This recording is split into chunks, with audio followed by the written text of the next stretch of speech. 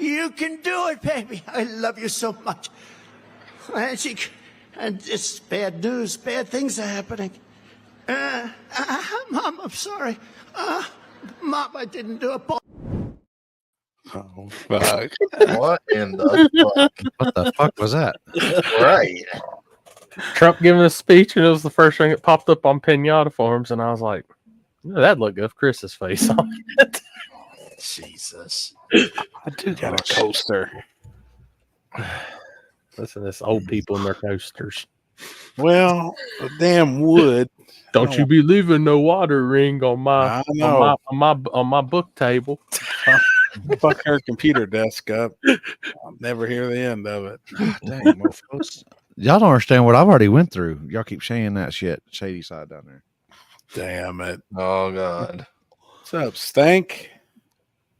Don't worry, I'll be saying Shady Side a few more times here in the next few Shady Side clips. Shady Side, Shady Side. So, Michael, Tommy, Dustin. What's up, Michael? Sup. Con, I need. Oh, and sorry everybody for just like pulling the plug on the live feed when the torrential downpour started coming at Shady Side this weekend. I was running back and forth. Oh no. And well, the umbrella did its job on the equipment. Not one drop of rain on the equipment. I unplug everything.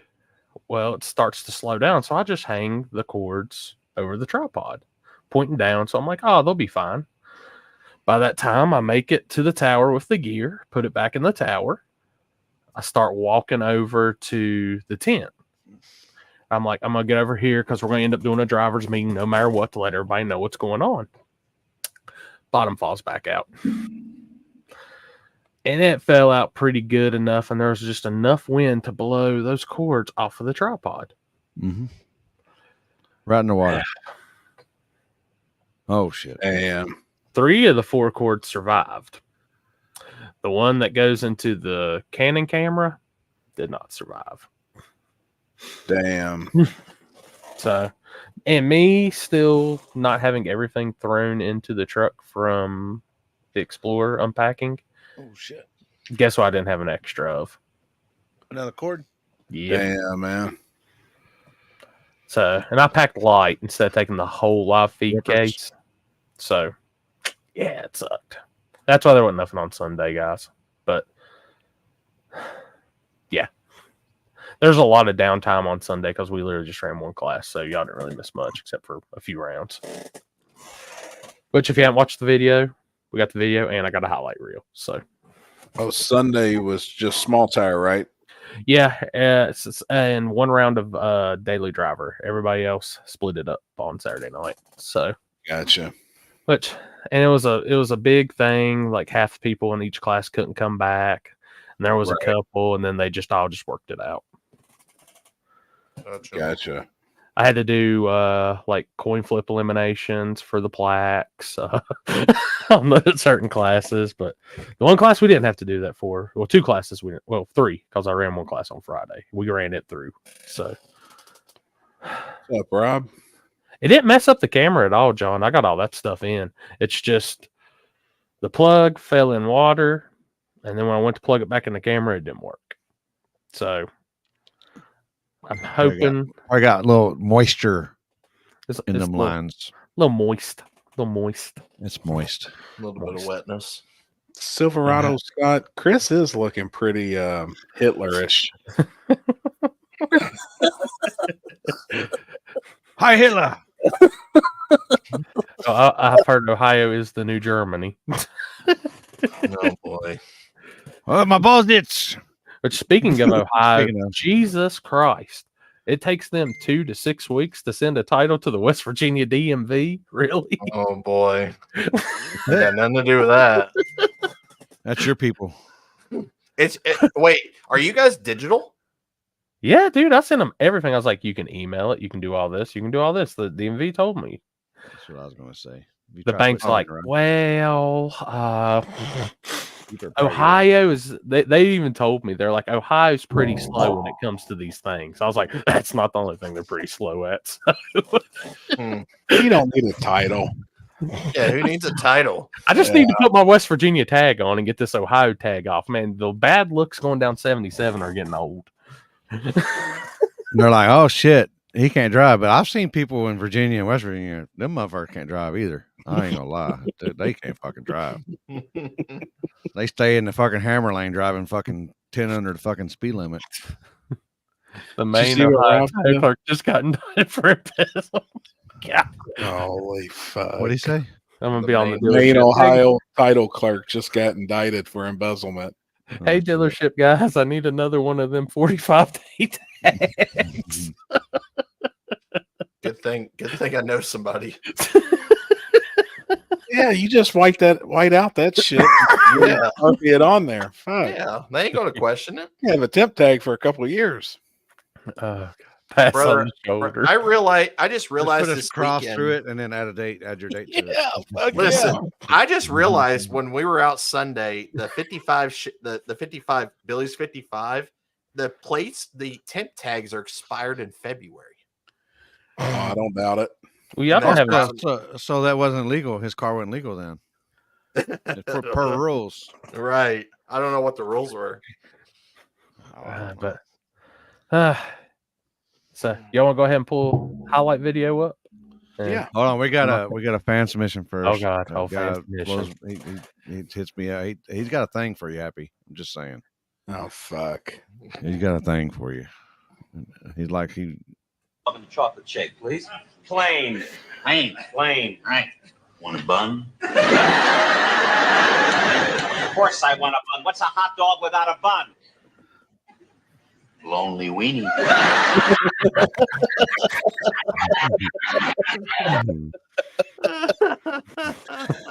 Oh fuck, man. I actually just ate one too. That's kind of what I had for dinner at Sam's. They've got the best fucking hot dogs at Sam's Club I've ever had before in my life. Dude, they're killer. And they're $1.38 with a large drink. I go for the pizza option at Sam's. Oh, I got a whole pizza too. I worked there for 2 years, and dude, those hot dogs are killer. Hot dog water. I've seen that picture. What the fuck? Ugh. all right. No. All right. All right. All right. All right. All right. But I put a little highlight video from the weekend. You like Sam's wiener in your mouth? God be damn. Fuck. Hopefully I go the right way and we ain't got nothing you know. Oh yeah, this is all right, we'll go Chris first. Oh, so this is some first on the list. I don't know. This is so the photos came in first and then the videos were last. So this was Friday night on the streets. Just a little how many wound up showing up? I think there was I want to say that there was 12. Hell yeah. Fuck, that's a good night on the street. Yep. So first pair out was Charles. There's obviously the while we're going over this, I'm just gonna leave that on the screen. No, let me Lord guess Almighty. what it says.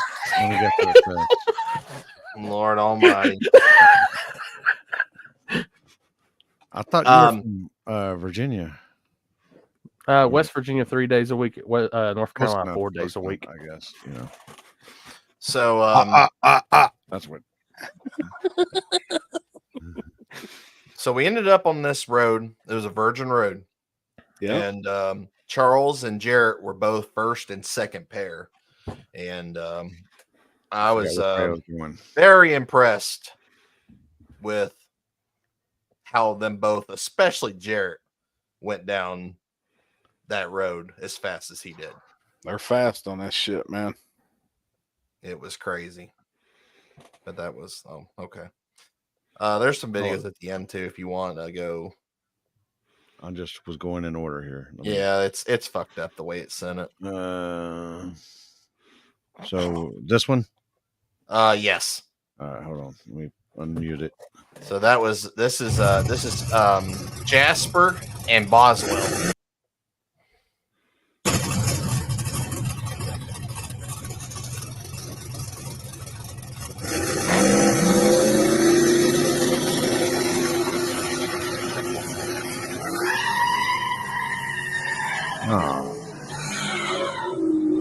Jasper. As shit. Jasper just annihilated her. Who won that race? Boswell. Yeah, that was Boswell? the closest race of the night. looked like Jasper just lit the tires up. He did. Are we going to talk about the other one, or are we going to wait to go? Well, yeah. So obviously, Charles and Bradshaw were in the finals of the street race. I heard that shit was rigged. Did they not draw each other all the way through again? Nope. Both days. Nope. Who Friday does the night on the drawing? street, Do they Saturday like, at the track. like? But they did race. They did have to race for the win On the street? on the street. So Oh, hell yeah. So Charles did win. Hell yeah, man. All right. So we had a good time. That was about let's see, we got done we started a little after 1, got down about 3:30 in the morning. And by the time I got back to the hotel, it was like 4. That's good. Yeah. How far away from the track was it? It was a pretty good, probably about a little over an hour. We had a spot secured. We had a spot secured. No, I got mine. And we had to go to a backup spot. The cops come on the first spot? No, there was a report that they knew about the race. So gotcha. I don't know anything further than that, other than we were told we need to go to this spot, which it worked out perfect because it was in the middle of nowhere. I think we had maybe 5 cars go down that road that night, just normal people. Oh, hell yeah. So it's a good spot. It is a pretty good spot. Yep. Other than so that little gravel road that's there is like it's a parking lot for hunting. So for hunting? Yeah, for like it's because it's like it's all hunt. Deer. Pow, pow. Oh, okay. I thought he said honey, and I'm like hunting. Maybe it's because I watched squirrel Beekeeper earlier. I watched Beekeeper like a couple of days ago or something like that. That's maybe I was thinking honey. Yeah. Yep. But it was cool. It was definitely good. Connor put that together and did a really good job. And all the boys out there take care of shit. It was a good time. Had fun. Who all showed up? Who all raced? So you had Boswell, Jared, Charles, Jasper. Boswell's son, Brian White. Yep. Ryan McCoy. Yep. Cody Myers. Yep. Shane Robinson. I'm trying to think who else was in that I'm missing. That's pretty good cars. Yeah. Yeah. And there was one Fox. I don't know what the gentleman's name was. That Jeffrey Burbank was helping. Gotcha. How did Brian White do? He did pretty good. He made it to semifinals. Who did he have to run? He had to run Bradshaw. We had a little bit of a miscommunication, I guess, when they flipped for lanes and when they pulled up into the line. I'm not exactly sure what exactly happened. I know Brian's car doesn't run any water, so it gets hot very quickly with it being on methanol. Yep. And I know that he pulled up into one lane, the lane he was not originally, I don't think, supposed to be in. Right. Yeah. And I think, and Bradshaw was the first person up there. So I'm not exactly sure what happened or if it got miscommunicated or whatever, but I know he said his car was pretty much on fire by the time they had to back up and move. And so. Gotcha. So when it left, it pretty much didn't really do it. Were they turning them pretty quick? Yeah. Yep. So we could get done, and that way then we weren't late nobody was late for Saturday. Obviously. Yep. With it being as late as it was. But yeah, I was really hoping that was really going to be a hell of a race because Brian was making some pretty consecutive passes on that road. Right. Also, Boswell was too. I mean, they both were. I'd say between those 4, they were flying. Hell yeah. But yep. So that was cool. That was cool. So Saturday. Yep. So we move into Saturday for Josh's race and caged. We had 49 small tire cars. A lot of obviously it was down from last year. I think there was 93 cars in small tire last year. Yeah. You know, but the one thing I will say is with it being a lower car count, the quality of the cars made that event. Just out of the people who was in that event. With a lot of close racing and stuff. This video right here is actually the semifinals of small tire with Andrew Lavender and Jared Brad Shaw. Yep. This was a pretty good race.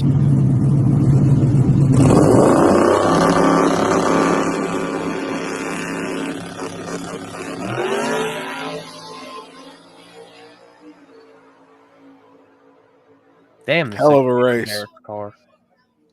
Yep, that was a good race. It was a very good race. So then Charles had the bye. So he came up, made his bypass. Oh, there's more. Yeah, it's okay. That's all right. He got his. But when finals came around, evidently Bradshaw had a wastegate let go and was not able to make the call for the finals. So they did drag Charles' car back up, and he did break the beams to get the official win. Gotcha. So it sounds rigged. Out of 12 cars, they miss each other Friday night. And out of 49, they miss each other Saturday. This shit's crazy, man, how it works. Yeah. Honestly, it really is. Yeah. Well, and a couple people are commenting about the tree and stuff. Like, honestly, like, it actually worked really well. The only thing, like I said, the only thing that I really had a complaint about was just the controller, just because it was so big. Because, like, it was big in your hand. It was big in my hand. I bet it was. I have that problem sometimes. I bet it was. That's the only thing that's big in my hand. Come on. You're used to them buttons being a little smaller though, huh? Yeah. Shop truck. Well, the only thing I could say, I told Limpy this earlier. I said the one thing I can compare it to is if you work in like a steel mill or any type of factory that's got an overhead crane, they have those big controllers. Well, that's what I would definitely compare it to. Luke. So first couple of pairs of cars, I really had to get used to holding that behind my back and making sure that like my finger was on the right button. But once I got it down, like it was okay. You know, honestly, watching it, because I watched some of you the other day, and where you were standing and how you was doing it, it really wasn't a whole lot different. Like it wasn't. Like there was almost times where I thought the light was right above. I mean, it was like directly above your head. I mean, it was literally, you know, on the videos, I was watching some of the live feed and it didn't look, you was giving them plenty of time. I think that's been a lot of the people's complaints. Like you were doing the same thing you normally would. Yes. Yep. You know, and that's what I would have did was walked out there and then pulled my headband out, put it on my head, kick that motherfucker over, and then turn around and fucking do what I normally do. As everybody looks, who's that? El Gringo. fucking tree. Yeah, it was good. I mean, like I said, it was bright enough everybody could see it. There was no complaints all day. And I obviously didn't change the way I flag because I mean there's no chance to. Yeah, all that looked great, man. Like you was doing the same thing, you know, as always. No, I was watching that for a bit. Now, what was all the damn controversy over? Well, now is it just the one controversy? It pertained specifically to me, yes. The other stuff I had absolutely nothing to do with. Oh, there you look at Brian White. Thank you, sir. Hell yeah. Job this weekend. Yeah, so so I had two issues happen. And this was in the semifinals of the second chance race. So we were already done with small tire. We were done with every class except for semifinals of second chance. Done. You had 2 races left, or I 3. had literally 2 races left. All I had to race was the semifinals, and all I had to race was the finals, and we were done. That was it. Yep. So semifinals, had them come up, do their thing. Everything was good. Everything went down. My finish line guy had told me a call. I don't know what happened. I don't know if I had a brain fart. Jason I don't Terrell. know. Oh boy. Good. Yeah, I must have need a message. Okay. Anyway, so I don't know if I had a brain fart. I don't exactly know what happened. I had thought he had called the right lane by a winner. Who was racing? It was Bob Martre, who's local here, comes to our races from Pennsylvania. Okay. And Tony McKinney's son, Josh, in Stepchild. In the red car. In the red car, in the red Mustang. Yep. Okay. So right lane was Josh was in, left lane was Bob was in. I had called right lane for the win by half a car.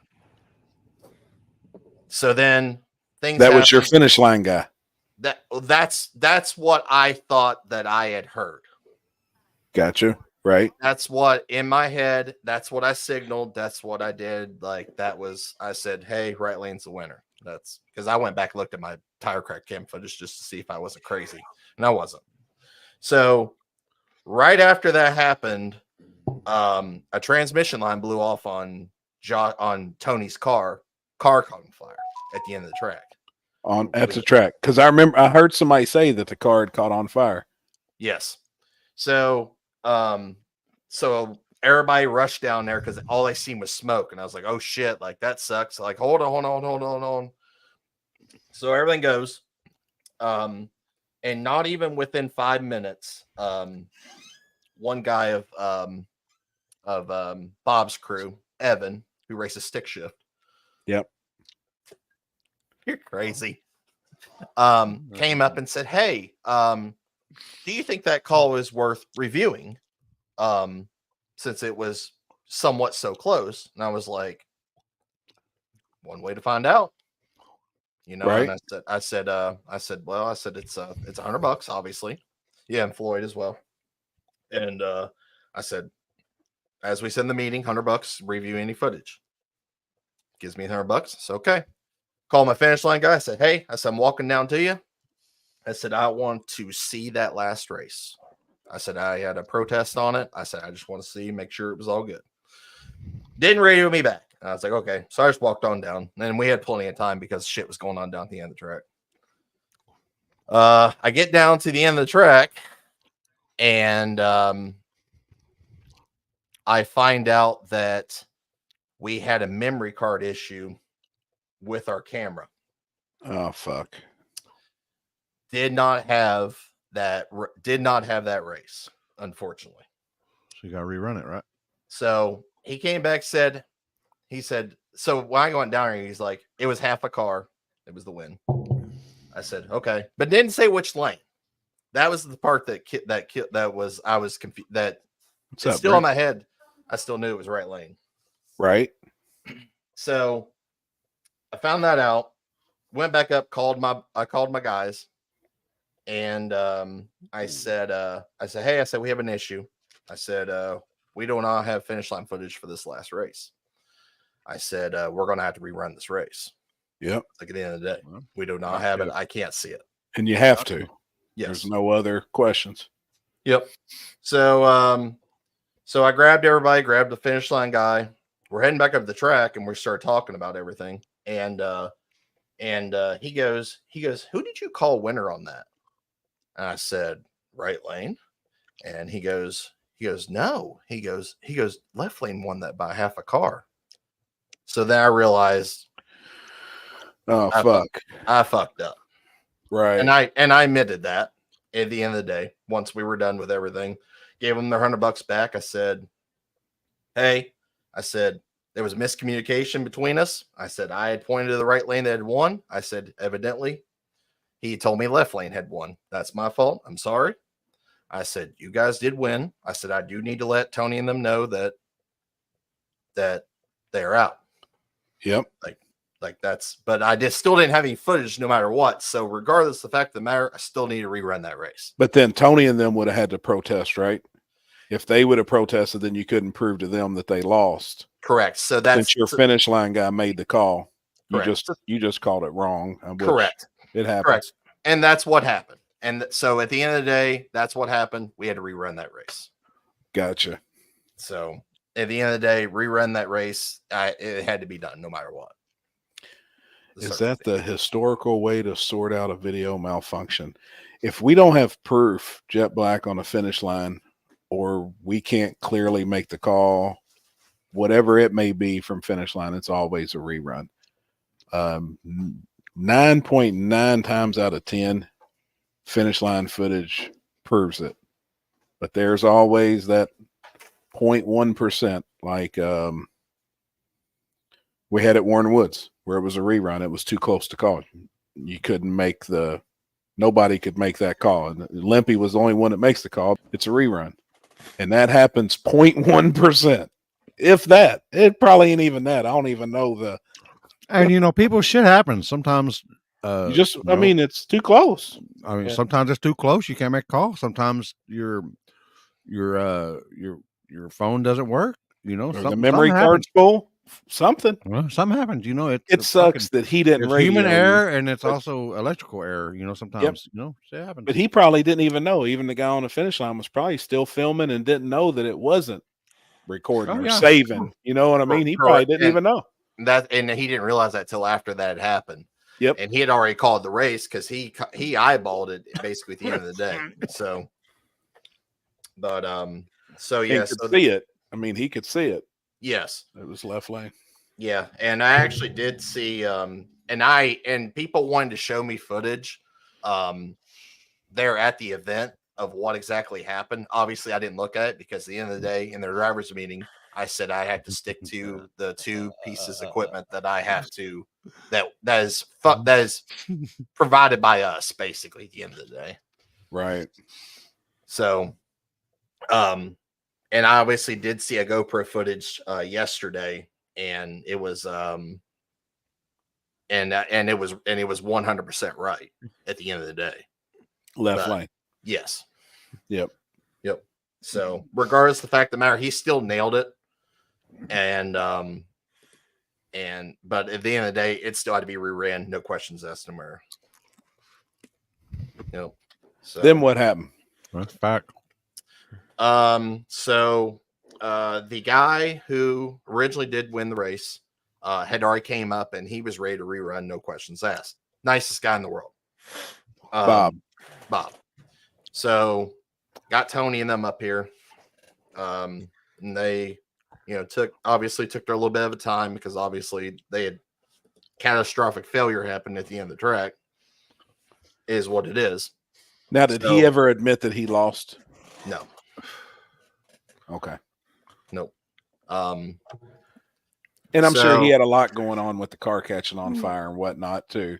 Yeah, and I get it. I mean, trust me. I mean, it was pretty bad. It wasn't a car catches fire. Like that's not an easy fix.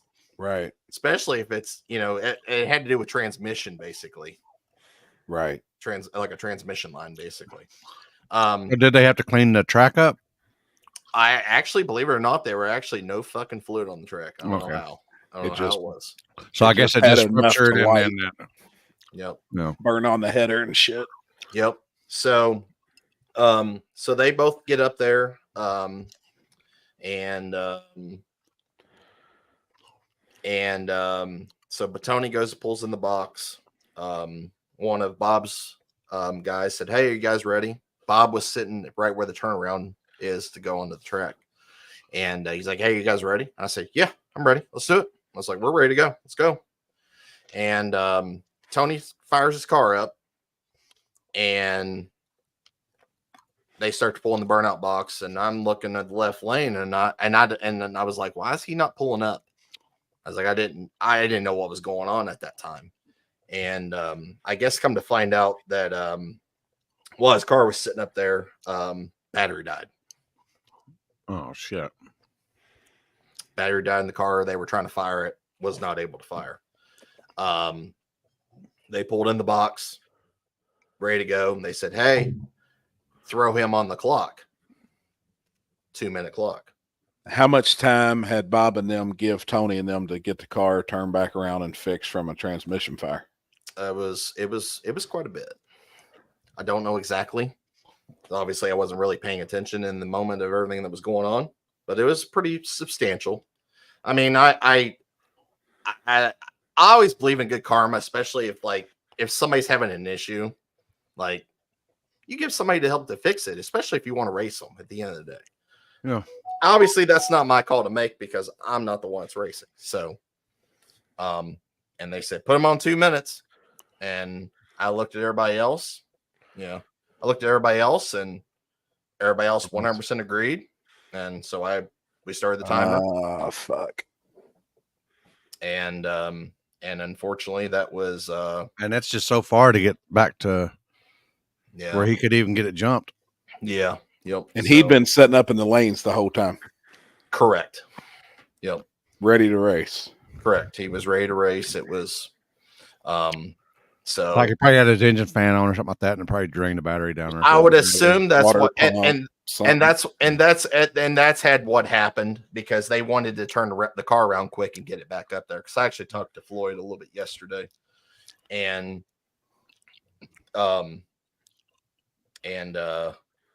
so they figured out some cooling issues and stuff like that to help the car. Give us his battery. Yeah. I didn't even know that part.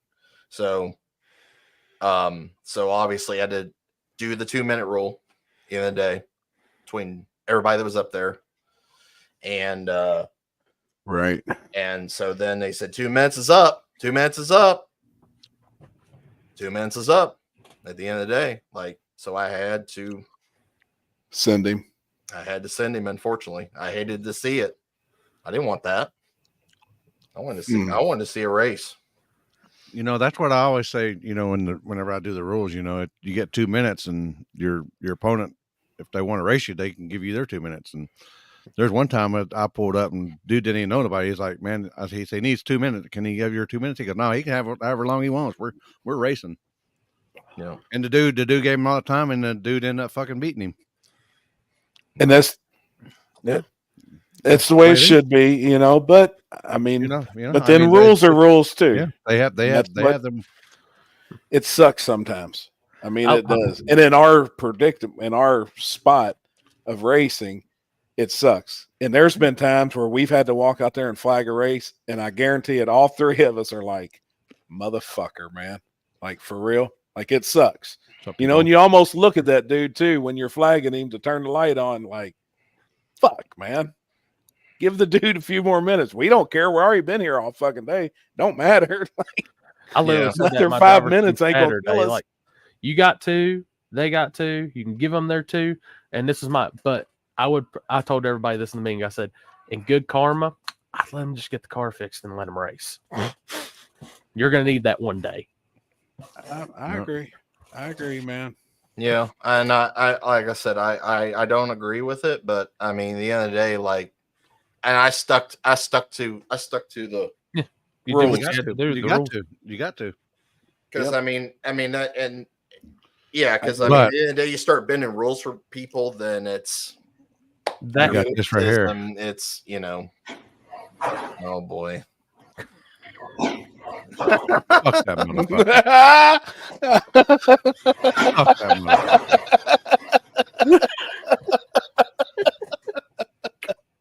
Show me you don't know how to flag a race. You got to make that motherfucker. Tell me you can't flag by making a fucking contraption. No, I don't know. It was okay. Nothing against Josh or anything, Jasper but just said- that's fucking Gayer and two boys fucking. See what Jasper said there. I one trace Tony, and he said I jumped, but the video and Flagger said clean. He seemed really upset, so I offered a rerun and reran him. That's Gotcha. Yeah, I remember that too. Gave So- Mike 15 minutes to fix his car in the middle of the street in Kentucky. Oh yeah, yeah. So Very at the end of the day, of everything, it was my fault.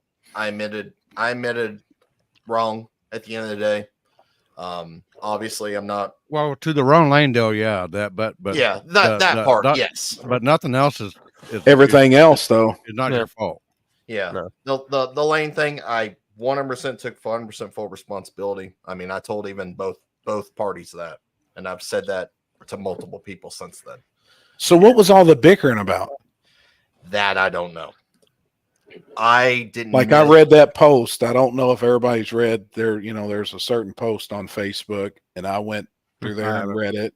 Jeff messaged me there night and was like, "Happy, have you read this?" And I'd been working all day. I said no. So then I come into the house and I actually got on there and read it. And I mean it. I guess it was the women or something. They were bickering after the race was over. I was too busy getting my stuff because at this point I'm exhausted and I just really wanted to get out of there and go back to my tent and get everything tore down because it was 11:30 at night and I'd been there since 8 a.m. and was out the night before. And was So out. what are you talking about, Happy? About women? Courtney made a post, and it was about, I guess, Boswell's wife, Nikki, saying something about the Tony McKinney and them or something. That's the way I understood it and read it. And it was rough. I mean, they were actually going back and forth, you know, on the post. And yeah, I don't know. All I heard was screaming, and I actually didn't hear like anything of like what was actually physically said. Obviously, I didn't really care because it was see, Jeffrey, I've seen so many people actually comment in that post that it was like that it was a line made up. Can we not say what they said or? Yeah, I think Courtney pretty much said, "Happy check PM." I got him, Connor. But you know, we're talking here. I see your videos. This is grown men shit here, Connor. Yeah, we're talking grown up stuff here. We're not talking mid-20 stuff here. T-Bone used to hi to me in the comments. Hi, Tim. Yeah, Courtney pretty much made a post about Nikki saying that I guess Nikki had said something. My understanding was, I hope your kid crashes and catches on fire. Come on now. No. Oh, and see that, like, I don't think Nikki would say that. Jake was letting them have it, but nobody said nothing like they said. See, it's like, yeah, she wished harm that Nikki wished harm on another, but man, I've been around them people too, a lot at a lot of races. And it seems like Nikki, no matter what, win or lose, I've watched her walk directly over on the starting line, and she's the first to shake the other team's hands and say, "Hey, good race," even if they get their ass blowed out. Yeah, I've watched her 20 times, probably 10 this year. And I mean, I don't know, but I heard little Boswell, the son was running his mouth and shit, and I guess it was over that call, right? Or the rerun or something had something to do with that race. I'm not. They weren't even racing.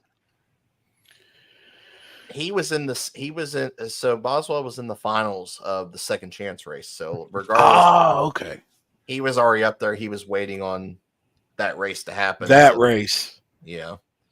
The one thing I will say about the Nikki situation, when that race did happen, the first one of the semifinals, and when he caught fire, she did come up to me and was asking, like, is everybody okay down there? I will say that. See, that's like the type of person I feel like they are, I mean it. And I explained to her, I said, I'm not sure. I said, I heard a transmission line went, but I said, I don't think it's anything serious. And I just told her, I said, I don't know what's going to happen yet. I said, I was like, obviously, since I called him the winner, obviously he's on fire. Is he going to be able to compete? Don't know. I was like, and then we'll figure that out when we get back up. James Stewart, you said, she said karma is a bitch. Wait till that car hits a wall. Now, James, was you there and you heard that? That's like a big question. Hearsay shit always is fucked up. But if you're there and you hear it, well, then that's like an issue. You know what I mean? Yeah. Yeah, I got. But anyway, I mean, because Nikki's pregnant. Like, I wouldn't think she'd be up there starting. Pregnant shit. again? Yeah. Dang.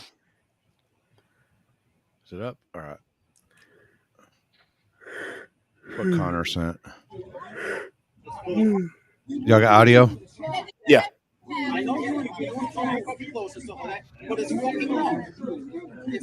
Who is that? Is that Nick?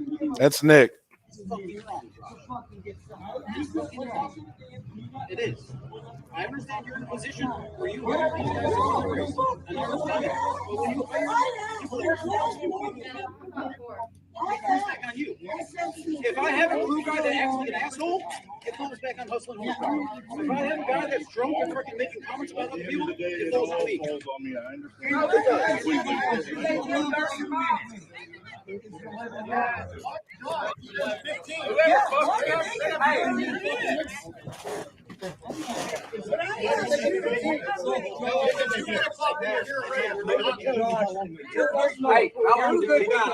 I literally asked about 2 minutes. I thought Ohio had the nicest people and everything, and the street racing, all like lovey-dovey. I asked about 2 minutes.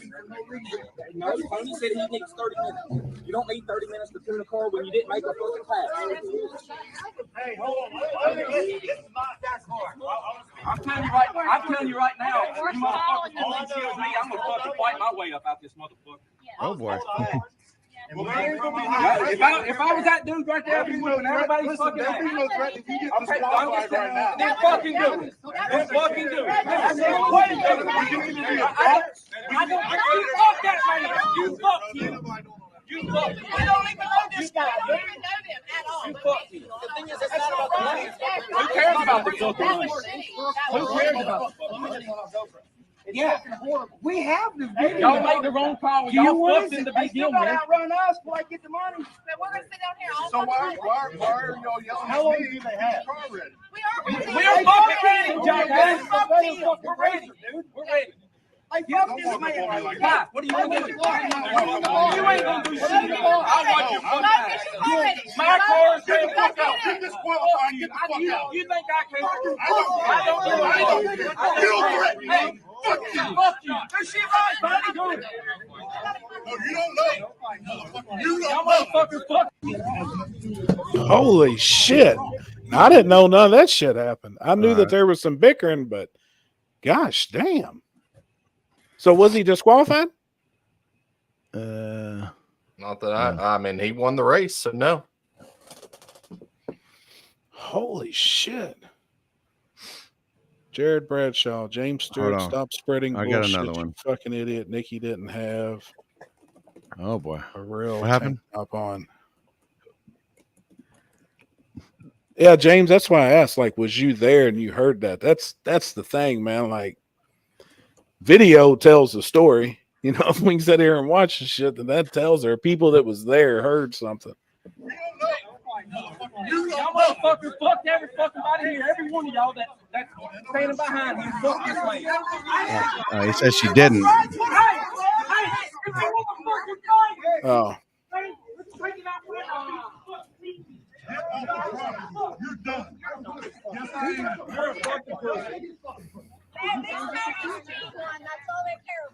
Oh boy. He's a fucking cunt. I'll see you somewhere and I'll be Oh. motherfucking Time to get the dabs going here, people.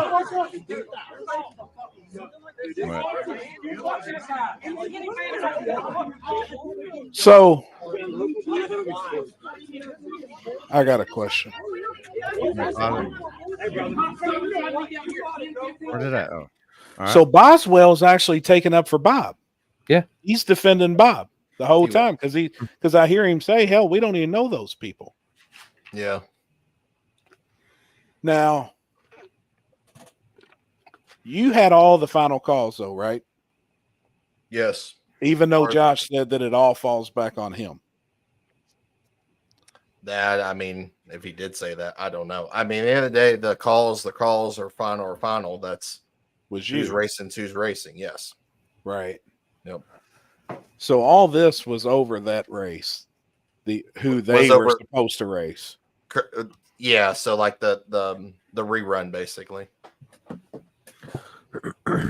We got about another 120 degrees, and then I'll hit that shady side for you. No, Daniel, that's not at my race. Right, the only drama I had at my race was somebody sold me a bad Sharpie. We ain't halfway done yet.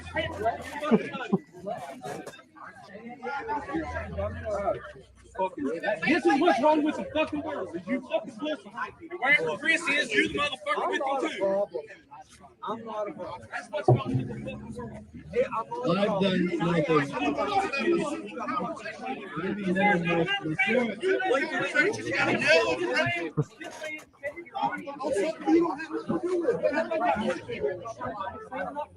So I got a question here. He said that you're a part of it, Chris, too, but you went back and made the right call. Yeah, and I talked to I talked to Jake after the race was over. Well, I know that, but then you made the right call, but you didn't have video proof, so then your hands are tied. So then it has to be a rerun. Yeah, no matter what. I mean, it had to be. Yeah. I mean, I mean, just no other ifs, ands, or buts about it. I mean, emotions were high there at the end, and like I said, I went and talked to Jake after the race was over, and we shook hands and stuff like that. I like Jake. I mean, obviously, I obviously see him and Nikki at Dig or Die. I have a ton of respect for him, no matter what, you know. Right. Damn. What the fuck? Hey, who was filming this? Connor sent it to me. I don't know who sent it. Connor, you need to do better filming. I'm all that. You ain't logical. You're probably a broke fucking bum. I got more money in my fucking Good for you. Good for you. I'm gonna be. Great. Good for you. You have to agree that was shitty.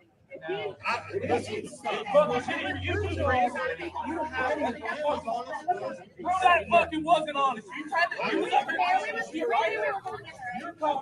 have gave this man time. You gave that cocksucker 15 minutes. That's what we want. I mean, he ain't wrong though, but I mean, the rules are rules.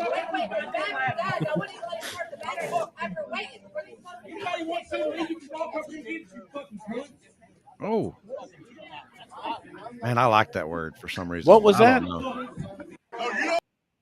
I didn't hear it. What did he say? He called him a cunt. And I said, that was the issue. Bob gave Tony and his crew all the time, but when we needed 10 to 15 minutes, they wouldn't give us the time to fix Bob's car. Jerry, you had asked about why was it a rerun? I did not have finish line footage of that semifinal race due to an issue with the memory card and the camera that we were using down the track. So it's just an honest mistake. It was an honest mistake. I did not. No.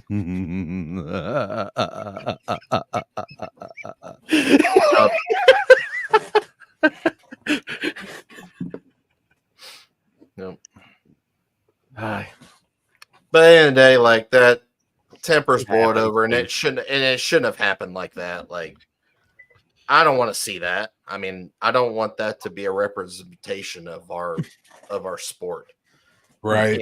And having shit like that. I mean, we have enough to fucking deal with every day. I mean, ooh.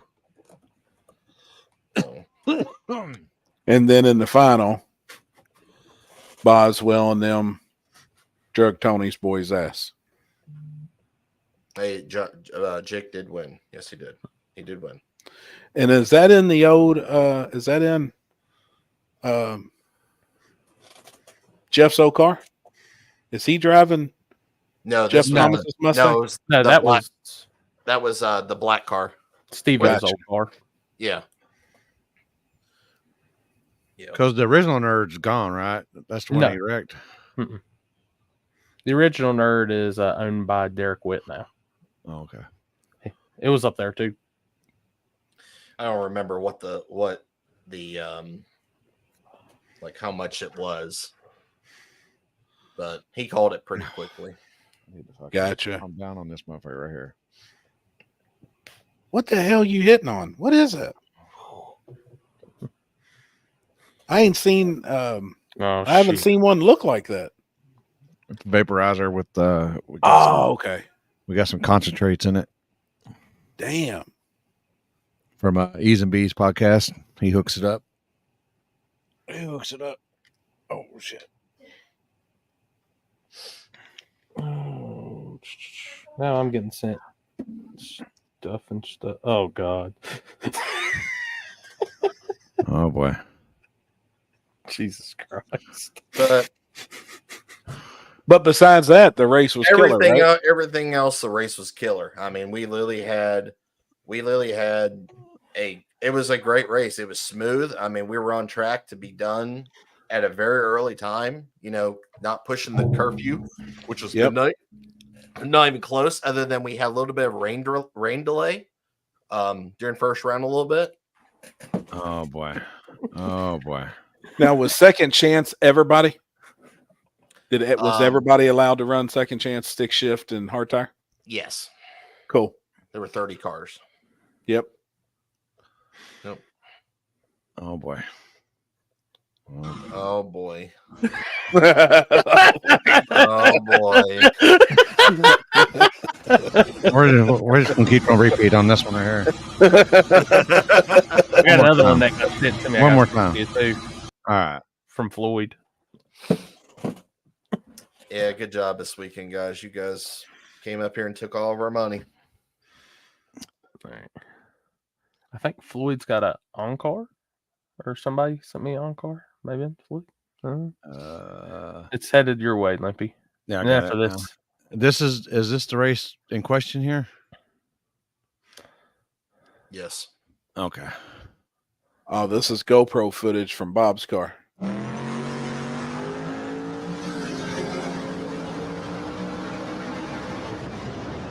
Oh shit! Oh, yeah. See where the finish line is. Finish line. I got it yet? We got finish line yet? Close. Gotta be. Oh Well, yeah, he's already letting out. I mean, where's the GoPro at on the car? You can tell it's right on the roof. There's the windshield. I was about to say on the roof. Fuck, that's half corner. a car. That's at least half a fucking car. Yeah, but you can't go by that. Can't go by that? No, I'm talking about Chris couldn't go by that. No. Oh yeah, Chris can go that bad. No, and that's Tony and them should have looked at that though. Yeah. And been like, you know what, we lost. They're going to use the technicality. It sounds like. Oh yeah. No matter what. Some people do. Some people do, no matter what. Oh, Yeah, where's the Canadians? The embarrassed smashing them in the Olympic medals. I haven't watched one thing of the Olympics, so I don't even know. We don't have cable. Hell, I can't watch it. If it ain't on YouTube, I ain't watching it. Yeah. Or Netflix.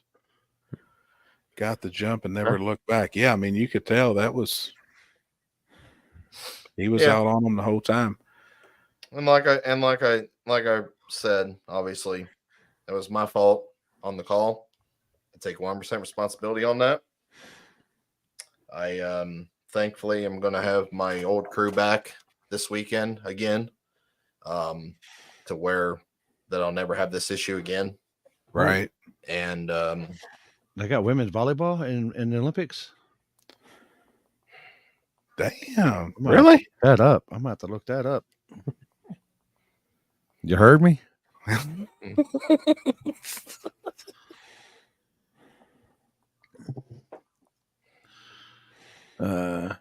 Jared, how'd y'all rig the chip draw? I heard y'all rigged it both Friday night and Saturday.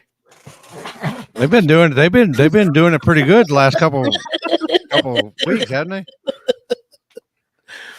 It's wild, man. You know, are they pulling their own chips? Yeah. What's up, Shad? Car Dodger over here. What's up, man? Well, and then Sunday, we finished up on the streets again. And did no trailer. That was yeah. So Billy had put together a little shootout, a little no trailer shootout. Oh, there it is. Between some Ohio cars, and that was actually the first time I ever got to meet Richard Garcia, 666th Street. He was in town for Church Boys open house. Yep. They had trailered a couple cars out from Oklahoma. One actually did drive out here from That's unreal, dude. Oklahoma. And then he won it, right? Isn't that who won? And then he won the whole damn thing. Dude, back. that is fucking sick. They said he drove that son of a bitch from Oklahoma all the way. That was a red Chevy too, right? 18 hours. Yep. Ooh, that's a rough. I bet that's a rough ride. Fucking unreal, man. Oh, look at that! No tree out there. That's probably what? No tree? No. There's no audio. Where's the tree at? Yeah, that's a banger car. Damn, that's Stoney? Yes. Stoney was out there in the stick car? Hell yeah. Yep. He wasn't allowed to run. That's the only thing that sucked. This was a grudge race. Oh, did he try crack? Why couldn't he run? He had slicks on the car. Oh, you had to be on a DOT. Rolling right there. Oh, stick car can roll, people. Yeah. Tony can drive too, man. Stick cars can people. Yep. So there was the red Chevy 2. Oh wait, Connor sent me some. Which one did Connor send me? Red Chevy 2 that had an LT4 in it. That's how it drove out here. Before. The Chevy 2, the red one? Yeah, it had an LT4 in it. I sent a couple pictures. Oh, that's I want to see it. Late model. Yeah. The new style LT. Damn. Hell yeah, man. Said it weighed 3,900 pounds with all their stuff in it. You said Gosh, damn. It should be in there. I believe Let so. me Richard obviously had his Chevy 2. The black one. Yeah, I didn't really get to see what motor was in it, but it's got a blower on it. It's got a 6 liter, don't it? Yeah, the LS9 or something like that. Yep. So then that Firebird LT1 car with nitrous. There was two Coyote cars. One was a twin turbo car. The other one was a blower car. Hell yeah. And he was in the finals with the red Chevy 2. No, I didn't get it, Chris. Gotcha. I'll send Damn, it. I want to see them. Hold on. I'll send it. Where's everyone going this weekend? We haven't got there yet. Not yet. We still got one more race recap. We're just now getting through it, getting started. Ken is still in the basement trying to break the shackles, people. It's going to be a few. Oh, boy. There you go. I sent him in the group chat. Oh, in the group chat. Yep. Goddamn Jared. Boy, Jared's giving James some shit in the chat. What happened? Oh, boy. What's up, Zach? What's up, buddy?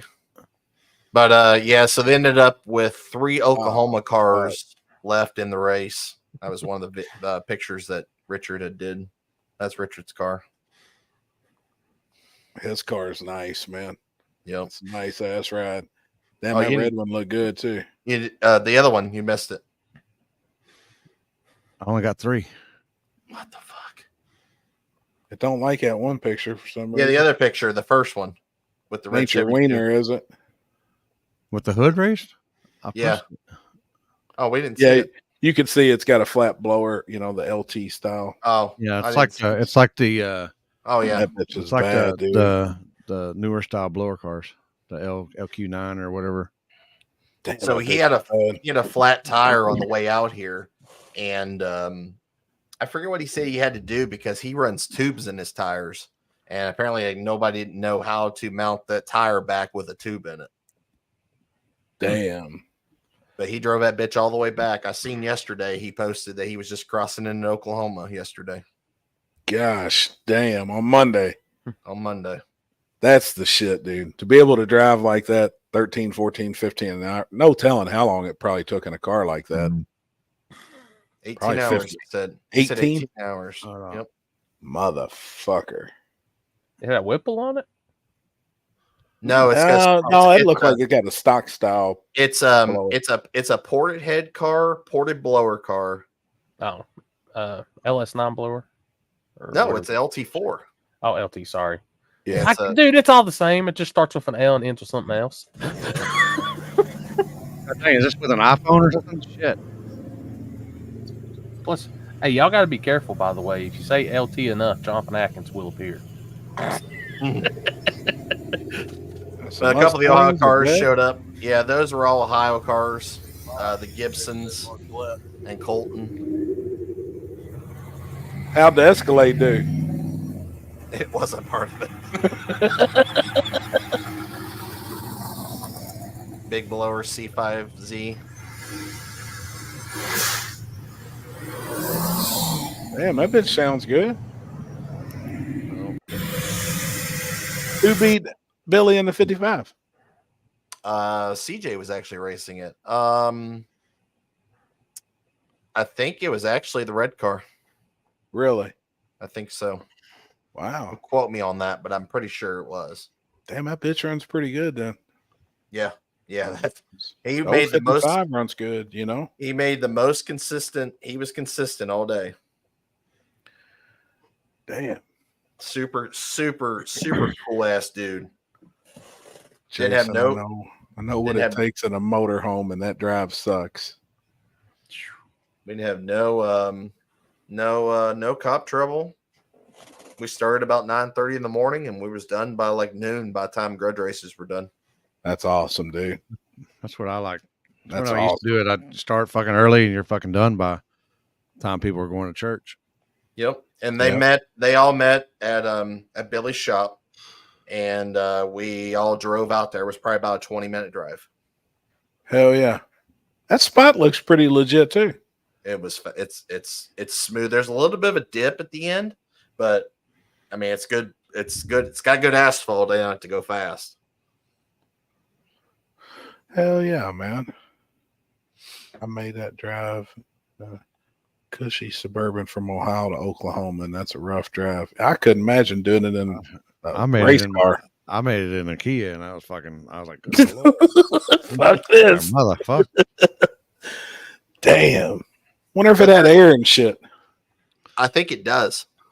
That's cool, man. Well, it's got to have, I think one of the rules is got to have like heat or something. I don't know what his rules were. I never got to see them. So I'm not exactly sure on that. I know down here they got rules that like you gotta like have like everything. You can't have fucking wing and parachute. Right. Gotta be either it's gotta be pump gas or E85. Now that I don't know how they're testing. Right.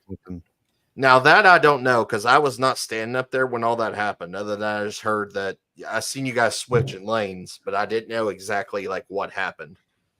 Because obviously I wasn't up there for chip draw or figured out what lanes you guys wanted. So that I don't know. Was it foggy the whole time y'all was racing Friday night? Was it already there when y'all started? It was half and half. By moving into first round, it kept getting worse. Probably by the time semifinals rolled around, it was gone.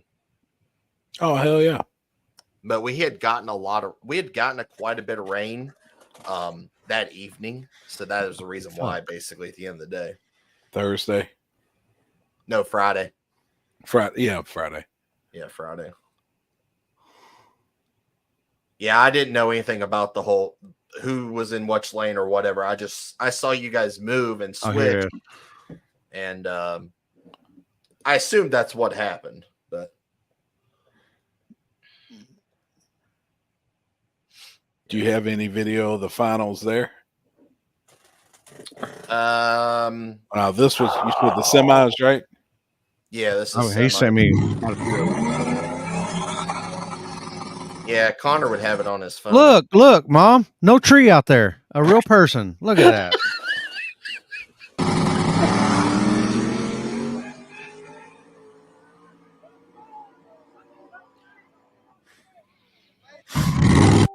And they got that shit figured out. Oh wait, That's what it's doggy. what's the one where? All right.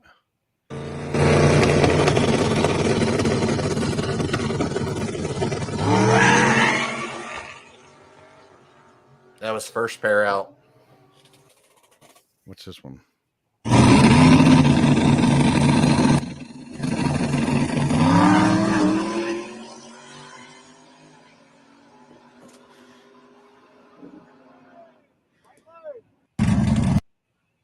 Oh wait.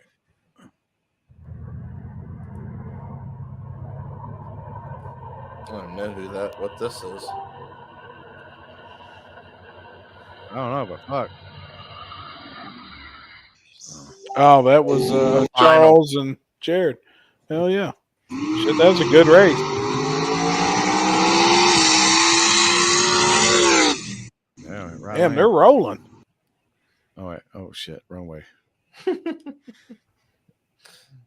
Yeah. Fuck, that street looked pretty fast on the big end. Yeah. That's a good time. Damn. Hell yeah. It was a good night. I thought. It's a good car count too Oh, on the shit. street. All right. Yeah, I mean that's probably the most street that we've done, and especially for 2 days in a minute. Shit. Yeah, it's 3 races and 2 weekends. Yeah. Because last weekend was street, right? Yep. Wasn't that last weekend? Yep. And then Jared said faster than he wanted to go on it. Man, it looked fast as fuck on the big end. Yeah, it was. They were rolling. This pass, his first round pass, I was in shock. I was like, holy shit. I know you guys are badass, and I know you guys go down whatever because you guys do what you do. I was mesmerized. I was like, Jared's gonna be the beat.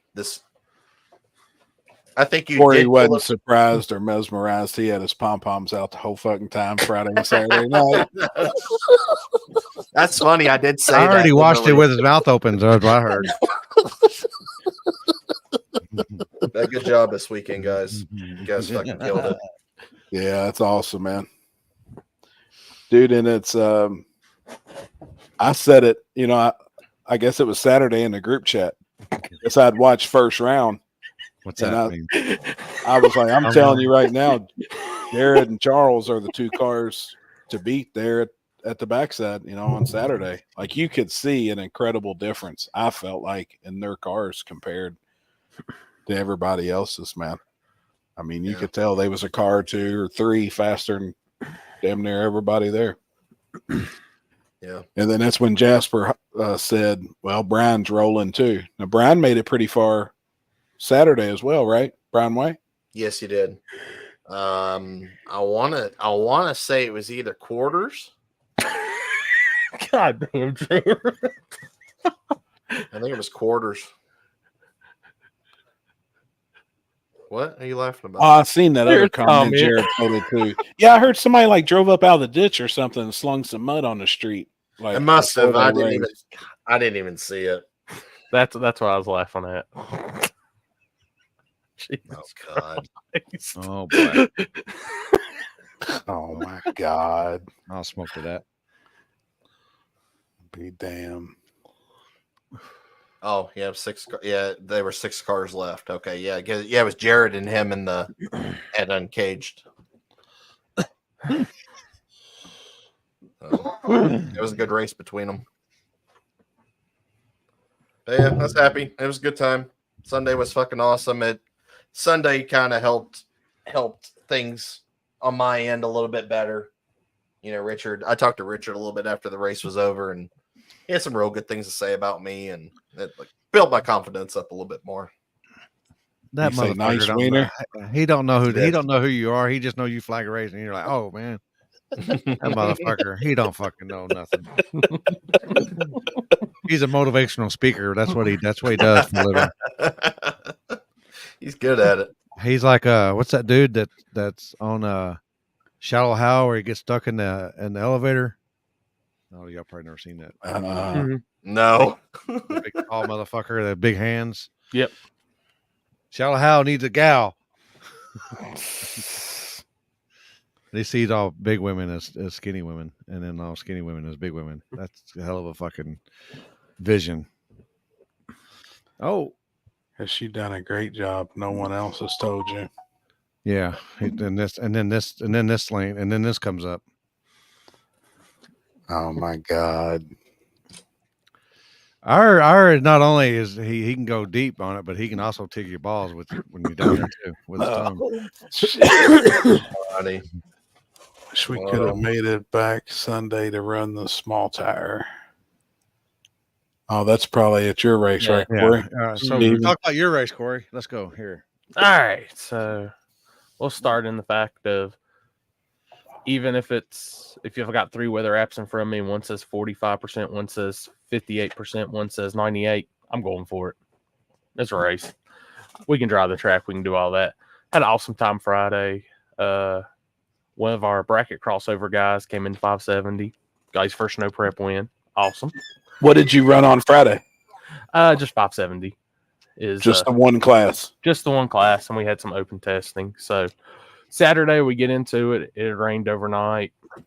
Track. I didn't touch it. We didn't scrape it. We didn't do nothing. Just left the track as is. Could small tire test Friday night? Yeah, you could test Friday night if you wanted, but conditions were way different on Saturday. So it's hot as hell throughout the whole day. Everything looks good. We get through driver's meeting.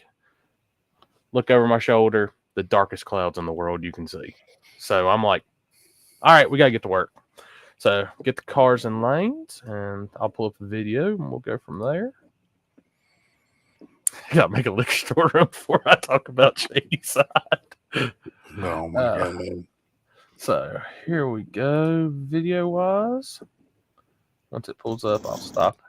So as you can see, the nasty clouds. And oh, shit. First pair off the trailer is Ryan Tolley and Kodak. And damn. Like, that's a hell of a gangster draw right to begin with. Wow. My money's on blue.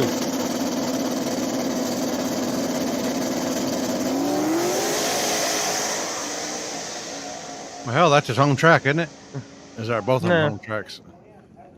So Ryan got the W on that. Gosh, I forget who we got over in that plane. Oh, so one I was really surprised to see and glad they came out. Buddy Poston and Dalton Poston, which Dalton has Kevin Hedges' old car. And I was riding through the pits and I seen it and I was like, wait a minute. I seen the name on the car and I looked and I seen the trunk turbo set up. I was like, oh, hell yeah. I've been curious to see how that car would run on a front side. So that's facts, Jared.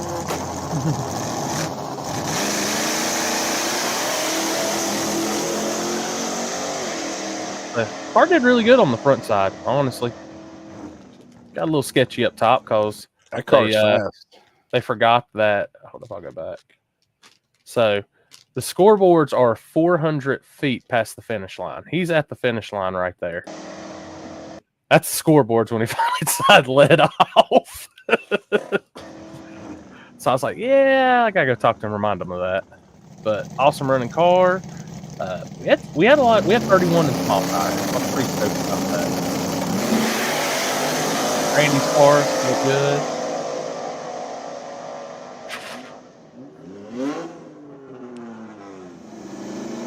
This was a pretty good matchup. Shep and Parker and Sean LaRonda. Sean's new to the no pressure stuff.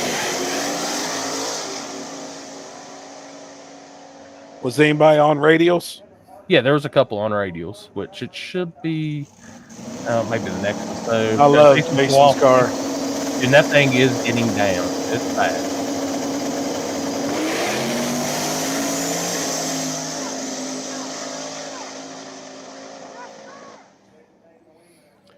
Yeah, that Malibu's badass, man. This is Michael Nell right here, and he in the Gray Fox body, and he is on the radial.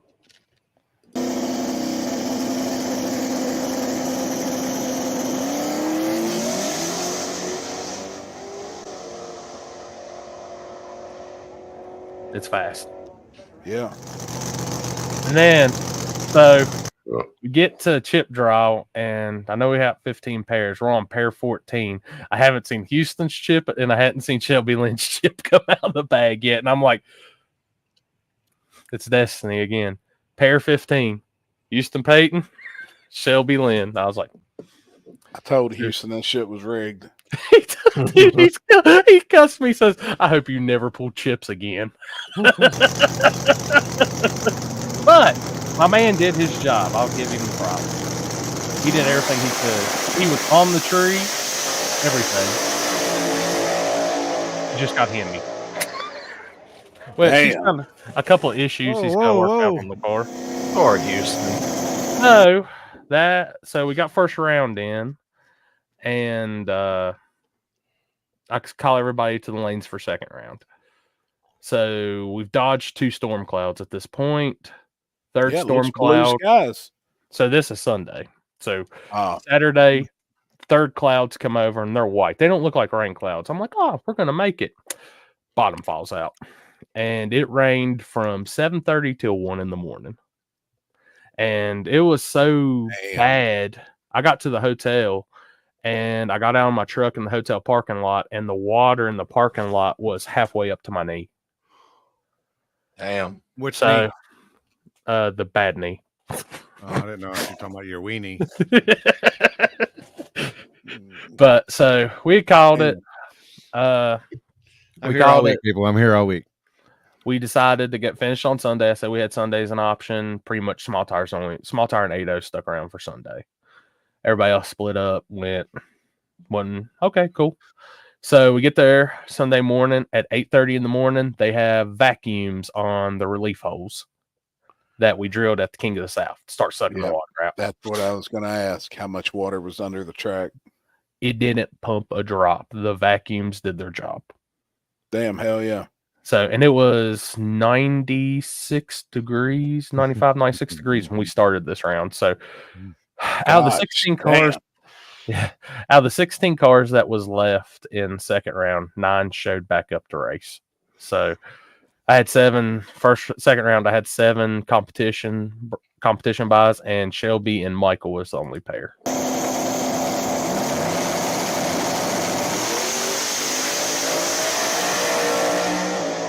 Which complete different track conditions. The radial was not happy on that. Yeah. So this right here was a hell of a run in third round. Probably the best of the pairs, in my opinion. Walk against Chef Parker. Oh.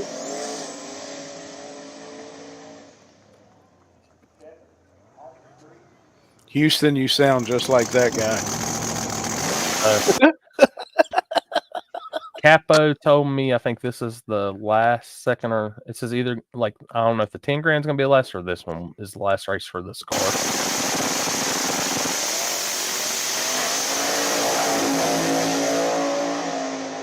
They got a gangster. Selling it? No, he's keeping it. It's going in for updates and the new car's finished. So the new car is pretty gangster. So this is semifinals, which I think was one of the best races of the weekend. Sheffin and Ryan.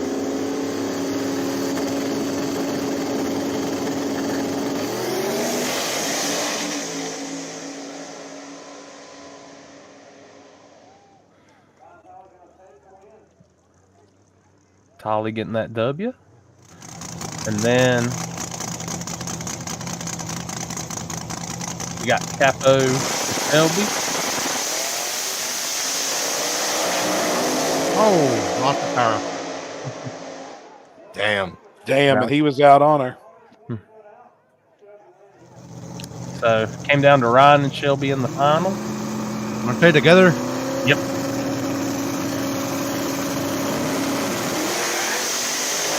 Ryan got the jump and lost the tire right there, and he came back around. Damn, that looked like a good race too. Yeah. So Shelby is our first official female winner ever of Carolina Cash Days. And while I was down there, I got all my 2 dates those 2 dates knocked out for next year. So we are coming back for 10 years, Carolina Cash Days. Let me pull it up.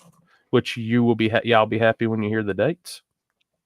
Which I posted them in the group. But next year we're going March 14th and 15th. That's our opener, and our summer race we're moving a week forward. So instead of being the first weekend in August, we're the second weekend in August now. Gotcha. Cool. That was the it's your very first race, the first race for the track. I You don't said know. it was season opener. Is that? Yeah. I didn't No, know that's if our it was that's a the no opener. prep open. That's the cash days opener race. So Gotcha. I didn't know if that was usually track we opener. have a bracket race before that. Let's look at this guy right here.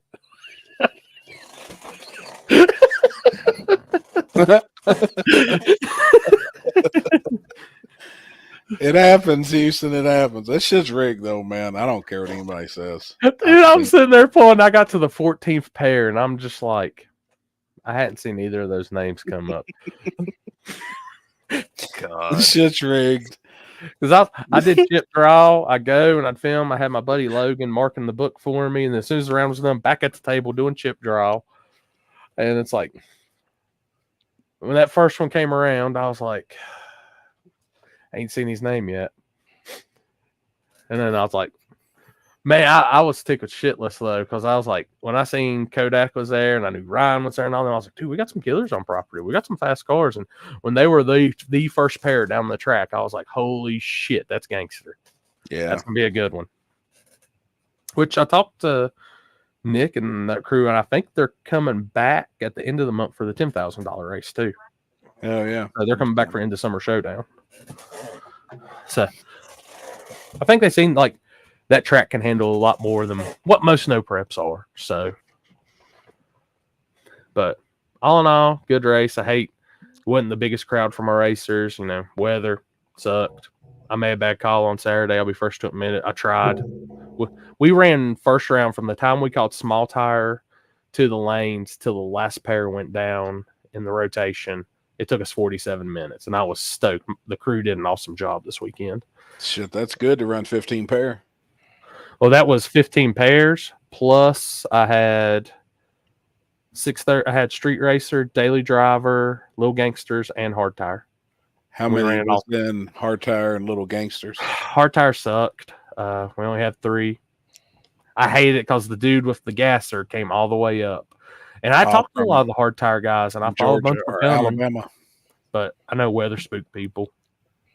Yeah. And then Little Gangsters had 9. Like I said, I knew my car counts were down. I told people, I had a lot message me saying we can't make it now and we're just worried about the weather. I said, hey, I understand. We're moving forward. So it's one of those, you know, I was in their spot a couple weeks ago at with Dig or Die. I didn't know what to do with the weather and what I'm seeing. I made my decision. Don't look good. Right. I don't blame nobody for making the decision. So Chris, how many was in Hard Tire in Ohio? I want to say there was 10. Wow. No. Gosh, No. Hold on. I'll tell you in a second. No, it was less than that. Houston, See, I wonder if that shit's falling off a little bit. You know, all my classes, like the index stuff, which they stayed, which Hard Tire has never been a big thing in the South. I just wanted to see what would happen. I put money on top of it, everything. Yep. And it didn't turn out like I thought. I was like, I ain't blaming the promotion or nothing. I'm not going to blame nothing, honestly. It just is what it is. 15. And last year I had 46. I think so. Yeah. There was only, it only 8 pair, or only had 8 cars and stick shift. See, and I keep getting everybody keeps asking about running stick shift certain places too. But man, that's hard to do when you got 8 cars show up there. You know, I mean, it's like we got to base shit off of everybody else's stuff too. You know, you look everywhere. Yeah. Which I will say this was the last race for my Street Racer 630. I'm making some changes to that, and it's still going to have a 630 index, but it's going to be a little different. I'm going to kind of open it up a little more, bring it in, which for bracket guys. It's still gonna be small tire related. Oh, okay. So still have to That's be small tire and stuff like that. But got a lot of stuff worked out this weekend for King of the South too. So got our classes pretty much done for everything. So I'll have kind of a release on that coming up here soon. I've kind of slacked. I know I was supposed to already had it done, but Houston, I think you're right, man. Yeah. I mean, it definitely it's definitely had an effect. I mean, I agree with and we've already talked about this. I mean, we've already figured this out. It's hot. It's hot as fuck. Dude, right it was now, hot as shit out there. Yeah, when you said it was 90, mid-90s, Yeah. you know, on Sunday when y'all started, like, man, that's hot. You know, it's the race in. I was like heat drained by the time buddy. Saturday was over. I don't know what you're talking about. That's still 101 degrees where I'm at right now. That's fucking nuts, man. Heat index here today was like 104, and I worked, and it was fucking miserable, man. I just looked down at this as 101. And I 79 right now here. I will tell everybody next year, since it's been our 10th year of me doing those races in Carolina, it will be still free entry on small tire, and it will be the biggest purchase we paid on small tire, free entry, no prep. So hell yeah, I'm working on it. All that shit did was make me like, all right, gotta do it bigger and better now. And I can tell y'all, King of the South, Jesus, it's gonna be big. Little Gangsters crew, be ready for King of the South is all I'm saying too. Y'all got something big coming. Hell yeah. Hopefully it's not 90 degrees again and 400% humidity. So gonna be around the roughly same time. Yep. Same weekend in May again. So it is King of the May. South. Yep. It's gonna be May 23rd through the 25th. In a few weeks, I'll know who number one spot goes to. So, you see Stank's comment? That's funny, man. Yeah, we just say Roadhouse here. We got any toast? Yeah, we just say Roadhouse and some toast. We are bringing 2 Pro 275 cars to King of the South and bringing the Little Thunder to run Little Gangsters. How you know you're getting 2 invites, Black Thunder? That's an invite. I don't like racing enough to race when it's that hot. Yeah. No problem, Steve. No problem, buddy. Yeah, the humidity is very terrible. Today was horrible. It's actually down here today. I think it's only like 45% here today. Damn. That's kind of low for us. Yeah. Believe it or not, it was really, really hot Friday, and like something came through. And when we went to go race, it was only 70 degrees. Damn. It was fucking nice. It was actually cool for us this weekend at in Paris. At least Friday night was pretty cool. Saturday they started, like races should do at night. Dude, I'm telling you, even I think the humidity in North Carolina was worse at night than it was during the day. Really? I'm sure them bloodsuckers were out there too. Need to be in the cool. Man, I don't know when the cooler months are down there. Jeffrey, big difference, and I'll whoop your ass, and I hope someone wrecks. Nobody on our crew, whatever. People will make up shit to try and be relevant. Crazy. Totally understand, Nikki. That's even what I said earlier. I heard there was words, but I didn't feel like that. It just didn't sound like something you'd say. I've always watched you congratulate, win or lose, and I've seen y'all quite a bit. So why is these Canadians trying to pick on my tow rig? I need to get south. I want a piece of that 2.7 F-150. Fuck.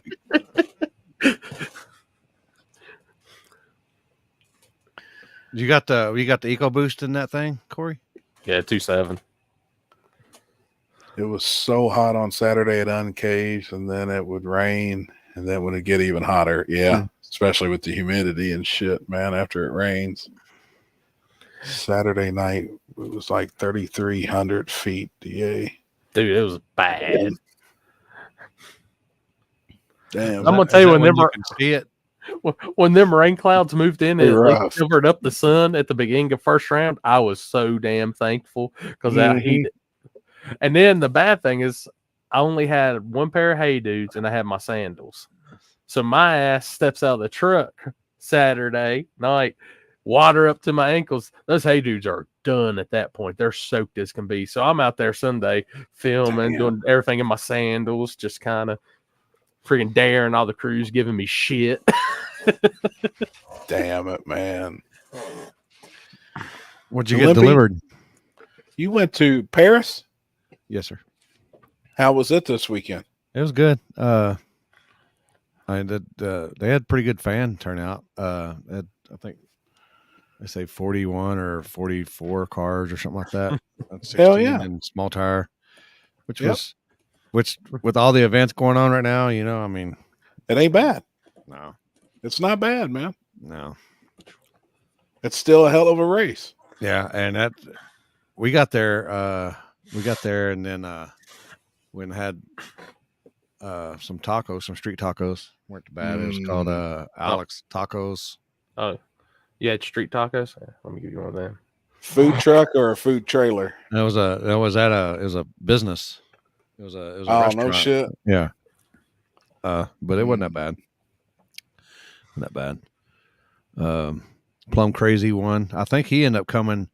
He was the one that came to Wagler. Last year. I can't remember if it was the Purge or Gangsters or. Do you remember? What car was it? It's like the Mustang that's like half purple and half like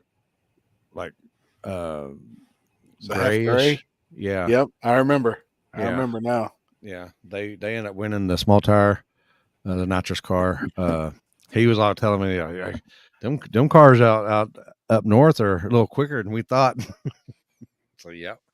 Yeah, they are, man. But they ended up winning. Had some Black Sheep Mafia guys show up. Damn. No shit. No, the streetcar guys. Zoloff ended up showing up. They have there's another car, a car like a Houston guy, but I think they got an LS in it. But it's 4-door Zephyr or Fairmont or whatever they call them things. That Zoloff car is pretty badass. Yeah. They ended that Zoloff and that Fairlane ran, and they ended up, I think it was a bumper finish. Damn. So it was a good race. Hell yeah. Yeah. They gave away belts too, so they got easy now.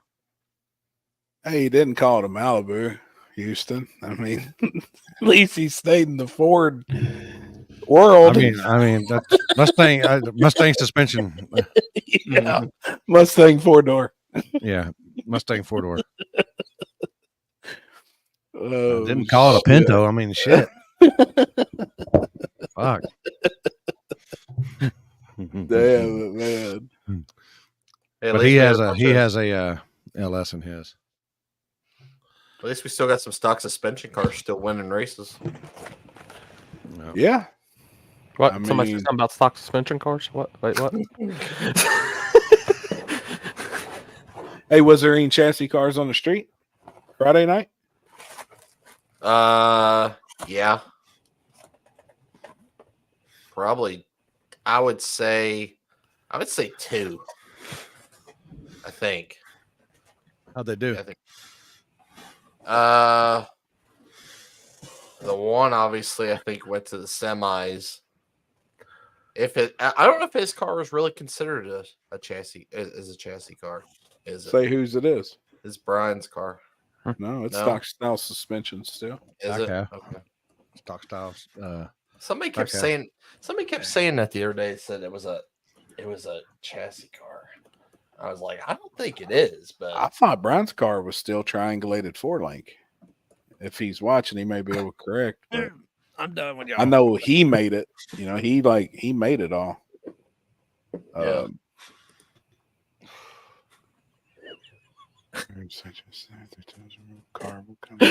Yeah, no shit. Yeah, I heard it. Brian's car is stock suspension. Yeah, that's what Jasper said. Yeah, I thought it was. No, I know it's a lot of homemade stuff. Yeah, I think there was only then I think there was only one other car I believe was that. I think for sure it was a tube chassis car. It was a Malibu. No, the green one. Yes. Yep. I want to say that is. Didn't really get a good look at it, but I could just tell by the.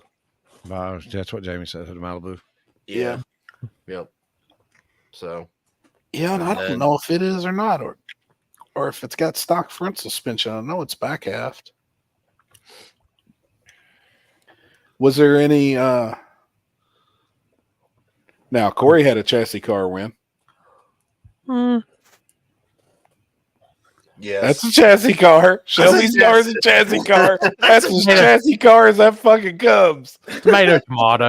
Yeah, bullshit. Well, she was running a street car. I mean, Ryan's car's a street car. Ryan's car is a back half car. It's a street car. Jesus. He drove it to the lanes and back to the pits. They have fucking pro mods and shit out there in the Carolinas and chassis cars. Now they kick ass out there, you know. Yeah. I'm fucking chassis cars. I was happy to see my Mike actually go some rounds this weekend at Uncaged. He did too. He done well.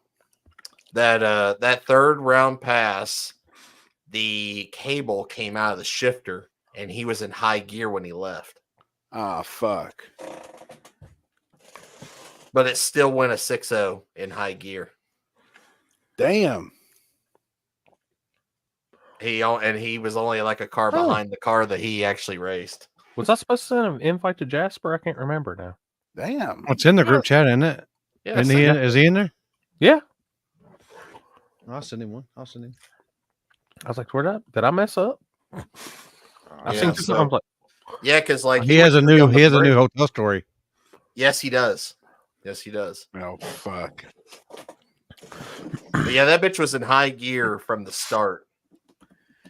I see, that may even be, you really wouldn't try that in a race, obviously, until something happens. But that may be a way to even run one like out on the street.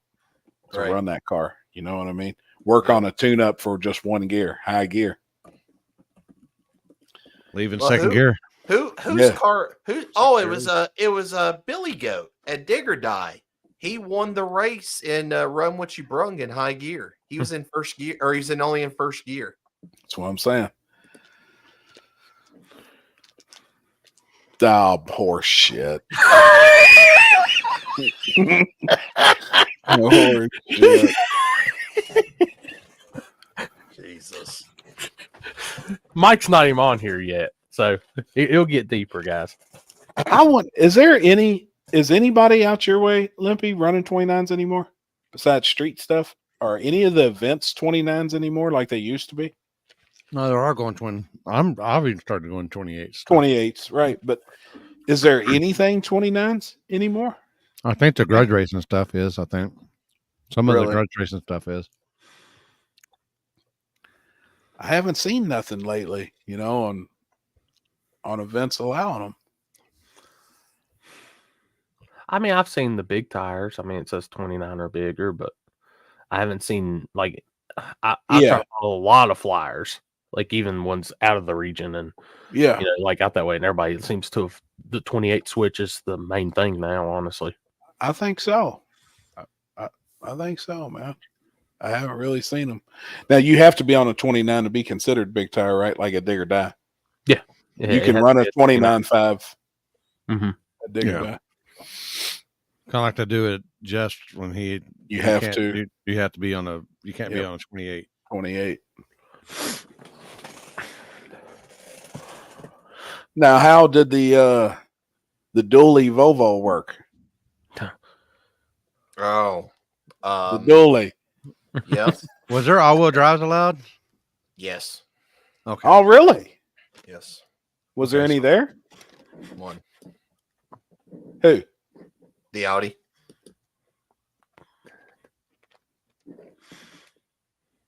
Yep. That was the It's only all-wheel drive? Well, it's. I mean, it's the dually. So technically, Oh, so there wasn't anything there though with front-wheel drive and rear-wheel drive. no. I didn't think that they allowed all-wheel drives there at Uncaged He has no for rules. some reason. He Yeah. has no Oh, rules. no shit. Yep. I swear to God, I seen that name come up for Jasper, and I was like, "Who did we invite?" That's what I did. The same exact thing. The wrong person. What's funny is everybody will search that name.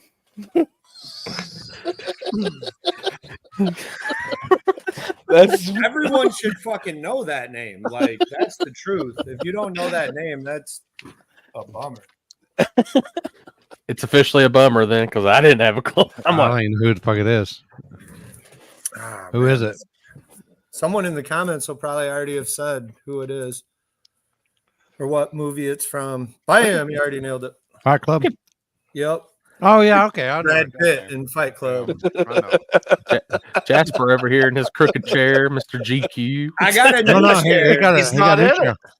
Oh, I got that Yep. one in the background though, just to keep Elton me John is for the guest. Can't get rid of that chair could, like, I'd die if I sat in that thing That's instantly. what they call it. That was That pretty chair is good, called Elton honestly. John. Like if I want to take a nap out here, I use this one because it's got a bigger back and it's a little cushier, but it's got that sweet lean to it. That's There's like always a mine. I got the making mega memory foam moves, version. so It's just good. Stuck in this position. But the answer to your question, Happy, is he lost first round and he lost second chance to the same car. They did 2 rounds then? Yes. Okay. So the guy beat him, lost in second round, and then they end up racing each other. First. Tommy. Oh, okay. Oh, no shit. Well, Tommy anyone lost talk about second the round to dually? small tire. Yep. That's what we're talking about right now. That's Dude, now. the Did best anybody part say about anything this, about it? I don't think anyone knew. I never heard someone say one word. Now, I know who that is, and I've watched him over the years. He used to be Blue, right, Chris? Correct. And I saw him over there. He pitted up there with us, and I looked over and saw the fender flares. And my first assumption was like he got a good deal on some really offset wheels or something. Right. Because I was kind of like, wow, that's just hanging out there. But never even once crossed my mind that they were dualies. Made a decent pass. Yeah. I mean, I would say like if you're going to put dualies on, you probably want a pretty stout motor because it's going to take, I imagine some more power to run those over. It's going to take a lot more torque. Yeah. Like, Yep. I don't know without doing it, but super interesting. And if it's not in the rules, I don't know what to tell you. I guess here pretty soon, the rules are going to have to be real. Like the drivers meeting is going to be, everyone should just make a huge board that you set up there. And you're like, hey, you got any questions? You better have read the board. Like if we don't have video evidence, this is what we got to do. If you show up on dualies, you're not here. If you're, you know what I mean? Like it's getting pretty wild. Used to be you just kind of showed up somewhere and raced someone. My rules literally said for this past weekend, no dualies. Or you just say must have 4 wheels. Just 4 wheels. I don't know. I love it. I love gray area. If you're in the gray area, I love it. Just like On a rule waiver. there was like some people that pointed out to me, because obviously we're, Matt Munson's one of our like teammates. So when it got down to the final, he was racing Slim Shady. I noticed like Slim Shady's tire was, drastically different than most tires I see. And when we got done, I wanted to, I was kind of asking Josh, like what's the deal on this? If I do this, am I okay? And I love that he's doing it. Like, and there is no rule against it. So amen. Like, Yep. And That's we've how asked it's that. faster. We've talked about that on here. I've always wondered why nobody's done that. why nobody has really shaved down a hard tire. I've heard some people doing it lately. That's why I kind of asked. What? So same deal. I saw the wings right off the bat, and like everyone can laugh at the wings or say, "Hey, a car won this event that didn't have a wing," but I guess if you don't understand physics, you might think they do nothing. But the wings are huge, huge. Yeah. So instantly, when I saw one and did common sense math in my head, I was like, man, I really want to put one on, but I'm going to be, I hate the look of them, just like I run without a front end sometimes. Like if a surface is really, really, really bad and I take my front end off, I can gain 2% bias. That's how heavy that front end I have is because we rebuilt it. It was blown into pieces at Kentucky. But, Jasper. Yeah, go ahead. Have you ever seen a floating head?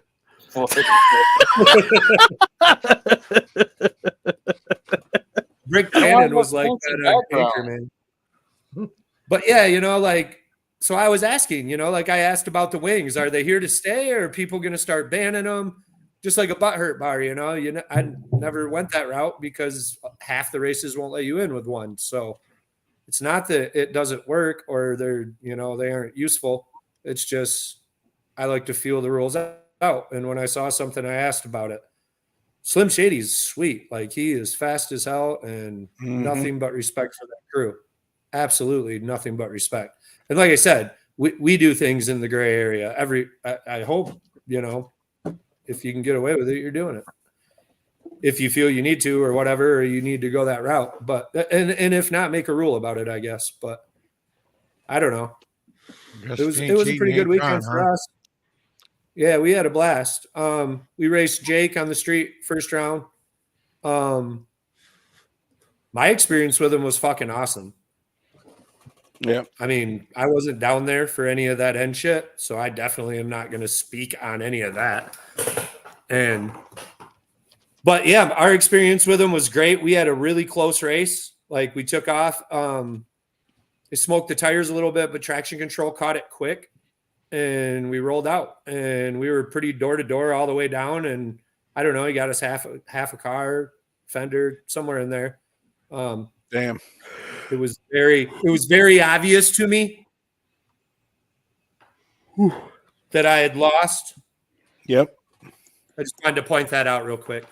That at half a car, I don't know if I've ever not known that I lost at half a car. I knew I lost to Cali Nate, and that was an inch. Right. But they were great. They shook my hand. We were all pumped, like you ever are. I feel if you're a real racer and you're in a close race, win or lose, you're still all geeked up because, you were right there the whole time. You were trying extra hard, everything else. The road was crazy.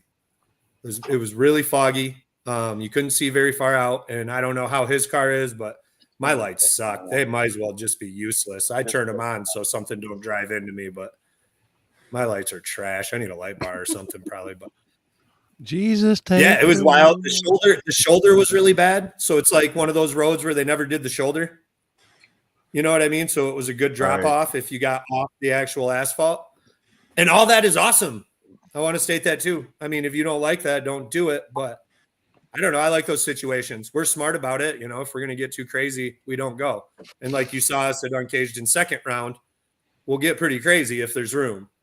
But the run with Kevin Fields, I thought, was pretty entertaining for everyone there. He wheelies for half the track on the bumper, and I probably used every bit of my lane from the wall to the center line. Holy shit. My takeaway from Uncaged was Team Denver is fast. Ryan White and Andrew Lavender are fast too. And I feel like and I don't know for sure. We had some issues. I screwed up and came on some DO6s and they ran out of time after first round. First round, we made a pretty good pass. Second round, they were done. They were all scalloped and when they get too bad. Damn. And you don't want a DO6. You should never run a DO6 in my opinion. I mean, if you got a slow car, it don't matter. But if you're really trying to push it, a DO6 is trash. But either way, we had a fucking blast. And even if I had the right tire right now, for whatever reason, I feel like I need to find a 10th and a half to run with those homies. If I'm being honest, you know what I mean? I'd love to live in a fantasy world like 90% of this people and be like, no, if I would have won or I would have did this, but not saying we're not fast, but I feel like I need to find a 10th to feel more comfortable running them down or something. They're fast. They're good. All 4 of those dudes I just mentioned were so fast. I felt like they were a one step up on people. Dylan, who we got beat by in the 3rd round, he's starting to figure that car out. The car with the turbos in the back. Yep. That thing's going to be fast. Mark my words. Like that car is going to be. That thing's got some mile an hour at the end. Dude, it's going to be fast, man. It is going to be fast. Trust me. He works hard, and he was fast with that S10. And I think I don't like that S10. So I think he's going to be real fast. But yeah, it was a good race. I wasn't down there for any of that one stuff. We heard about it afterwards. And if you hear about it afterwards, you have no idea what really went on. Yep. I'll say this, that like I commented the first time I ever met Tony McKinney, we were at Muncie. 1320 was there. It was the first race I was ever at with 1320. And call me cheesy or whatever, but I was all hyped up. I was like, hell yeah, I've always watched these dudes. This is going to be sweet. And we had Tony first round. We were real close on the light. Oh, my God. Oh, my God. So we were real close on the light with Tony. And Tony went up and protested it. They called me down there. We both looked at the camera. Crit, were you the flagger, Chris? Where? At Muncie, when 1320 was there. This would have been 4 or 5 years ago or something. It was a big M banger. No, I was there, though. I remember that. So who would have flagged that? Was it Dylan Hadley or something? I don't remember, but it was the week before. It was the weekend of Streetcar Takeover, and we were going the other direction. Yeah, this is back when we went, because that night got crazy. That was when it was true. That was when it was true backwards. Yeah. So we beat them. They looked at the tape. The flagger or whoever made the call, and me included, was like, "That's clean." Like, if you had more frames, maybe it was a jump, but what you're showing me is my tire doesn't move until the frame that the light's on. But he was pissed. Like, I could tell he felt like whatever he saw, I jumped. So as he was walking away, I asked the flagger, I said, is it cool if I rerun him? And I'm just being honest, they were like, don't do that, Jasper. Don't fucking do that. And I was like, no way, man. If I was ever in that position where I felt as strongly as I feel he does that the other guy did this, I would hope he would want to rerun me. So we reran him and we won and then moved on. And then we actually ran him the next day on his birthday at that cornfield and got him. And Tony has never been nothing but nice to me. Tony even sent me a bunch of free parts when I crashed Boost Springsteen, like those Race Star rims that we put on the orange car. Tony gave those to me. So my experience with Tony is he's an awesome dude. My experience with Boswell is he was an awesome dude. All I can tell you out of this is I pray to God someday I get to meet Bob and become friends with Bob. Because out of all of this, Bob seems like one really, really amazing dude. So, but other than that, like I don't really have much to say. People get very, very passionate about that. And that's what makes this sport so sweet. And I heard people earlier say, like this isn't the look we want or whatever. And you're right. But at the same time, I want to race people that want it that bad. Because I may not do things like that. I may be more like Bob. And, everyone knows me, I go more the Bob route. But I still love those dudes that want it that bad. I want it that bad too. And that's who I want to race. I want to race people that want to win just no matter what. And if they feel that someone, a fellow racer, that Boswell, if I'm correct, didn't even know. Like they weren't friends, right? Yeah. Yes. That's the way I took it. Out the call. Correct. I love that.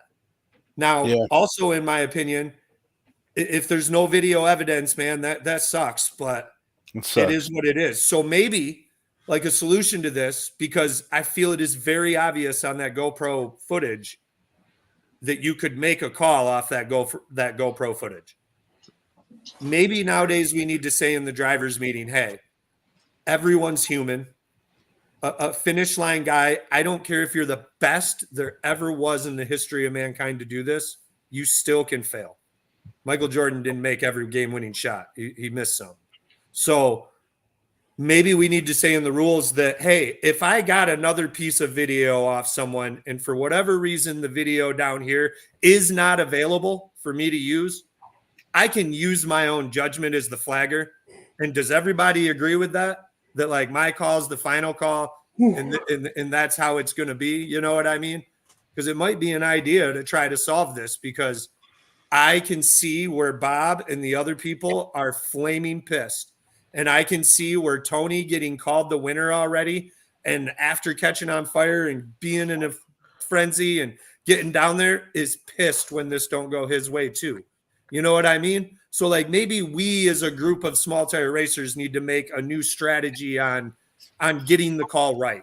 And I don't think anyone for the most part wants to win a race with in any sort of shitty or cloudy way. I can promise you right now, when I figure out this 10th or 10th and a half and I get to run Bradshaw and I beat him or something, I do not want Bradshaw to have wrecked apart, to not made the pass, to cross. Right. I want to go down like me and Boswell did, or me and Callie Nate, just fucking door to door to the fucking end, and give everyone that's watching this that helps make these pots big at events and stuff like exactly what they paid for. And I want to know, like, I'm this close to where I need to be, or what, you know what I mean? I don't want to run someone and have it just be worthless. So in every aspect of all of this, I can see where everyone came from. No matter what was said, I'm willing to bet that the Boswell family did not say what was said. It is very possible someone else in the vicinity of that, with all the people standing around there, said something that someone heard and assumed it was the aggressor of what was going on. That's just my gut feeling. I wasn't down there, so I have no fucking idea.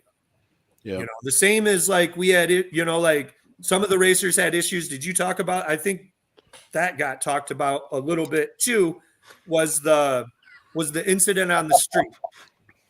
And like, all I can say about street is street. Shit is going to happen on the street. It is not as organized as the track. You're always trying to hurry. You're moving for cars. You're dealing with fans and spot. There is no police. There is no security. You know what I mean? Don't get me wrong. Some people throw better street races than others, and nothing against Connors. Connors was ran very smoothly, I thought. I thought the whole entire event went extremely well for like where we were and the fog and this, all the whole situation. But that's street. It's not made to be perfect. And I don't want to change that either.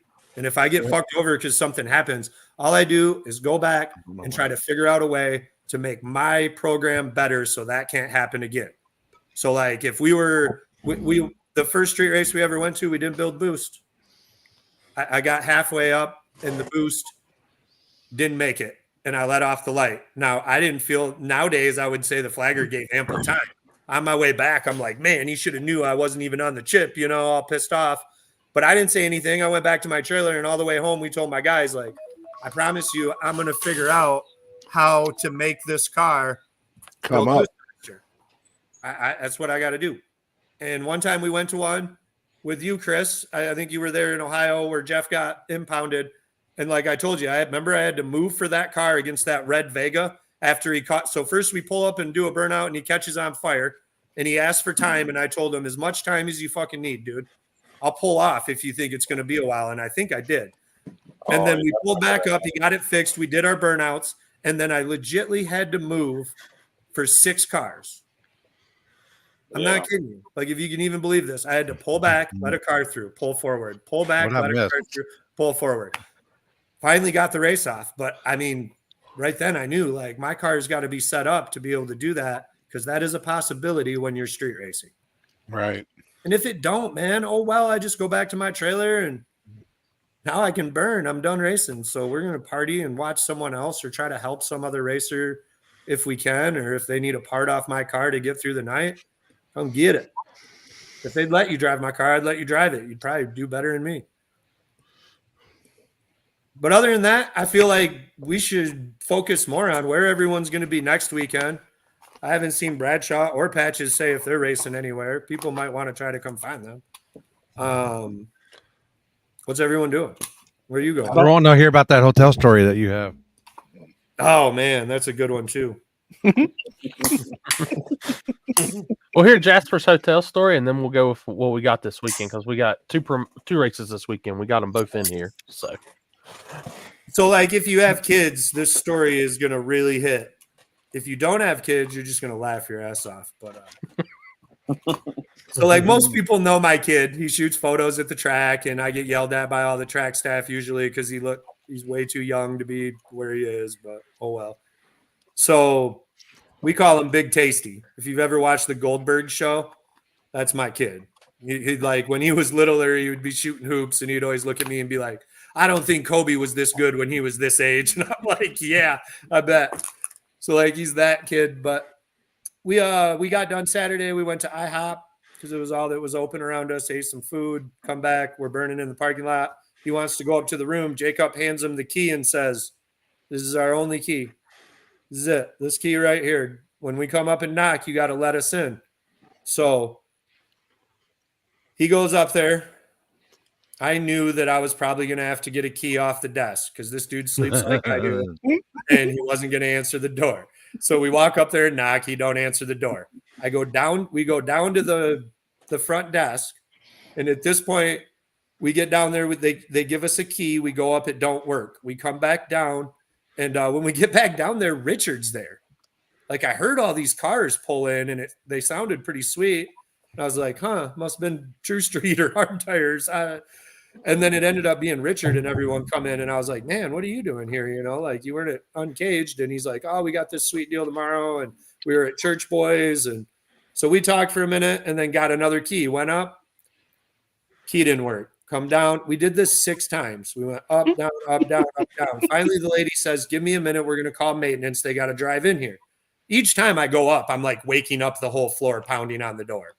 And so I go back down. We're sitting in the truck. We're like waiting. Finally, they call and they're like, "All right, he's here. Come on up." So they take apart the door because he deadbolted it. And that's why the cards wouldn't work.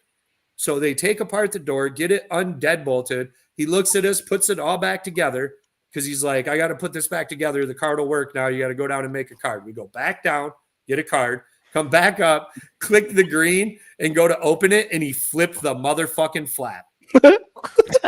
Oh no. So dude, I'm like screaming in there, dude, and I'm telling you, Limpy knows I'm loud as fuck. Like just me in general is an extremely loud person. So I'm like, "Oh!" It's like I could hear everyone in the rooms, you know, like going down the way. I'm like, they're looking after people like, "What's going on out there?" Yeah, motherfucker just echoed in my shop. Like, dude, I'm gonna get beat down in a second, and it's probably gonna be like 4 rooms at once. So I'm like, I just looked at Jacob and was like, "Fuck it, dude, I'm sleeping in the truck." So we slept in the truck. He's lucky I couldn't get in anyways, because whether whatever wants to classify this as, but I was gonna run across that room, double kick him off the bed, and force him to sleep on the fucking floor. Luckily, I didn't see him till like 10 a.m. So, damn it, man! Did he call you? Hey, where y'all at? Yeah, he did. He calls in the morning like, "Hey, man, where you guys at? Where are you guys at?" I'm like, "Motherfucker, I'll be up in a second. Open the fucking door." Jacob goes up there. I figured I better cool off for a second. And while Jacob walks in, he's like grabbing his stuff, and Noah's like, "What happened, man?" And Jacob tells him, and then he like lays back down and he's looking at his phone. And he looks up and he's like, "There's nothing on TV." And Jacob's like, "Motherfucker, I don't think that's what you should be worried about. Your dad's gonna be up here in a second." So my kid's like, well, he was well rested for the next day. Damn right, he got a good night's sleep. Yeah, so fucking tasty. But I'll tell you what. I literally just talked more than every single one of you have over the course of 3 hours and like 5 minutes. I'm going to jump off and watch everyone else and find out where you guys are racing this next weekend. So thanks a ton, guys. See Not till September. Later, homie. See you, buddy. See you, brother. All right. All right. So who's going first, Ken or Chris? Go, Ken. The headless. Yeah. The headless horseman. No, the bodiless horseman. I'm trying to save up for a green screen. So I still haven't fixed it, by the way, Ken. I suck. I know. What's the duck? No duck. Yep. Yeah, Summer Duck. This is where we'll be this weekend. Summer Duck, Virginia.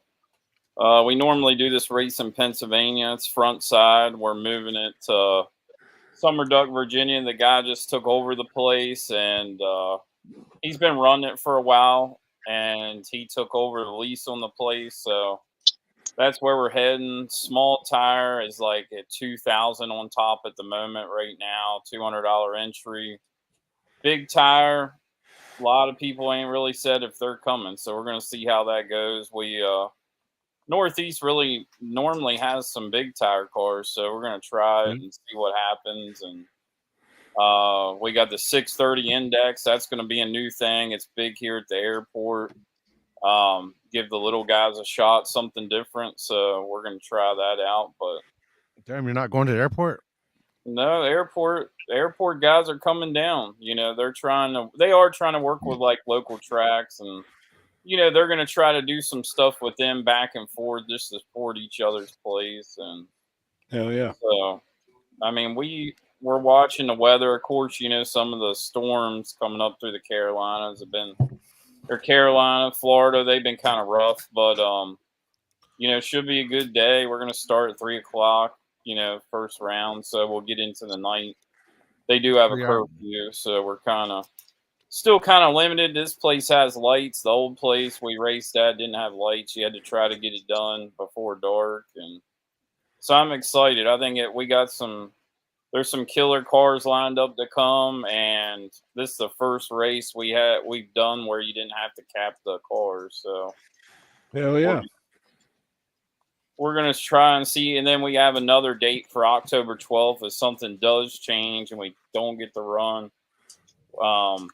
So we got something for that. You know, his schedule was kind of grandfathered in with him taking over the track with past events. So you know, that's the hard thing. You know, we all know it. Like Chris is probably the first one that has his schedule out before anybody, you know, when PRI comes around, but there's so many races everywhere. Me and Corey were looking. There's races. I mean, there's 6-7 hours maybe away, but there's so many races every weekend. So, yep. But we're just going to try to see how it works and see how it should be a great show. I mean, the small tire cars that are coming are some of the baddest cars out here in our area. So, is this the first time you've been there? No, I've been there before, you know, to go down to support, check the place out. Like I said, this is your first event. Yeah, there. Yeah. Mm-hmm. Yeah. He's done some no prep and stuff like that, but like I said, they're new to the no prep thing.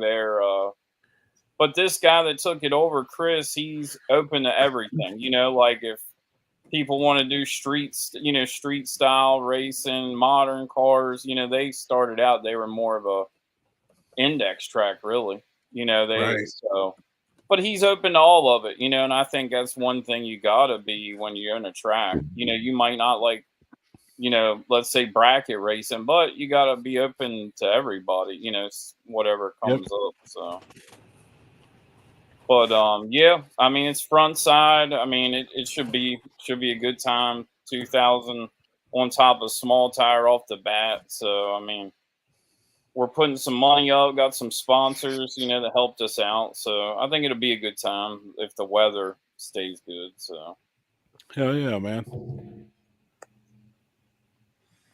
Yeah. Hey, did you go to the street? Did you? That's why I'm late getting on here. I'm dead. So. Yeah, so King of the Blacktop, you know, we've all talked about it before, the New Jersey deal. They tried to get the finals done Saturday night. So we all went up and it rained. And it was dry all day and then it rained. And it was drying up, but the roads, it just wasn't happening. They wasn't dry quick enough being out in the pines. So they didn't want to drag it out no more. You know, these guys wanted to get it done. There was a lot of money and stuff on the line and other races coming up. So they decided to run last night. So we went out Damn, last hell yeah. and it took 3 roads to get it done. You know, we went to the first road and got down to the finals. They're suited up, pulling up. The cops come. So we switched roads, got the cars unloaded, pulling up there. A cop shows up, pulls into like up where the finish line is, pulls into that building, and you know it's one pair. You know so they went up and talked to the guy, and he wasn't having it. So they had one more road, and they went to that one and got it done. But damn. Yeah, I mean it's wild. You know they do it a little different. You know he breaks it up. 40 cars, 4 weekends, and it comes down to like the final, you know, the final cars. They take 2 cars from every weekend.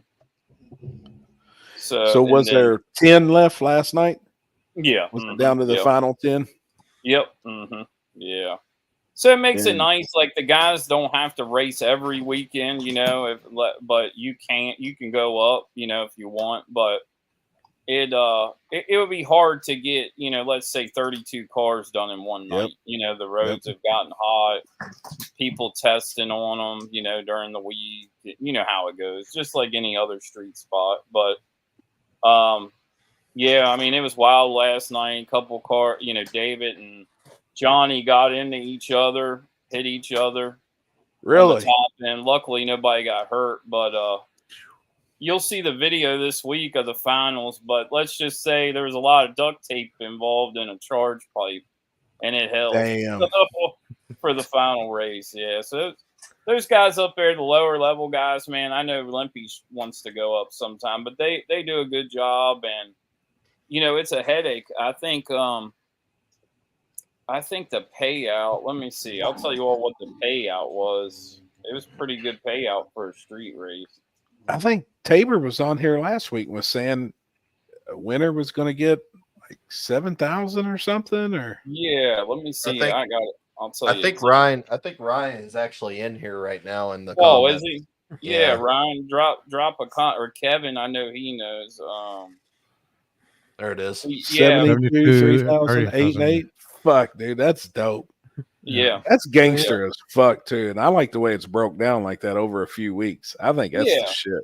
Well, and I've told you guys before, they don't mess around. They still do it old school, and they do it quick. Like, you know, you draw in between rounds, you got 6 minutes to get that car up there. You know, they don't. You know, we're doing illegal stuff. You know, we would have been done by 12 o'clock last night if we didn't have to switch roads twice. You know, because the roads are, let's say 30, 40 minutes apart. Then you get there, unload the cars, and you got to load them back up. So. All right. That comment, who you like? Ooh. I would love to see that. I would too. I don't. Somebody needs to make that happen. Yeah. I don't think either one of them would be scared to race each other. I bet you that. I bet that'd be a hell of a bet too. if for one race on a virgin street. Well, hell, Tabor's have got 2 cars. They got 2 cars. I mean, so if so that's my question is, who would you like to see paired up with between those 4 cars? I don't know, but I'd like to see $5,000 a car and them run for 20,000. Yeah. I would believe those camps would do it too. I guarantee fucking it. The Camaro and Willie and Houdini and Ron. Yes. Yeah. That's what I'd like to see. Yep. 100%.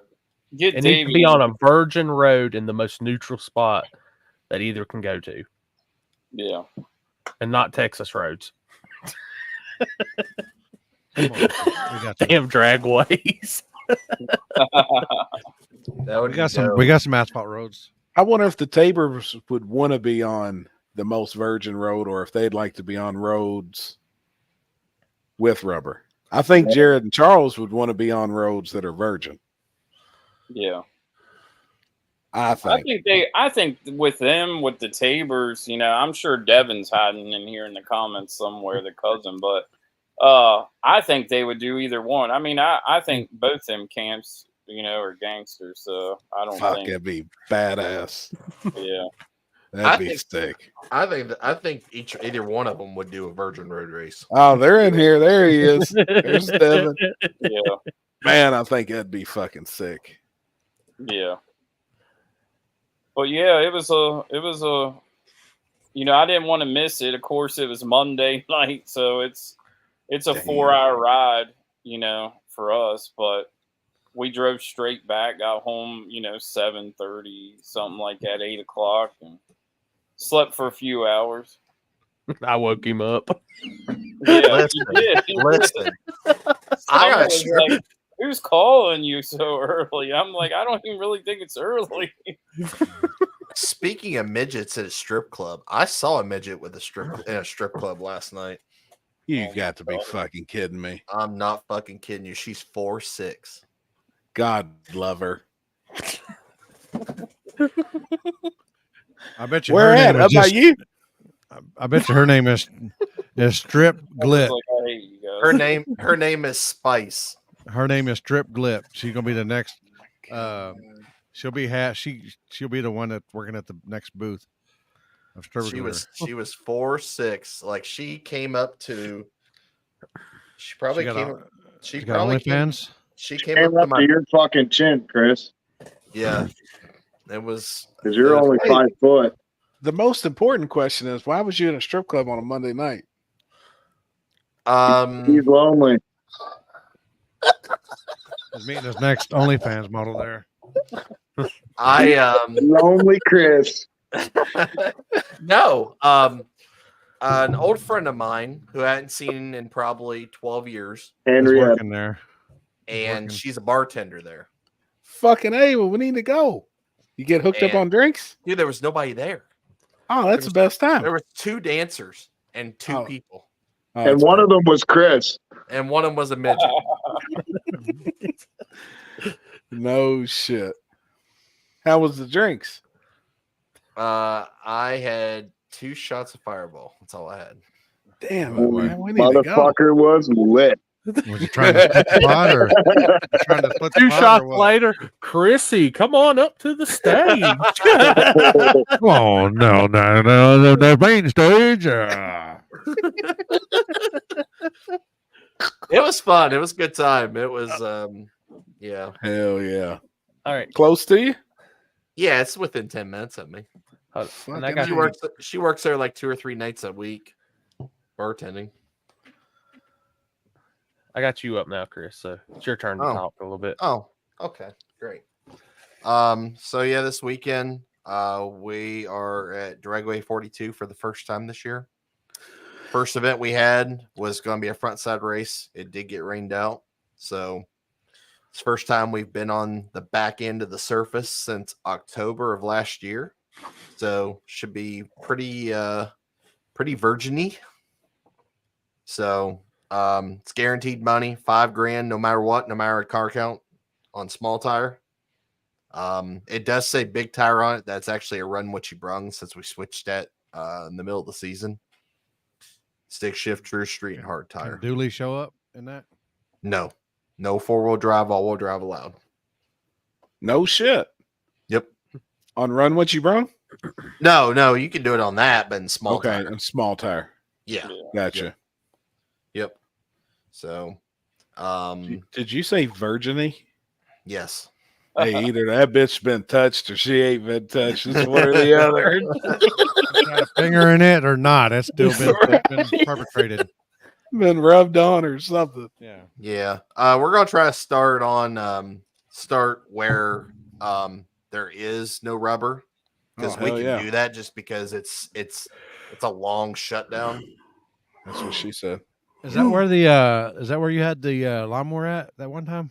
It was. Wait. Yeah.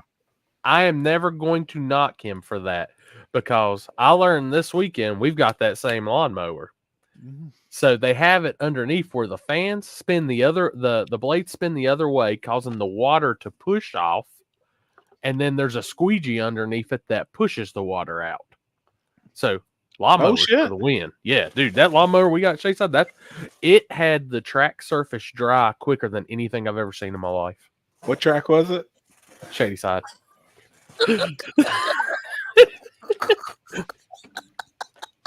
Limpy's like, I'm not doing it. No, he is. Okay, No, he is. Dude, I'm telling you, after seeing that, and then you can throw some heat at it and all that, dude. Those lawnmowers are worth their weight in gold. That's how I blow my driveway off. The fucking lawnmower. I don't get the backpack blower out. I just go up and down on the lawnmower. Fuck it. That's funny. So Hell yeah. So I mean, you're like they don't race on the backside there very often. You all were the last people there, and it's been almost we're the only people that do race on the backside. Hell yeah. So good shit, man. Yep. I like Dragway running up 40. the backside. Dragway 42 was in Ohio. Huh? Is it fast? Yeah, it's if I could compare it to anything, that road that we went to this weekend is pretty similar. Oh no shit. It's pretty fast. Yep. It looks like a pretty long spot, don't it? It's pretty like long shutdown y'all are running on. Yeah, I mean, there's from the finish line last year to the end where the starting line is, there's over 4,000 feet. Wow. See, I wish we could do something around here like that, but the North tracks hate no present. So. Hey, y'all still raced on the bridge? Yeah. Hell yeah. That's fucking racing's kind of dead around here right now. I don't know. It's other than the fucking banjos in the fucking hills, you know. But, that's the city. No, Trevor, let's see what you're working on, man. Man, I seen you turn the camera. Not yet. It's just like a sneak peek, fucker. He's about ready to sign off. He's tired of us already. Fuck, man. I've been working a lot of hours. Let's just put it that way. Yeah. Work the business, then I come home at night and fucking work this thing. And it looks. Another 2 days. I should have all the bars fitted for the cab. And then I'm just waiting for rear end stuff to get here, axles and shit, so I can put the rear end together. And then, another 4 or 5 days doing that, and I think we'll have a roller. I know the pictures you sent in the group chat earlier, man. I was checking them out. It looks fucking good. It looks real good. Oh yeah, we posted them earlier. To be right. Yeah, shut up, Flippy. It looks really good. I'm really beat and wore out, but I'm really excited for this fucking car. Hell yeah. It'll be, when you see it done, it'll be a car you won't forget.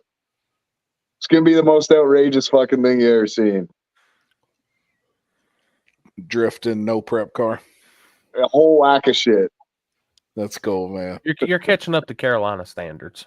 Turbo zoomies, everything. It's just going to be something out of a fucking cartoon when you see it. That's cool, man. Look at all these eyes. What you been working on besides the car? Customer shit. What y'all working on? We got a 68 Camaro, an 02 Camaro, S13 drift car, 70s Nova, early 70s Nova, LS Genesis, one of them fucking things, Trailblazer SSs or whatever. Yeah. The all-wheel drive ones. Got one of them. Chevelle, I just finished up today. Yeah, fuck, lots of shit going on. Hell yeah, man. Hey, did you hear if what's his name? Pinky sold his car? Yeah, he did. To some boys from Texas? I don't know who he sold it to. I don't know who he sold it to. I don't know. I can find out. Isn't Texas and New Mexico the same thing? No.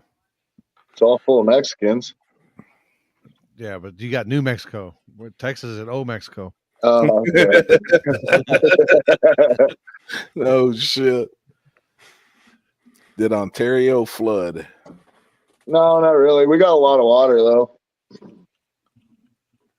They were saying Florida's underwater or something like that. It is, man. Few spots are for sure. Dude, that storm. Is that where Sandy's at, or is that further south?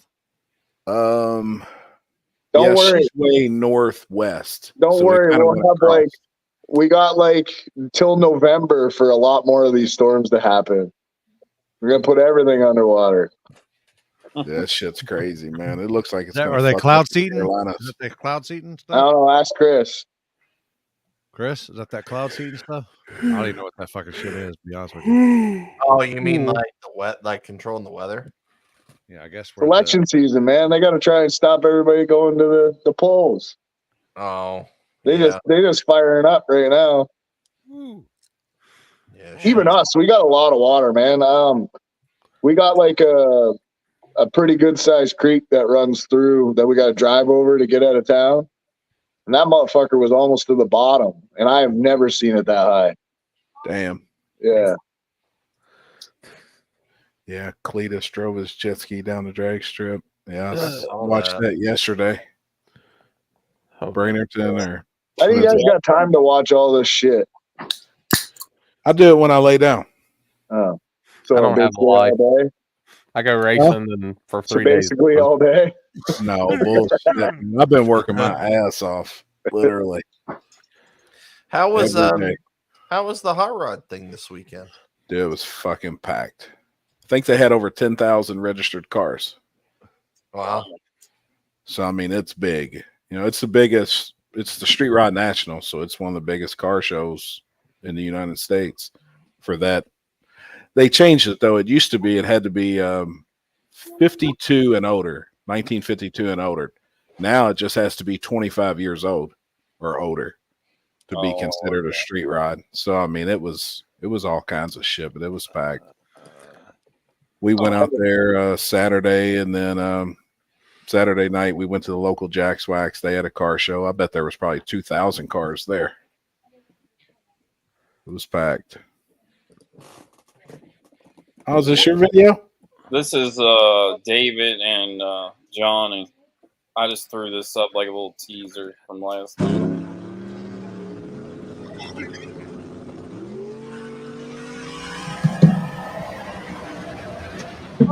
Oh shit, man. Yeah. It could have been real bad, but luckily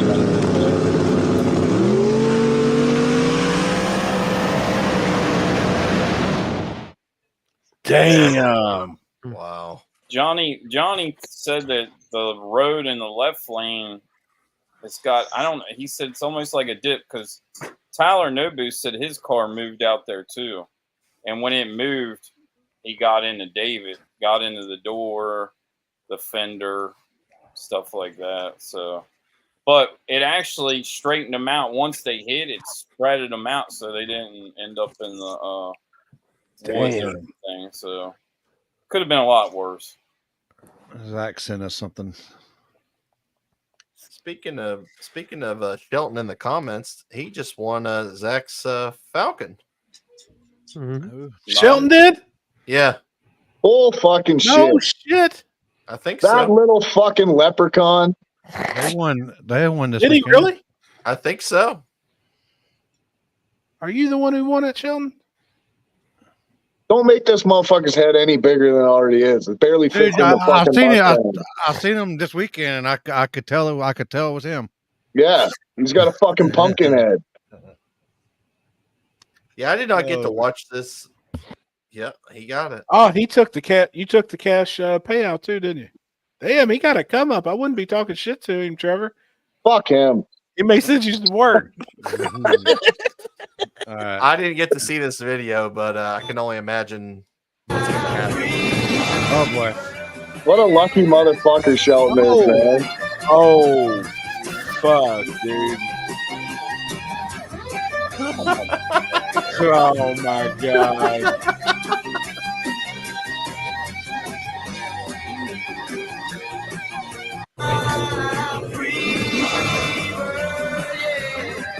Oh man, Shelton's got to be the luckiest fucking guy on this planet. I'll tell you that right now. Shit.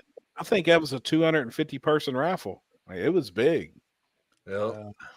Where was that at? Where it blew up at? Was that Louisiana? Here. Cash option. I wouldn't run Trevor over in that thing. Damn, you didn't like that Falcon? Yeah. What did Shelton say? Holy shit, that bitch was willing. Like a mother.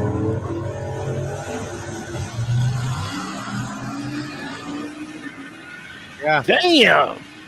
You see it right there. Look at it. Holy That's the top shit. deal. He's fucking. Can we He's zoom in on that draggy? He's 300. He's 300, 400 feet right there, and his wheels are up. Fuck yeah. I know where that finish line is up there. Hey, what did Sheldon just say on the last one? I can't see the He comments. said I wouldn't run Trevor over in that ugly thing. The Falcon that he won. Where was that ATX? I don't know. No, that was here. That was here. DFW. Oh, okay. Really? Yeah. I met all those dudes down there in Louisiana, Shelton and Kevin and all them. They got some gangster stuff. Yeah. They came to Paris this past weekend.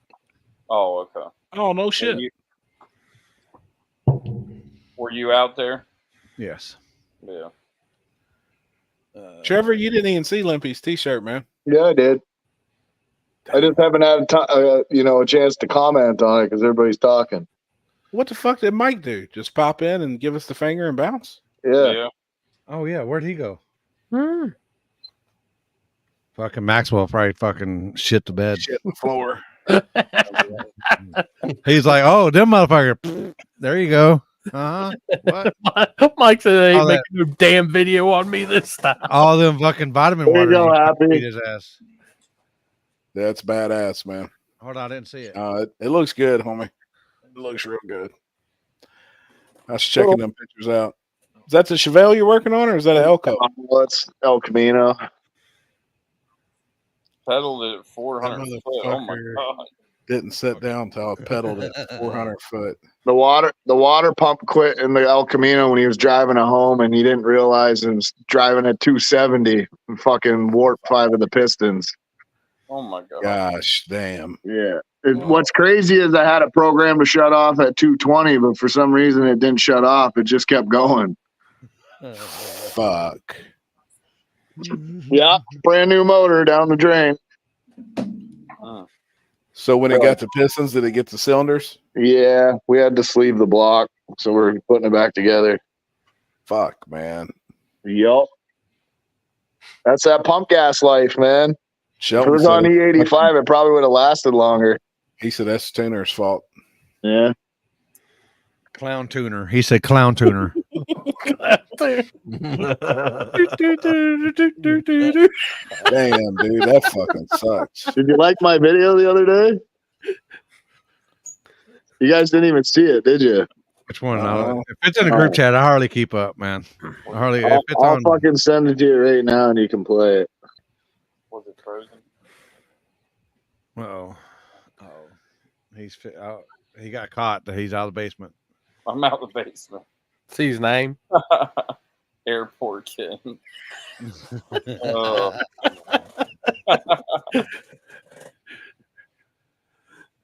Oh, there you go. Better cash at me a fucking couple ones in front of that, rich bitch. Fuck, I just checked my phone. We may have somebody else want to come on here. Oh boy. So they've got a really positive story. Oh boy. We don't want positivity here. We don't need to You hear want to have me Sarah on. working her ass off again.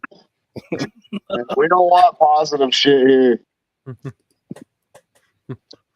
You get that, Limpy?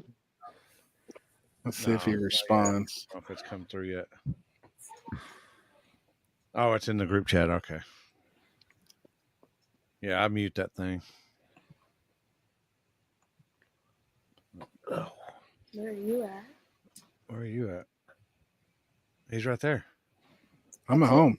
Oh. It's my daughter creeping on here. I told her I'm in Texas. I'm in Texas right now. she wants to be on the table. I told her she can come on for me. Is it summer? Yeah. Oh god. Yeah, that's what I said. Just out here trying to figure out some issues. Why does that look like how I used to draw a truck back in elementary shit. school? Oh, probably the problem. God dang, I'm out, dude. Fuck that. Jesus. Shit. That's funny. You're gonna make me fucking crap on myself, man. Well, that's not hard. That ain't very hard, but you let me see a fucking clown like that. All right, everybody. Let's welcome. I don't know Mike how long back I'll to the stay track. on here before it kicks me off again, but you got to pay the bill. Hey, I heard you were flying to Florida to He's already save your froze. He's already pineapple. froze. He's already froze. Sorry, man. Screenshot that. He's got probably one of the best names now. I had to get him good. So, What's that? no tuba chassis. You should put back half. You know what? I don't fucking care no more. Exactly. It's time to go fast. Exactly. You still got a lot of metal in there to cut out. Nah, fuck. This thing's so light, I can almost pick it up the way it is now. Yeah, cut that shit out. Hey, just remember. It's going to be sub 2,600 pounds. Hey, just remember, Trevor, when they said it has to have frame rail in the front, it doesn't mean that it can't be zip tied to the other frame rail. No, I got frame rail in the front, bud. Nah, cut that shit off. That's weight. Nah, I got full frame rails in the front. Cut that shit out. It's weight. Too much shit. We'll see, man. I've already proven the engine and transmission combo, right? So that's the same shit going in there, just 1,000 pounds later with a better suspension setup. Now we just need to get you on the Coyote train and we'll be all right. Fuck that. I love those 5.3s, man. They take a fucking shit kicking. Show me another motor that takes as much boost as mine does with all the dumb shit I do and stock sleeves and still good. this fucking internet here, I'm gonna lose my shit. Hey, I heard for you're flying to Florida to save your pineapple. Yeah, Terry should go check on my trailer. It's probably underwater. Oh fuck. That question's for you, Mike. If I buy a local gas station, put M1 at the pump, will be illegal for True Street. No, still no.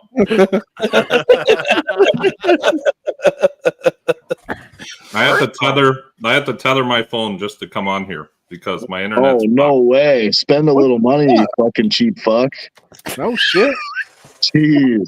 Not like you don't have unlimited data. No, it's not that. I just don't know what's happening with the internet. All day today, it's been in and out. It's because you live in the boonies. Until the cloud's eating. Bullshit. Do you not have enough like water running your wheel to spin the electricity so it makes the internet work better? Lately, you should. Maxwell's on strike, isn't he? Yeah, he's sleeping. I have a question. you ain't got no Who internet? is rich enough to buy a gas station? What? Justin Lee. Justin Lee. Is he self-fitting? You got Buc-ee's. Now you're gonna have Justin Lee's. Hey, how is Terry? He's Did the good. weather get him? No, just some rain. That's more like my other buddy sent me a video driving home, and he was like 4 feet of water where he is. Holy fuck! But luckily, his house is like a little bit higher. So he said, like, I parked my Dakota there. He's like, your truck's still okay. We got like 4 inches of water here. It's okay. It's only a Dakota. It'll chew that water up and still keep running. No, I know. I'll be back in a bit. I got to go inside. I'm going to get cleaned up and charge my phone. It's at 2%. All right, homie. Yep. Bye, Trevor. See ya. So, yeah, it all depends where you are down there. Did you see the Bradenton video, though, with Cletus ripping the jet boat up and down? That was pretty funny. Yeah, man. It shit's wild, man. And it looks like it's coming right up through the Carolinas and headed north. Oh, yeah. A lot I of think rain. this summer's going to be a lot of rain. You're looking at the source here, Kevin. I mean, how's your weather looking, Chris, for up there? High of 75 and sunny. Oh, really? Damn. Low of 56. If Gosh, something happens, I might be heading north. So I might come see you. Come on. Saturday doesn't look bad for us. I'm worried about the days before that. Looks like pretty rough. 3 inches or something like that of Damn. Is what they're calling for, so that ain't too good. But that's a big one in my area. Yeah. Fuck yeah, 3 inches is a lot. That's a lot of water. What was I looking at? Y'all are supposed to get like 5 inches of rain. Shady Side's supposed to get like 4 or 5 inches of rain. Is that a lot of rain? Is that considered Fuck a lot? yeah, that's huge. Yeah, Fucking that's A. a lot. I mean, 5 inches rain from here to here. Bullshit. Well, we're talking inches. Mike's on the You're- centimeters and yeah, millimeters. So how and many liters. millimeters are we talking here? 15 millimeters or centimeters. 15 Still centimeters. So half a centimeters. ruler. How many centimeters are in an inch? Come I to don't know, but I Canada. know a ruler is 30 We'll probably centimeters, let like you a in. standard school ruler. So 15 centimeters is half a ruler. Okay. So yeah, That's quite a bit. Yeah. that's 6 inches. Yeah. Tyler So- told me to come to Canada, but they probably won't let you in. Blame the government. 5 inches would be 12.7 centimeters. Yeah. So it's getting there. Yeah, So when you go to Florida, is it kind of fucked up because you're used to centimeters and millimeters? No, I do everything actually. In fairness, we do everything, at least tuning wise and stuff here is all in Fahrenheit, inches, everything else. Gotcha. We don't really use millimeters and stuff, but we are taught in school that way. Chris Cook, is that 5 inches measuring from the bottom? You can measure it anywhere you, You go. got You can come up with five. My Measure that God. from the- you can measure that Measure it from from the your bottom, ass crack. You got to. Damn right. Oh, Don't ever ask where you started measuring from. Motherfucker. That final motherfucker- number. I don't care how big that motherfucker is. That motherfucker is violent at fucking 100 miles an hour.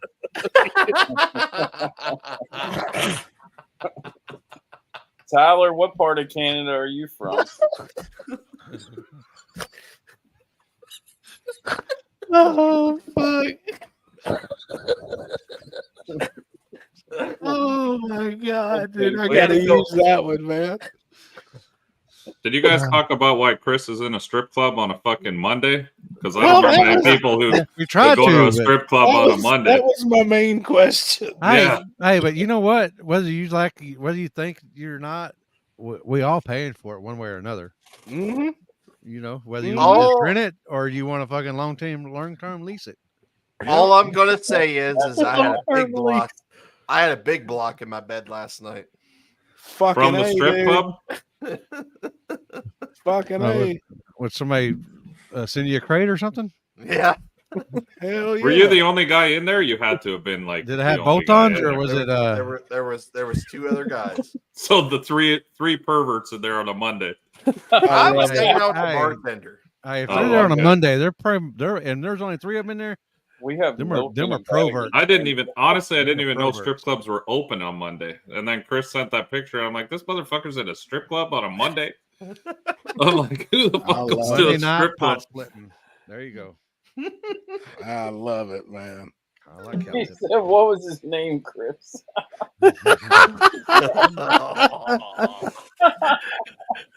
Oh, dude, even Steven's on your ass. And Chris took one Motherfucker. of the guys home with him. Damn, man. God Steven, almighty. is that dude a big block right there? Was he in the bed? Oh, shit. How big was the big block? Bolt-ons or Yeah, let me see what you're working with, dog. There we go. Soon she'll be on here. Let me see what you're working with. Let me get my notepad out. Oh yeah, they were asking about the OnlyFans. How did that go? Oh my God, Hannah. I mean, damn. Monday night the world. Hey, that's why God invented alcohol and medicinal. All Farm women animal need night. all women need love too. Oh my God. I'm guessing. I'm still 396. intrigued about the midget. There was a midget? Yeah, oh yeah. There was 2 girls and one was midget. Like midget throwing or like just a midget on stage? Straight midget stripper. He said she was Oh. 4'6". That's sick. I love it. Yeah, that shit's cool.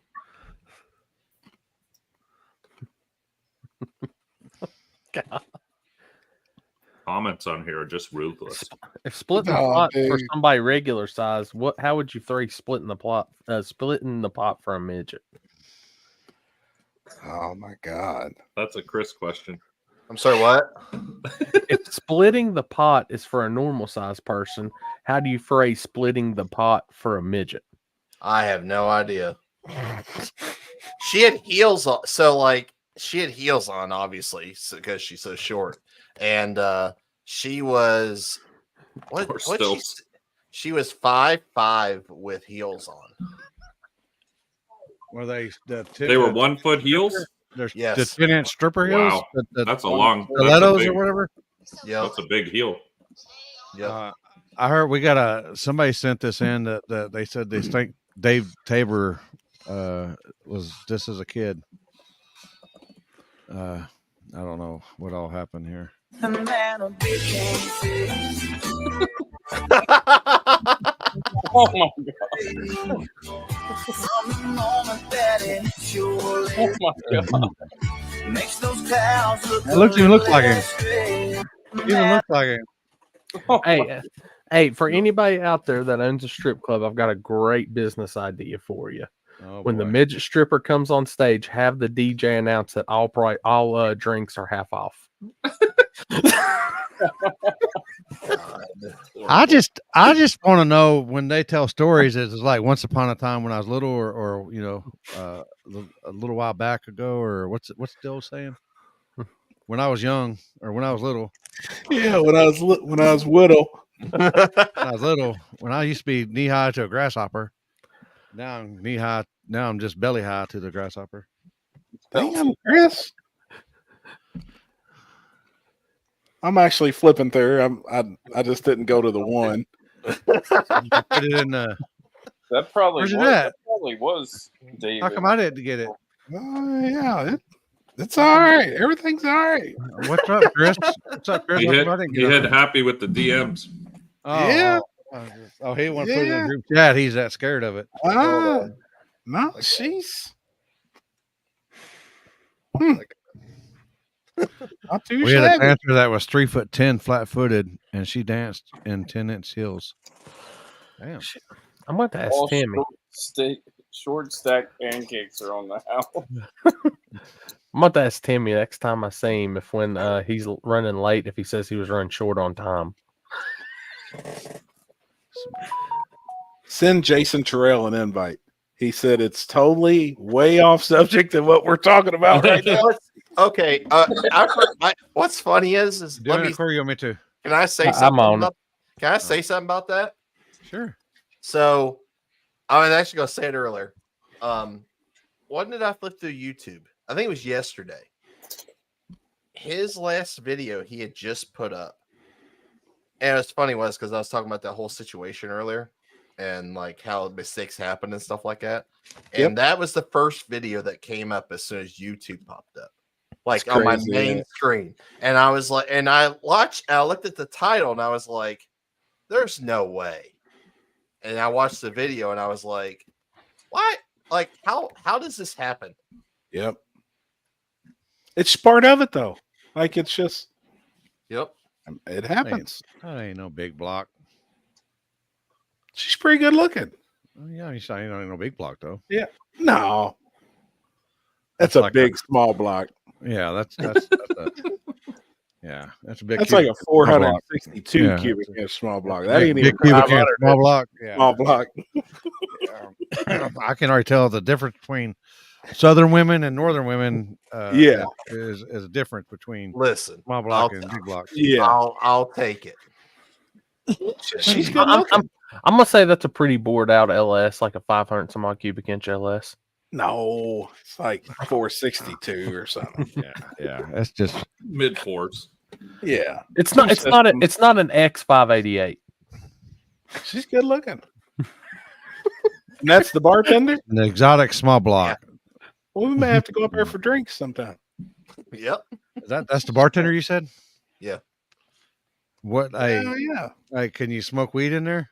Because I don't drink. Yes. Oh yeah. All right, we're down. Yeah, actually today is actually the first day you can actually It's legal. Recreational now Yep. in Ohio. Yep. I'm still smoking on that. Who's Steven's the on dude that his gave shit me stuff? tonight. The grape sherbet, I guess. When I was at KD, I'm down to like my last 2 nuggets, but I can't remember who he gave me some of that. But I'm down to my last 2 nuggets of that. Where it's legal, are you allowed to still smoke inside? Because here that's back and forth. Some places let you, some don't. I don't know. Yeah, you the can't smoke laws. cigarettes anywhere in no. or in the Yeah, Metroplex. here either. You can't smoke cigarettes inside anywhere. Even and in weed bars. Even in bars, you can't. No, here either. There's I no get smoking, away with like, but vaping a weed little doesn't. bit. They don't let you even smoke weed inside. You got to go outside where the guys are smoking cigarettes. Yeah, You can smoke a joint in a bar. That's what No. T-Bone says. Oh, you remember can when you smoke a went joint to- in a bar. Yeah, I you remember can when you smoke a went joint to in a the bar. restaurants and you could smoke in there back in the day. Oh, we used to go for breakfast all the time and have cigarettes. It was disgusting. Mm-hmm. Eating bacon and eggs and smoking halfway through. Seen Can't Yeah, you smoke can- inside bars in Connecticut. Yeah, you can Who smoke in a knows? casino here in West Virginia. They have a big casino. You can smoke in there. Do they have like a non-smoking, or is it all just one? Well, has I think there's like When we a- went to Vegas at one time, they had you could smoke it. Non-smoking and And I was smoking. like, "What the fuck?" Yep. Yeah, this one I think is pretty much. There might be like one area that you can, but most of the areas you can. But Yep. I don't go there because I don't waste money because I never win. Can't nothing. even smoke a cigarette when you're cutting grass outside. Fuck that shit. There's also a thing with workers. There's something here locally with workers because when I had the landscape business, I got pulled over smoking a cigarette in my own work truck, which was like a little mini dump truck, and got a fucking ticket for smoking in my own truck. Wow. Because they said it was a work vehicle and you're not allowed to smoke in work vehicles. I said, motherfucker, I own this vehicle. Like, this is my company. I'm sitting in a truck by myself. I bought this truck. And he's like, doesn't matter. You can't smoke in a work vehicle, and fucking wrote me a ticket. No shit. Yeah. Craziest shit I ever heard. I'd have been hot on that Oh, one. yeah. I bought it, but then after that, we had to put all no smoking signs in all the work trucks, like on the back glass. You weren't allowed to smoke in any of the work trucks. That's crazy. That's horse shit. Yeah, it's wild. John says, even though it's legal in Connecticut, if you get caught smoking in public, you can get a ticket. Yeah, Chris said no smoking in commercial vehicles in Ontario. You can't. Wow. Even if you own the fucking thing. That's fucked up. I ain't never heard of that shit. Because I remember my dad always smoking in the truck, and he was one of them guys that never rolled the window down, and just, except for to throw the cigarette out. Just throw the cigarette out. Just boxing that thing. Yeah. All right. Act right. All right. Act right. He's froze. Act There right. you are. It came up JT, so that was a guessing game. Is it Jason Terrell or is it Jeff Thomas? I thought the same thing. Can you guys hear What's my up, man? Wi-Fi? My Wi-Fi sucks. I didn't know if it was mine or yours. Looks like mine. You got to pay for your Wi-Fi. You can't keep taking it from your neighbor, man. You got to pay for this shit. Dude, our Wi-Fi is rough. Damn it, man. Need some of that We got the Carolina community Wi-Fi, that fast Wi-Fi stuff. ain't working. That's funny. What you into, homie? No, I'm just chilling. I've been trying to get a hold of you all week, but you just been too famous. Dude, I've been working my ass off, man. Oh shit! I have been. I swear. Let's see. Hold Stand on. up. Let's see. No. Come on now. I've been working on my door. You mow the yard? I did mow the yard too. Bullshit. I did. I swear. Don't even lie. We know who mowed. And we had like 4 trees down. Had to get all that shit up. I mowed. I did mow this week. Can he show you how to do it? My wife was No. on vacation. Happy she wasn't here. Left me with these kids. I needed some help, dude. That's why he did. He already knew. That's why he didn't answer. I need some help, but I was being with all these Happy's kids. lying to y'all. He got that new thing on PlayStation 5, you know, the lawn service simulator. So yeah, he been mowing grass. Bullshit. Somebody I've sent been me a thrashing video on this truck. about the the racing, like the simulated racing stuff, I'm going to react to that. And it's pretty Yeah. cool when you think about all that stuff. Yep. I gotta get mine done. You still ain't worked on it? At a time. How close is your duel, Yappy? Hold on. I'll send a picture in the group chat right now so they can post it. This was actually a few hours ago this afternoon. I finally got it set down on the ground. Every inch of suspension's brand new. Uppers, lowers, shocks, steering, everything. Inner fenders. I put rockers in it, cab corners in it, all new rear suspension. So it's primered up and down on the ground right now. I'm hoping to be able to drive it the next day or two. Look at the mess around it. It looks good. It's looking great. And I'm working out in the driveway, but that's 6 inches out of the front, 8 inches in the back. Hey, do you laying over there where the poop drains out? No, aren't you? I got you nothing are. put on. 10 Soldier front license plate on it on that brand new bumper. I've replaced everything on that truck, man. We got all new upholstery for it, a big stereo system. I'm gonna try and get in hopefully for the weekend. Kenzie's been dynamitting the inside. Dynamite. To build something cool, man. Are you in a gated community there? Huh? Are you in a gated community there? Well, yeah, they don't like. They let you do that?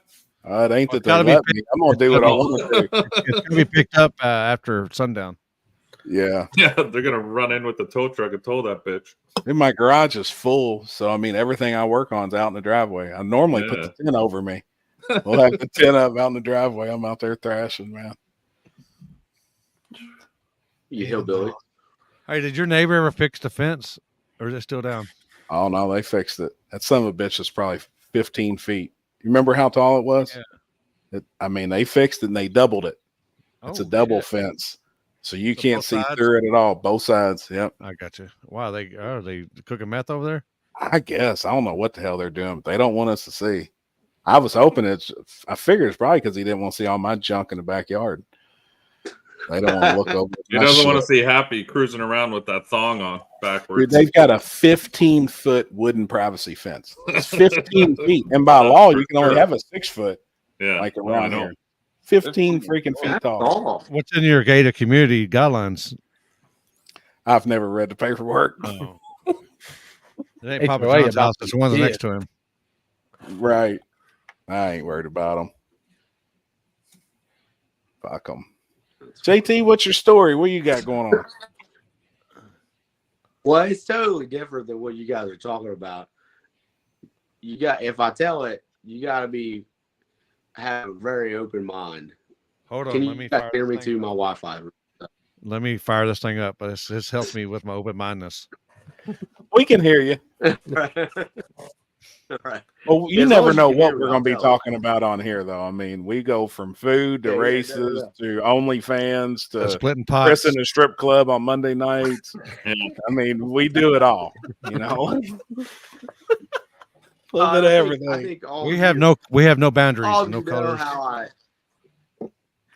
all of you know how I think, and you all know that I love you, right? Exactly where you are. So, we hope. I do, man. I think we're all on a personal journey. Like race cars are awesome. It's a great thing that brings us all together, but that's not the thing that really keeps us together, right? You know, like when we were at the tricycle race, Happy, like that was a funny thing, right? Or just all the different things that we get to do together. You know, that's what life's really about. But man, I in my life that when I was young, I raced dirt bikes, and I say that a lot. And then I actually rode freestyle motocross for a little bit, but I wasn't that great at it. I could hit the big bump and I could do a few tricks, but I wasn't that great. But one of my mentors in my life, Justin, gosh, he was good, man. He flip. He traveled around the country doing a thing they called it Riders for Christ. So basically they would set up, do a freestyle show. And then from that show, they would tell people about Jesus, you know. Honestly, it's where I get a lot of inspiration of what I do, right? Like we go do our thing, tell people that they're loved, and, you know, roll on. And, but I can't stress how good of a rider Joe was. Like, we foam pit at his house. in my teenage years. I mean, we're not nitro circus, but we were dang close. You know what I mean? Like we did some wild stuff. And but anyway, he has a little boy that's 5. My son Brixton's 3, which you see him at the track riding his bike and stuff. And we all wanted to go to the BMX track, which is, you know, take the kids. Me and Justin weren't really going to ride. We brought our dirt jumpers just to ride around on, but not like we were going to hit the track. You know what I'm saying? So Justin was riding, and I was walking with Brixton, and he was just trying to manual over this section. So really mild for what his skill level is. Right? And when he manualed, he came down with his front wheel kind of sideways, and he flipped over the bars. So I just started yelling for him. I'm like, hey, man, you good? Like, we've crashed a lot of stuff, boys, you know, like, together, like a lot of stuff. But he never answered me. So I ran around the corner, and this is where I really to my, because you guys know me, a lot of you. When I seen him, I knew like he couldn't feel his arms and legs because he wasn't moving. And he it was bad, man. Like he just laying there still, right? And so I get up on him and I look him in his eye, and he came to me like, but he starts lipping like, pray for me. And my wife's there, so I yell for Tara, like baseball slid into this deal. And I don't know, man, like when you're real, you know what I mean? Like when you're really homies with somebody, you can just read the situation and know like how scared someone is. You know what I'm saying? I'm even talking. Yep.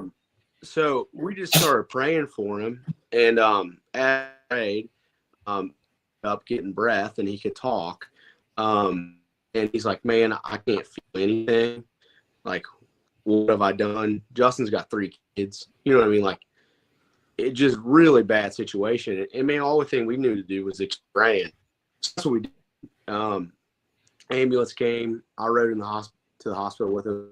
Man, I couldn't leave him. You know what I mean? Like, I needed to be with him. And just condensed version, we got to the hospital. We got to the hospital. The next day, the surgeon came in, and he said, yesterday, you were paralyzed. Like, on the ground, you broke your neck, and you were paralyzed. And something moved the bone in your neck away from your spinal cord, and you were no longer paralyzed. And he said, I have no medical explanation of why that happened, but you're not paralyzed. And yeah, man, pretty wild day. Holy shit, Wow. man. Wow. This just happened. Yeah, so listen, he wrecked last Tuesday. Well, you are on, right? And today he is home. He broke his neck and he's home. He got home yesterday. Shit, man. Wow, dude. It was wild, man. Just, you know, like it's I can't explain it, you know, like holy shit.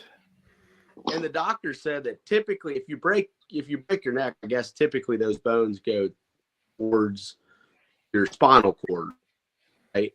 So for it to move away from the spinal cord is medically, he's like, that's impossible. Wow, man. What'd he do? Hit his head or?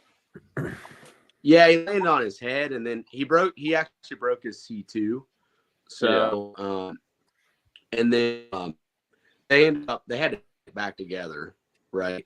So he did have to do surgery, you know, to pin it back together. But he's got a couple kids, like 2 of his kids Down syndrome. He adopted them from Russia. That's a whole different story. But wow. But his one girl, she's really nonverbal. Wow. Oh, he's hung That's up. crazy. Damn it, his internet. It's got Mike's internet. I know, for real. Dude, that is amazing though, man. Yeah. It's crazy that's fucked up. how things can change like that. Did you all read? It sucks that he cut off, man, because I know he probably wants to finish that. Did you all read Billy's post today that he shared? Did you all About see that? somebody About the broke- guy getting his Yeah. speaking of broken neck. You know, Somebody that's jumped crazy. on him? They threw an air mattress on that guy laying there in the bed, Mhm. and then they jumped on top of the air mattress and it broke his neck. And Oh, one of the wow. guys that was in the room was an EMT, and he heard it break. He heard the bones break and Holy held shit. his neck. And they said pretty much that guy holding his head Saved him? is pretty much what saved him, man. Like, All right. you know, I read that whole story today, and it was crazy. Jay, you're back now. Yeah, boys, we got to really pay for our internet. You know, You have to, man. Hey, or let the neighbors know that you're stealing it, one or the other, and tell them to move the box closer to your room or something. Hey, Starlink is your friend. It's bad. Can you hear me now? I'm off the Yeah. Wi-Fi. Yeah. You're actually good. Yeah. You're good now. Oh, that's cool. Yeah, but yeah, wild week, man. It was just a wild week. But So- you didn't finish. Well, you broke up when you said about his daughter, nonverbal, and then. Oh yeah. His daughter, she's like pretty non.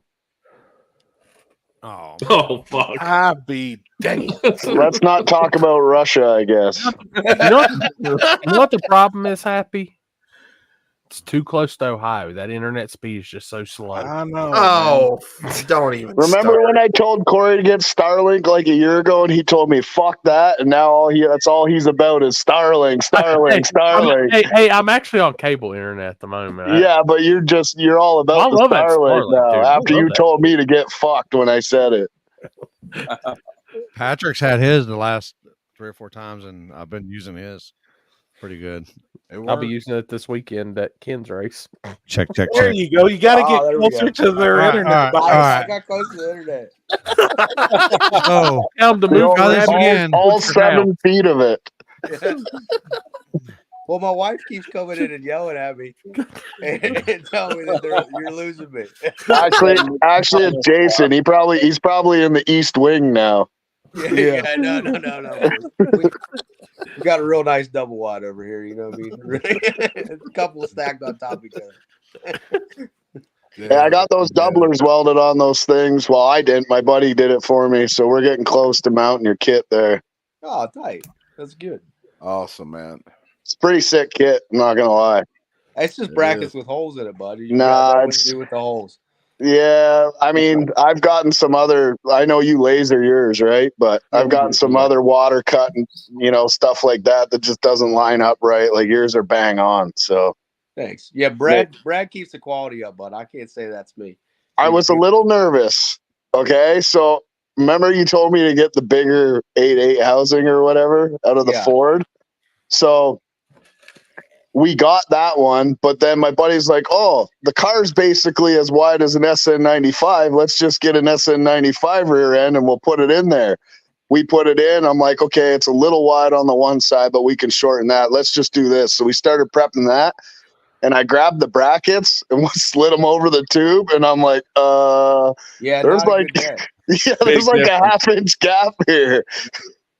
Yeah, So- stick weld them bad boys on there. Yeah, so I wasted about 4 hours doing that, and then we went back to the other one. Yeah, you gotta use the F-150 rear end. It's way better. Yeah, that's what I got, but it's coming along. I think by Sunday we'll have basically the main cabin done, and then we can get onto the back. Awesome, man. It's no Tin Soldier's car, but for a couple of you can't even get one of them anymore. I know. For a couple of idiots that are just winging it, I think it's turning out pretty good. Like, so good. I know Yeah. you can't read the comments, Jason. The guy said he's at work right now. He's listening to your and your dad's the second podcast. Oh, it was fun, They- man. I had a good time with my old man. I'm gonna watch it in a minute. I forget how funny he is until he gets. Yeah, he's just funny. Dude, he's awesome. Yeah. He's awesome. I like asking him stories too. Like I like asking him questions. When we were sitting at Bowling Green, I tried just keeping him going with stuff and asking questions about old times and stuff. He's awesome, man, and he's on it. Like, yeah, he's smart. He's smart, man. He knows every bit of it. I was asking him if he I went through the comments and people was asking if he'd make a hit in Charlie, and he's like, "Oh, I'd totally make a hit in Charlie, guarantee it." I guarantee it. I think we should send him down on Motor. I mean, I think that'd be like, I think people would love to see that. Oh yeah, yeah, it's fun. No titanium bolts. He's got enough of them. They're all bagged up, just waiting for you, Corey. Next time I see you, you're gonna get hit with them things. Hey, Happy's the one that told you to get them, not me. Yeah, but you were the one who sent me the link. Yeah, you got to look for the 5-gallon buckets of the big bolts. Yeah, not the micro bolts. Okay. You got titanium bolts in your car, Happy? No. He's got titanium everything in that car. Oh. I keep telling him bring the thing up, let us work on it so he can go race coming. it. It's going to one of these days. If Brad tells you that he'll work on your car, Happy, you know that you're like really loved, right? I know, man. He even acted excited too. So I'm like, damn, man, I need to get it up there. One of these days. It's coming. That's funny. All right, so back to the daughter. Yeah. Oh, yeah. So his one daughter, his two daughters have Down syndrome. He adopted them from Russia, and I can't stress to you how much this boy means to me. Like when I was 13 years old, I met him at the skate park, and he was 19, and he invited us to his house to ride dirt bikes. And man, I would not be the person I am today. I like 1,000%. He just really taught me how to love people. You know, like I think when you're a Christian, Christians are just known to judge people, right? Like that's really what it is. But that's not the deal, right? That's not really what Jesus calls us to do. He calls us to love people exactly where they're at. And if they choose to change their life, rad, right? But that doesn't stop you from loving someone. And man, he just taught me that. So, but anyway, with his daughter, his one daughter, Sayla, is pretty nonverbal. So she just gets really frustrated. So they were going to put that halo around his head. And like, that's totally not an option for him, you know, because he would rip that thing out of his head, you know, like that ain't happening. So just to watch, you know, from that, and then all the things that happened that they kept telling him wasn't possible, to it being possible, and him walking out of the hospital, you know, a week later is holy shit, man. Dude, that's crazy. So when you all got to the hospital, I'm sure, did they rush him in? Yeah. Right. So you all were in the emergency room. Yeah. And right then in the emergency room, they told you all, hey, he's paralyzed. So what's crazy, Happy, is actually at the track, as Tara and I were praying for him, he was starting to get movement in his hands and his fingers. So he was yelling at me while we were praying for him. And he said, hey man, I can feel God moving. Like I've never felt this sensation, basically, you know, keep doing what you guys are doing. And then the next day is when he went back for surgery, and the doctor came in, and I figured, dude, like I'm a logical person, boys. So I figured the doctor was going to tell us something that medically, this is why he couldn't feel anything, and then he could, right? And the doctor was like, you were paralyzed and that bone moved, and I have no medical explanation of why that it moved. And Justin told him, he's like, my friends prayed for me. And the guy just smiled at him. He's like, yeah, all right. Like, that's all I could go with. Wow, dude. Wow. That's amazing, man. Yeah, that's crazy. Isn't it wild though? Like that guy probably have done 10 million manuals. I rode BMX my whole life too, and you always get hurt on the dumbest thing you've always done. I'm sure you've been through it with dirt bikes. And like I did a 360 into a bank, and I've done them thousands of times, and I landed like 450, over rotated, my ankle went behind me and snapped it. Like, and how many times have you done a 360 in your life? You know, it's wild. But yeah, he you was just never just know, going, man. wow. Yeah, that's wild. Well, and his family, man, they're really good people. Like they to watch them go through something that's really traumatic is actually really beautiful to watch, just because they're so. Oh, he's got another. Man, we'll have to fight for it, Jeff. We'll get Jeff Look at the change here special pretty guest, soon. would you? Look at that guy. He's looking like a Greek god. Freshly showered. That man looks like he could drive a Vega. Not very well. We got a full house tonight. What's happening, fellas? We do. Not much. Jeff, maybe you got a shirt or none on. He ain't got no pants on. Don't ask him to stand you up. ain't got no pants on for sure. I'm glistening. You better not be like that in the hotel this weekend. Oh, I'm naked all the time, Trevor. Fuck's sakes. Pardon my French. He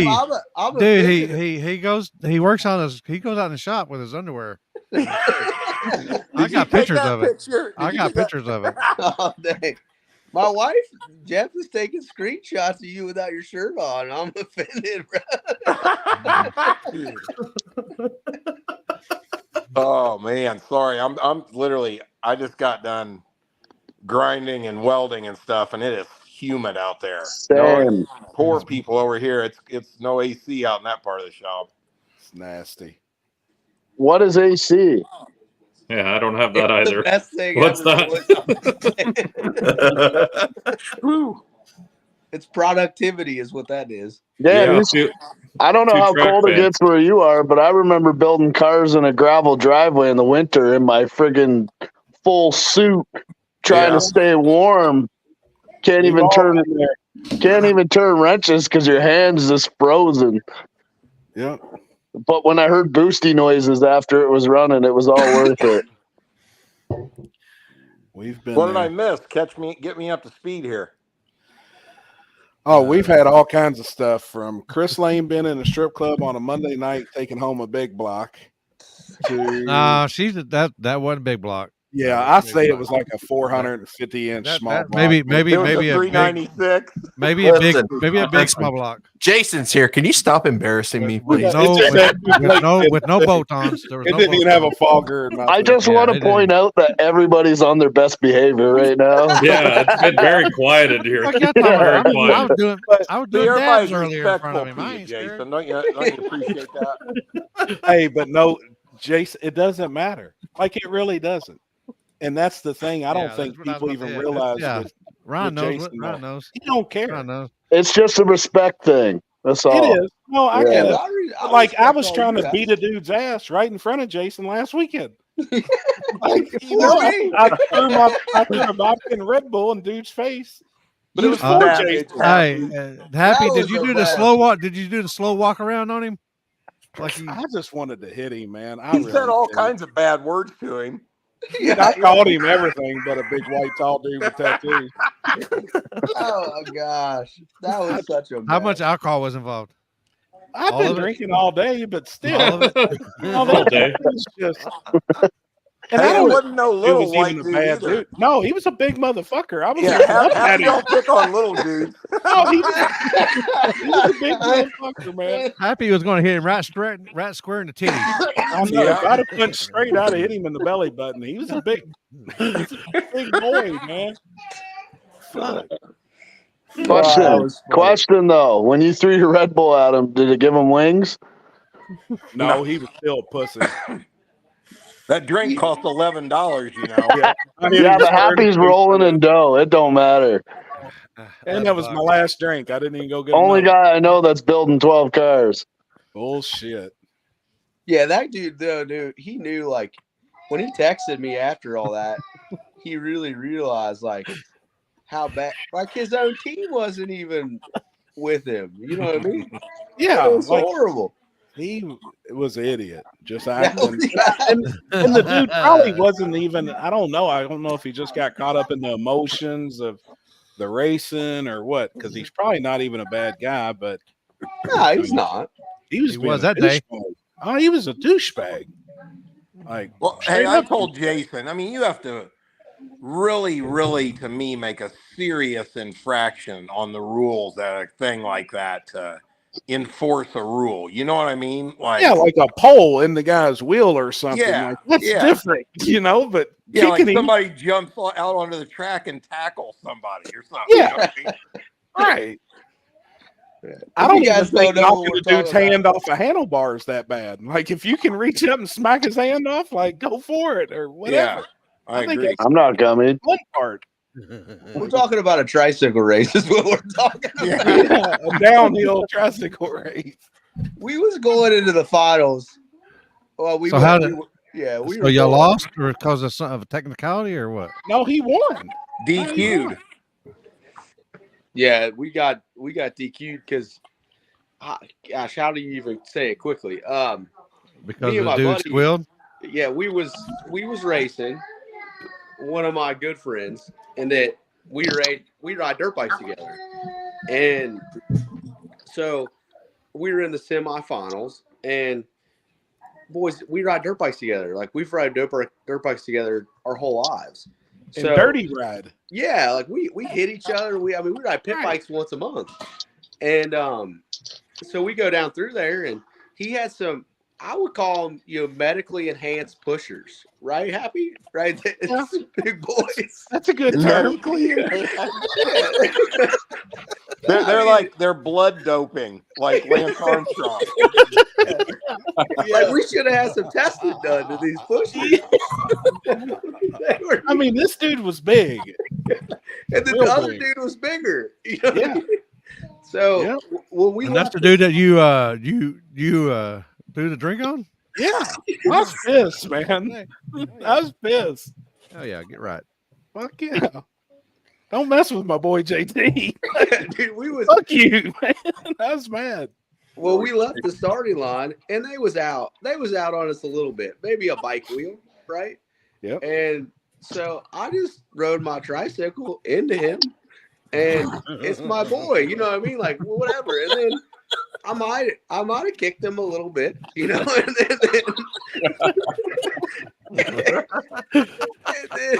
then we went over the first jump, and we got tangled up a little bit more. And my buddy Dylan went into the hay bale, and he thought he broke his tailbone.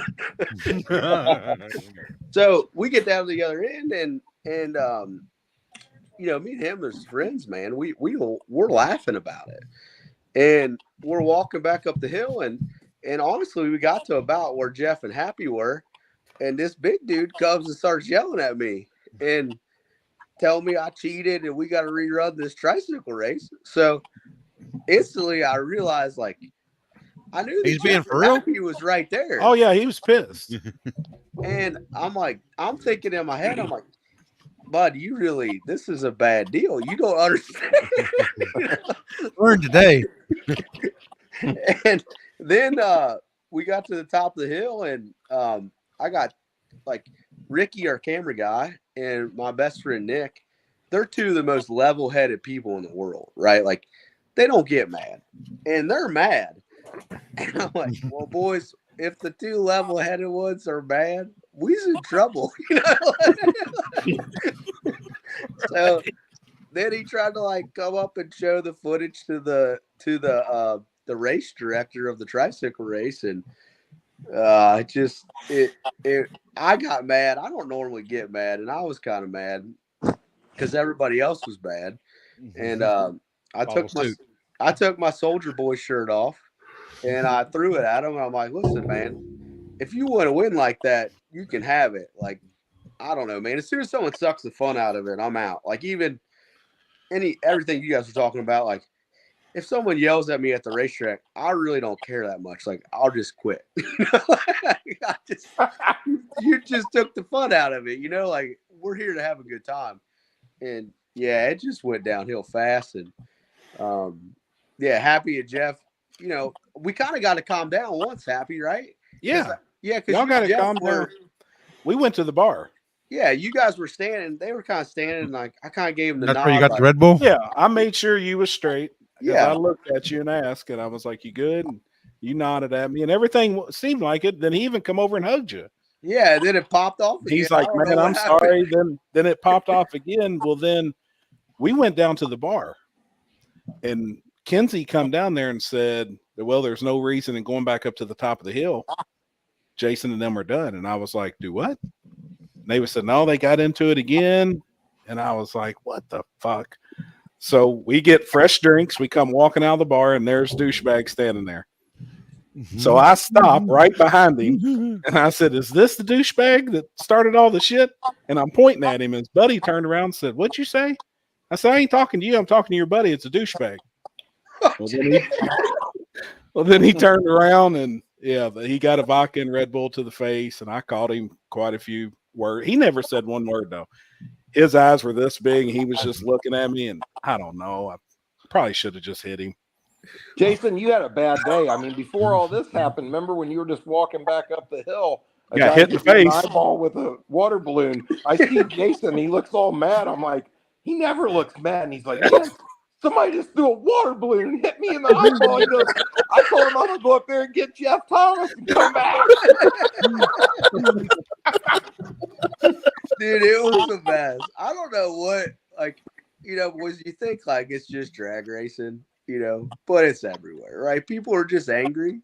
They're just angry. They just, we got to lighten up a bit, I mean, we just got to lighten up a bit. I got to say, though, the water balloons are pretty awesome. That you was should awesome. bring them to War of the Woods. No, I don't think that's a good idea. I'm going to hit you with a water balloon gun from up in the top of the hill there. Hey, the best part is you aim the water balloons you're supposed to at the other rider. So if like we're there with 10 soldiers, we're aiming for the other rider to try and hit them and just mess them up from going down the hill. Well, being Jeff's looking across the street at people, we're missing the riders and throwing them all the way across the street and trying to hit people on the other side. Just Dude, you remember Happy? Look, there was a good-looking woman on the other side of the that track, white like a tank top blonde with a white shirt on. And I mean, I threw this water balloon as hard as I could to hit the guy that Jason was racing, and it hit this girl like right in the neck, about knocked her. I felt bad, but I instantly turned away because I didn't want her to know it was me. Dang. Hey, the worst part about it was that the winner got a big gold chain. Yep. Yeah, bad. And that's what you wanted, didn't it? Yeah, we just wanted that chain, boys. I had a lot of fun though up there. Like, oh, it was a great time. Next year, like I love it. That type of stuff's fun.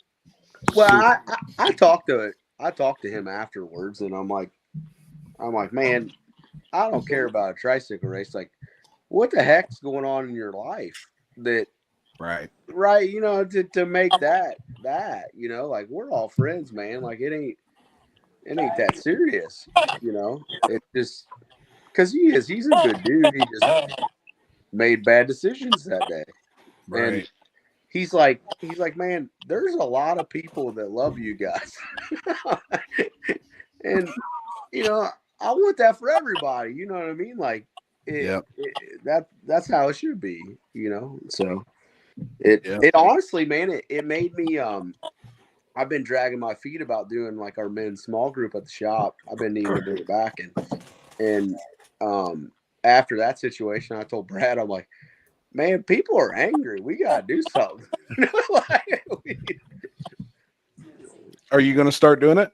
We did it Monday. Yeah, we did it Monday. Did you really? Yeah, we're gonna do it first Monday of every month. Oh, Oh my God! He's getting covered, bitch. That's amazing. That's funny. Jeff I Thomas can must only be stealing imagine internet too. he is. I'm sure he's on a phone call. No, I'm here. We Sorry. need an OnlyFans chick while Jason's on here because that's the questions I want to hear. I want to hear the questions come from Jason. Here's me when y'all do that. Mike had all the questions for the OnlyFans chick, but I'd like to hear what Jason come up with. That'd be some good ones, man. His will be a little bit nicer than mine, I think, indirectly. Yeah, I think yours was a little blunt, but not too bad. A little blunt. Well, I mean, Mike pretty much was asking him what's the difference in a $20 picture, like, of your face, or a $25 picture of your butthole. Like what? Those are legitimate questions that people need to know. And she answered them. She's a willer Yeah, she diller. answered them. Whatever. It was We pretty got the funny, answers actually. we needed. It's trademarked, or it's got the watermark on it. Hey, remember, she was like, the butthole picture, like if he said 35, I might say 38, and then we settle on that. I was like, 38? Random. She was the queen of random numbers. It is worth at least $3 $3 more Yeah. dollars. From the face to the butthole. $3 difference. You gotta have no respect for yourself to be on that shit. Zero. Oh yeah, it's worth $3. Yeah, $3 is Man. $3. 73 cents is the difference. I don't know. I got totally different views on shit like that. Everybody needs Jesus, boys.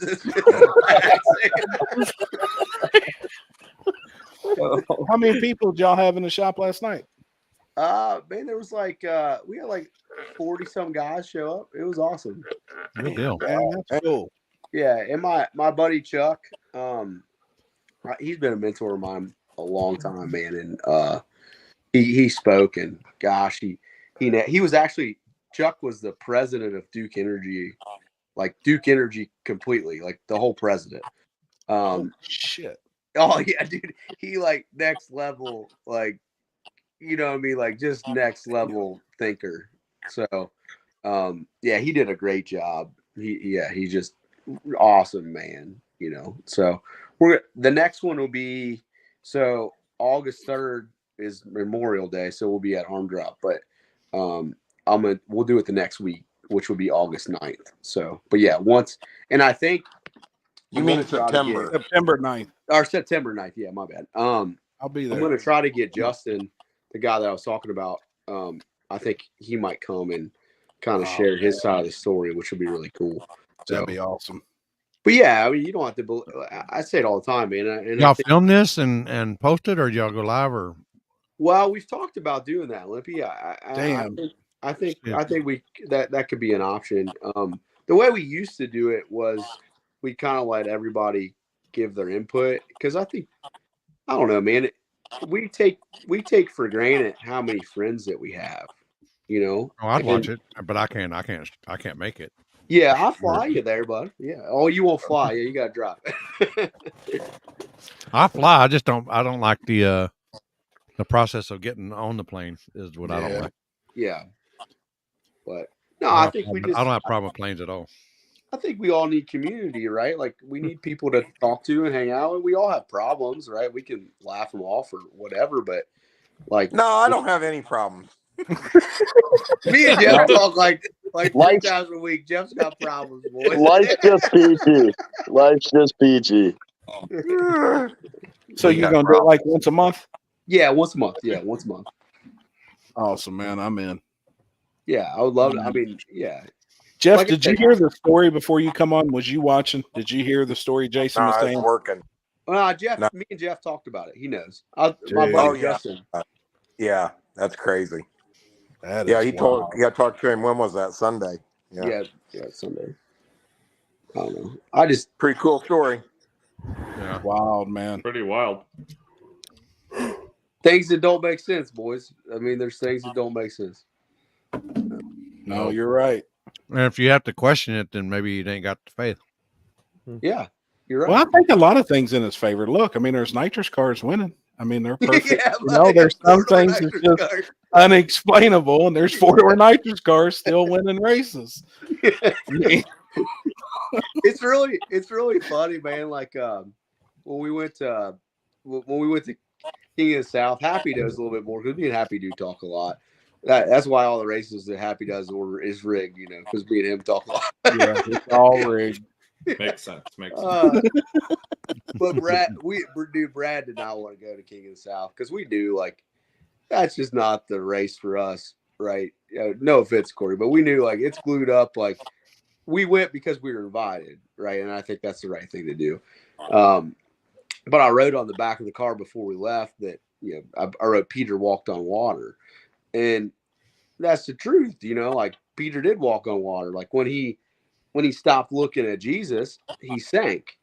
You know, so when he forgot where his strength come from, he sank. And yeah, man, we kind of went on a tear after that, you know. And I put it on the side of the car that Brad stands at because Brad's logical, you know. And I don't know. I think you got to believe a little bit in magic when you're racing a nitrous car. It is what it is. Well, all I'm gonna say is get to work because after talking with Seth this weekend, I'm pretty sure y'all are gonna be back. Well, I probably won't be back with a nitrous car for that. I'll be honest. I'll borrow something.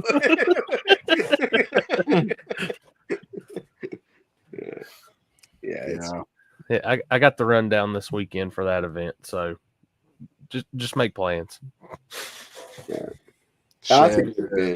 Jason for president 2024. I think a bunch of people would agree with you, Alex.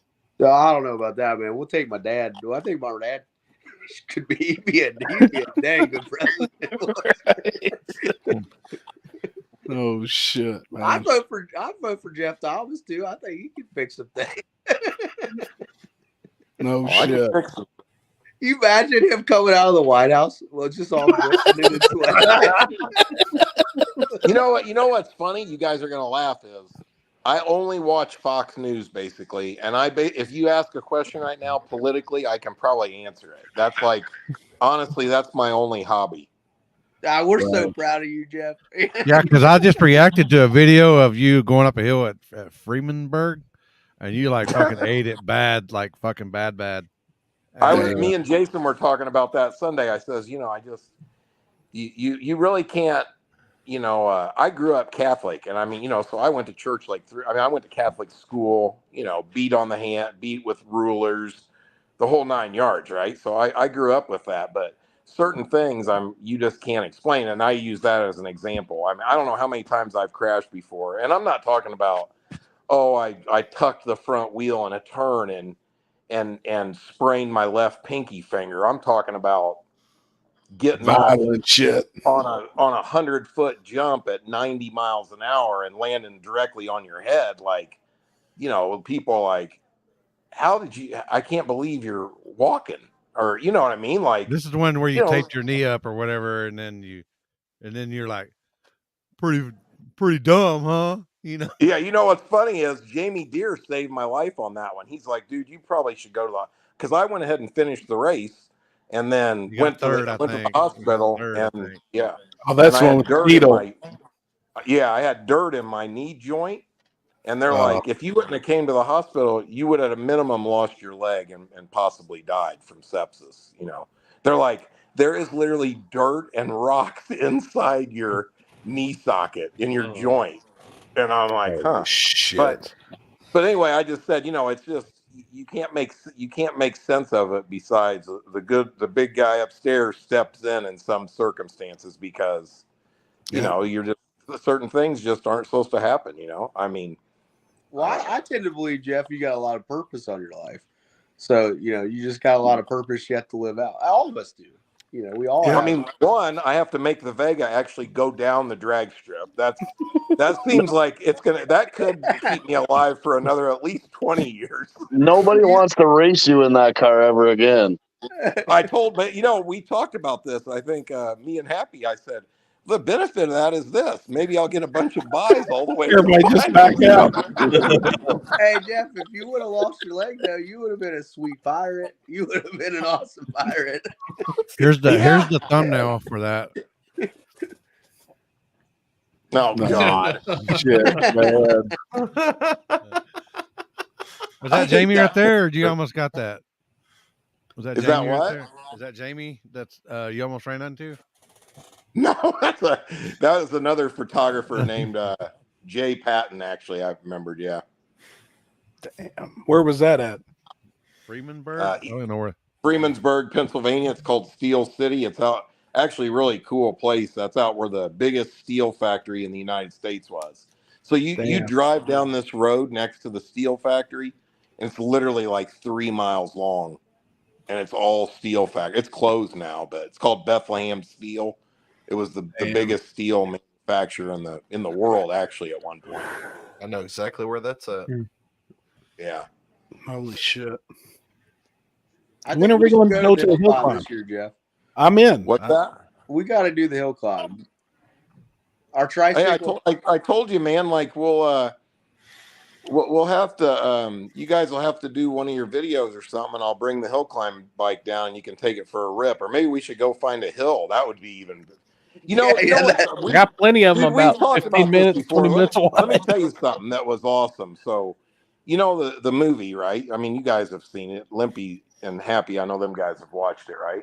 So that was my idea literally 20 years ago. Before YouTube, before any of this stuff, I literally had the idea that was like similar to is what YouTube does now, you know? So like, for example, when I had my motorcycle shop and we were racing, Jamie went and filmed with us. That's where all the footage came to make that movie.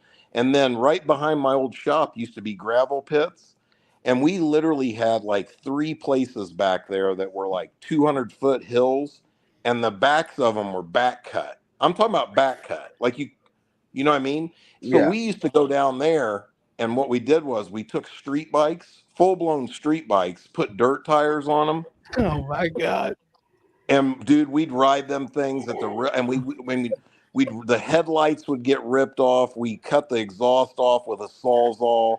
I mean, it was wild. I mean, like if I was doing that right now, that YouTube channel would go viral. I guarantee you. I mean, it was rowdy. Okay. I mean, there was videos like, I mean, I'd have no skin on my arms from my elbows down. Like, I mean, we were stupid, really stupid. And, but anyway, it's interesting that like we were doing that with no idea how things would evolve. And then YouTube comes along and now everybody is making a living off of it. It's just insanity, you know? Yeah. But is the hill still there in Brown County? Didn't you have the event there in Brown County, Indiana? Oh yeah, but the hill climb I put on for 7 years in Brown County is 10 minutes down the road from the drag strip. Why the heck are we not Now is doing that that? hill? Is that hill pretty badass? Well, no, that's done. There's no hill climb there anymore. But that's a crazy story. Do you guys know who Rick Smits is? He used to play for the Indiana Pacers, like the 7'4" white guy. I think I remember him. I think he's like 7'4", and he's from where's he from? Denmark, maybe. Anyway, believe it or not, Rick Smits is big into dirt bikes. He rides GNCCs and hair scrambles. You ought to see this dude. He's 7'4" on a dirt bike. And his boots, I can't remember what size his feet are. Size 23. Anyway. Holy shit, clown shoes. Yeah, he came to my motorcycle shop years ago and came in and he's like, hey, I know you put this race on down at Brown County. I want to buy the property. Would you be interested in going partners with me? And me and him were this close to buying Ski World, which was 125 acres, and putting an outdoor motocross track, having a GNCC, and having my hill climbs. And then he got into a nasty divorce. Oh, man. Yeah, the hill climb was big. The hill climb was bigger than War in the Woods, believe it or not. Could we do the tricycle deal down the hill? Well, they sold the property now. It was a long story, but when I was having my race there, I had a 20-year lease on the property, and I was the only one that could put a motorcycle race on there. Right then, the owners, her husband had built Ski World, and he died, and then basically she had no money, and that's when it sold, and some big developer bought it, and then never followed through with it. So there was a beautiful what do they call that? Lodge down for the ski resort, and it had a bar in it that was from the railroad station in Chicago. You know what I mean? How they used to make those intricate bars out of Mahal. You know what I mean? Big money, right? They tore that down, and they were supposed to build a hotel, and then they never. It's all just sitting there stagnant. So I don't know what's going on there now. Wow. Yeah, you can watch videos that Jason. You should check that out. It was called Nashville Nitro Nationals Hill Climb. That'd be cool. Yeah, dude, I think that stuff's so awesome. Oh, the hill climb's so rad, man. Rickson goes through different video kicks, and right now he's on a hill climb kick. So we've been watching like Ian hill climbs. Them boys is wild. They ride like weird stuff, man. It's great.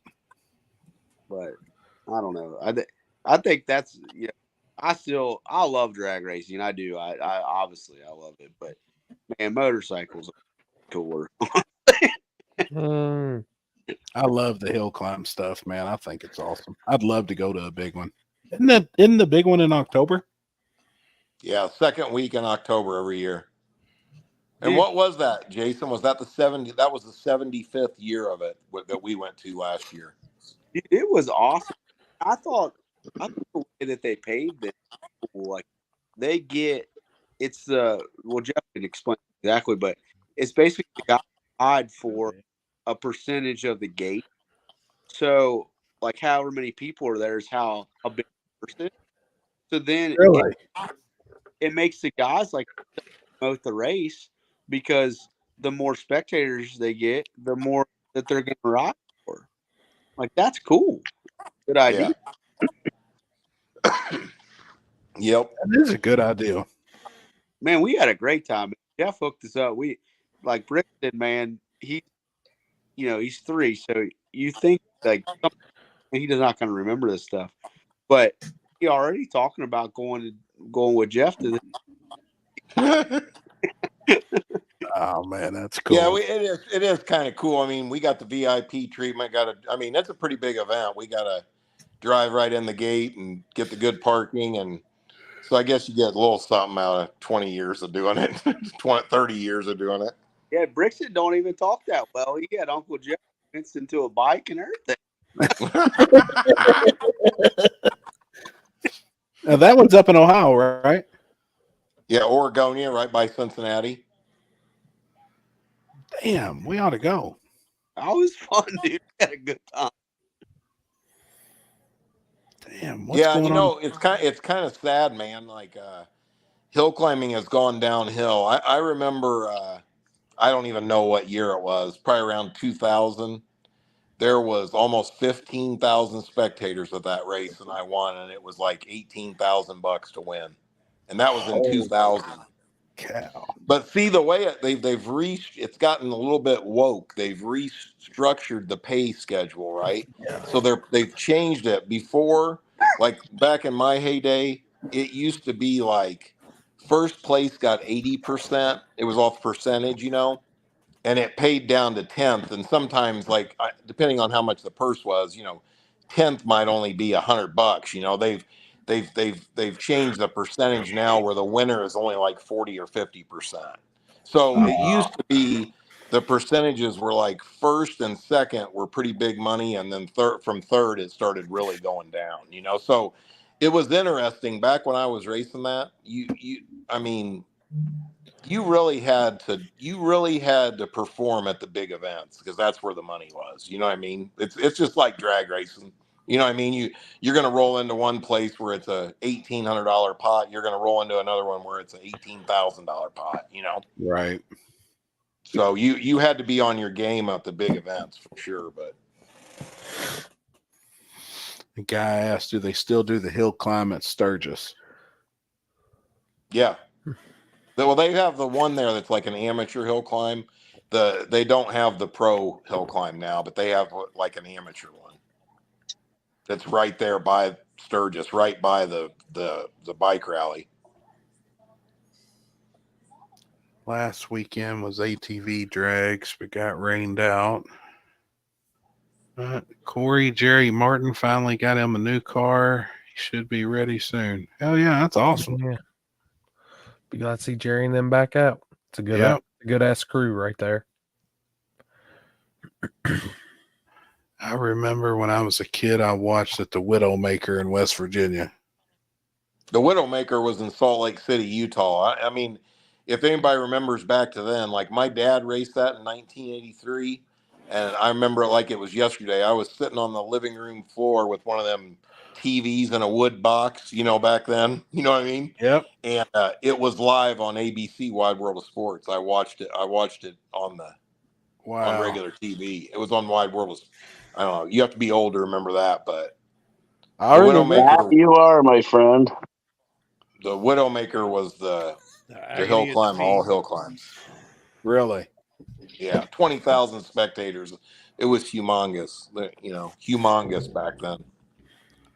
Holy cow! I do think that robs us of some traveling to go see some of that stuff.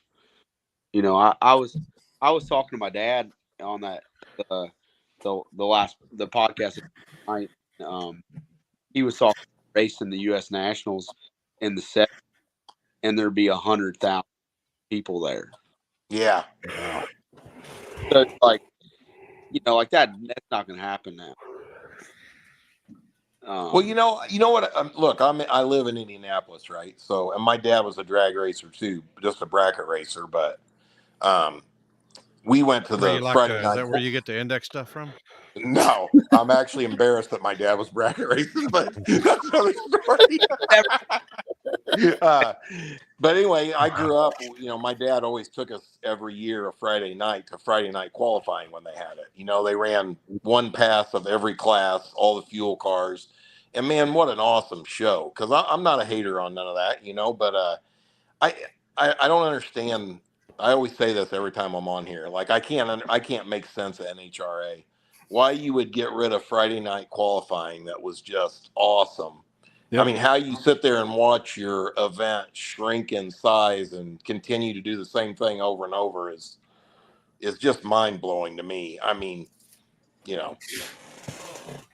Friday night. They still have Friday night qualifying in Indy. Yeah, but they're done before it's dark. No, they have fireworks and stuff. Last year they did. It's done by. You don't even get I mean, they used to not even start the fuel cars until dark, and it was awesome. They were like, yeah, 7. Dude, I used to love Indy just to watch the fuel altereds. I lived for that, man. I'm like, because I didn't really like drag racing. That probably doesn't make sense now, but I just thought it was boring. I thought motorcycles was the coolest thing ever. But when they would bring the fuel altered stuff, I'm like, that's cool, man. Like they're wild. Hey, mark my words, you will see me at War in the Woods at some point with a blown big block Chevy on nitro. Enough to cackle. Yep. I promise. We get him to let you drive the Winged Express. Holy shit. That was one of my favorite cars too. Mine too, man. God, cool. It's badass. Yeah. That's what I fell in love with Pro Mod then, man. I would love to race Pro Mod at some point in my life, but like back, it wasn't that long ago, but in the early 2000s, they would play they remixed the AC/DC song for the Pro Mods, and they would come up like it'd be like Pro Mod. Oh, that's cool. It was the cool. Yeah, like back when Scotty Cannon was racing them. Yeah, dude, I thought Scott was the coolest ever, man. It was awesome. They used to always go to Bristol before it was the new Bristol when IHRA still had it for Night of Fires on Spring and Fall Nationals. So you couldn't beat that show. Mm-hmm. Yeah.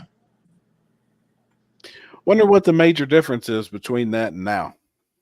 I asked my dad that exact question, Happy, and he he's like he couldn't quite put his finger on it, but I think when we kind of talked through it, it was back then they really put an emphasis on making everybody feel special, and there wasn't as many events, like someone historically could tell me, but back then, like in the 70s, there was only like 5 national events, 6 national events. Mm-hmm. So you made it was a big deal, I think now we just, everybody always says like, man, there's just far too many races, like you can't have that many options.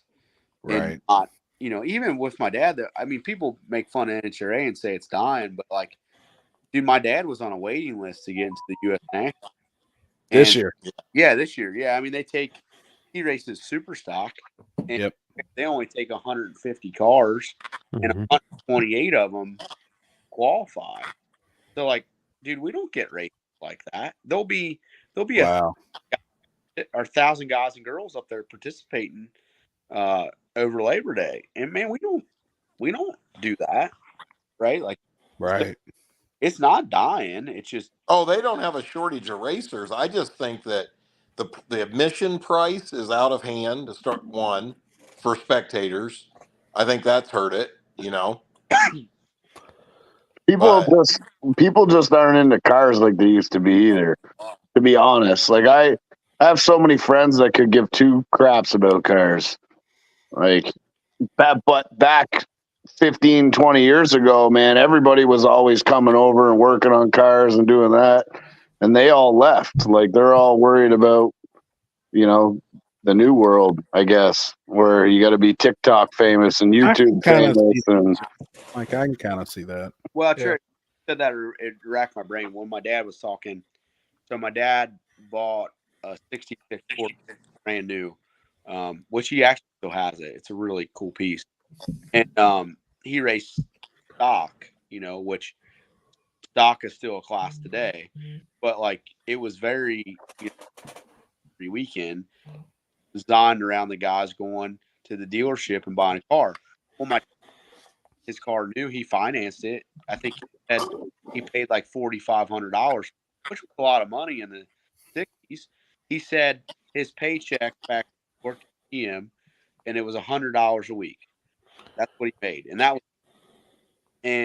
but for $100 a week, he could finance a car for $4,500, and he went to go drag racing, and it was totally and utterly affordable. Yeah. When I said, I asked him, I'm like, what do you think the problem is today? And he was like, and it's just, this is too expensive. He's like, I had, I was in my my early 20s working for $100 a week and going drag racing every week. He's like, you can't be in your mid 20s and work for, obviously like work for a comparable wage and buy a car off the room floor and go drag racing. That's very true. But nobody wants to do that, right? Back then stock was ran off the net, so they didn't dial the cars in like they do now. It was heads up, but on a handy class right. A stocker who ran this from back. But it was really. Hey, you need to get back to the East Wing. Oh my. Yeah, I didn't hear any of that. I thought that was sounds me. breaking up some. Just make sure you call your dad or something and tell him that I'll offer him quadruple what he paid for the car. All right. I mean, that's a hell of a lick, I mean, Yeah, that's a good return on investment. Good return on his money, and I mean, it ain't enough to retire on or nothing, but it's a good chunk. Next time you come up, he probably let you drive it. Hey, isn't that crazy that what you paid for those cars then? My dad bought a brand. My dad came back from Vietnam. The first thing he did was buy a 67 GTX 440 4-speed with like a 410 gear. You know, you could order them however you want. And I think he said it was $3,800. I remember that. And I remember him telling me I paid $3,800.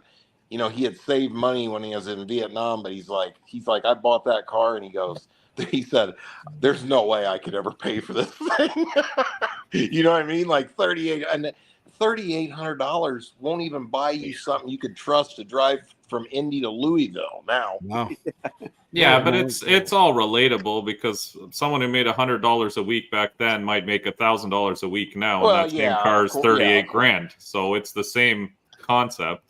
So I wonder what it costs to race then. We pay way more taxes now. It's a lot different. No, but what I get all Jason's that. dad I'm just said saying. that one thing I like about the sport is this: if you're going to race nowadays, the thing that everybody has in common is they're all hard workers, because you can't afford to go do this just trying to get by in life. You know what I mean? It takes some kind of extra effort, and that's why it's $1,000. It's $1,000 a weekend minimum if you're going out to race anywhere. I hate it when people complain that everything's too much money. Some of the fastest guys in the sport don't have money. That's a fact. You know what I mean? Not big money, So I just don't agree with that. And I think the people that work an extra 40 hours a week to get what they need to be competitive, more props to them. That's what you have to do at this point. Like, that's the only way you're going to support your hobby.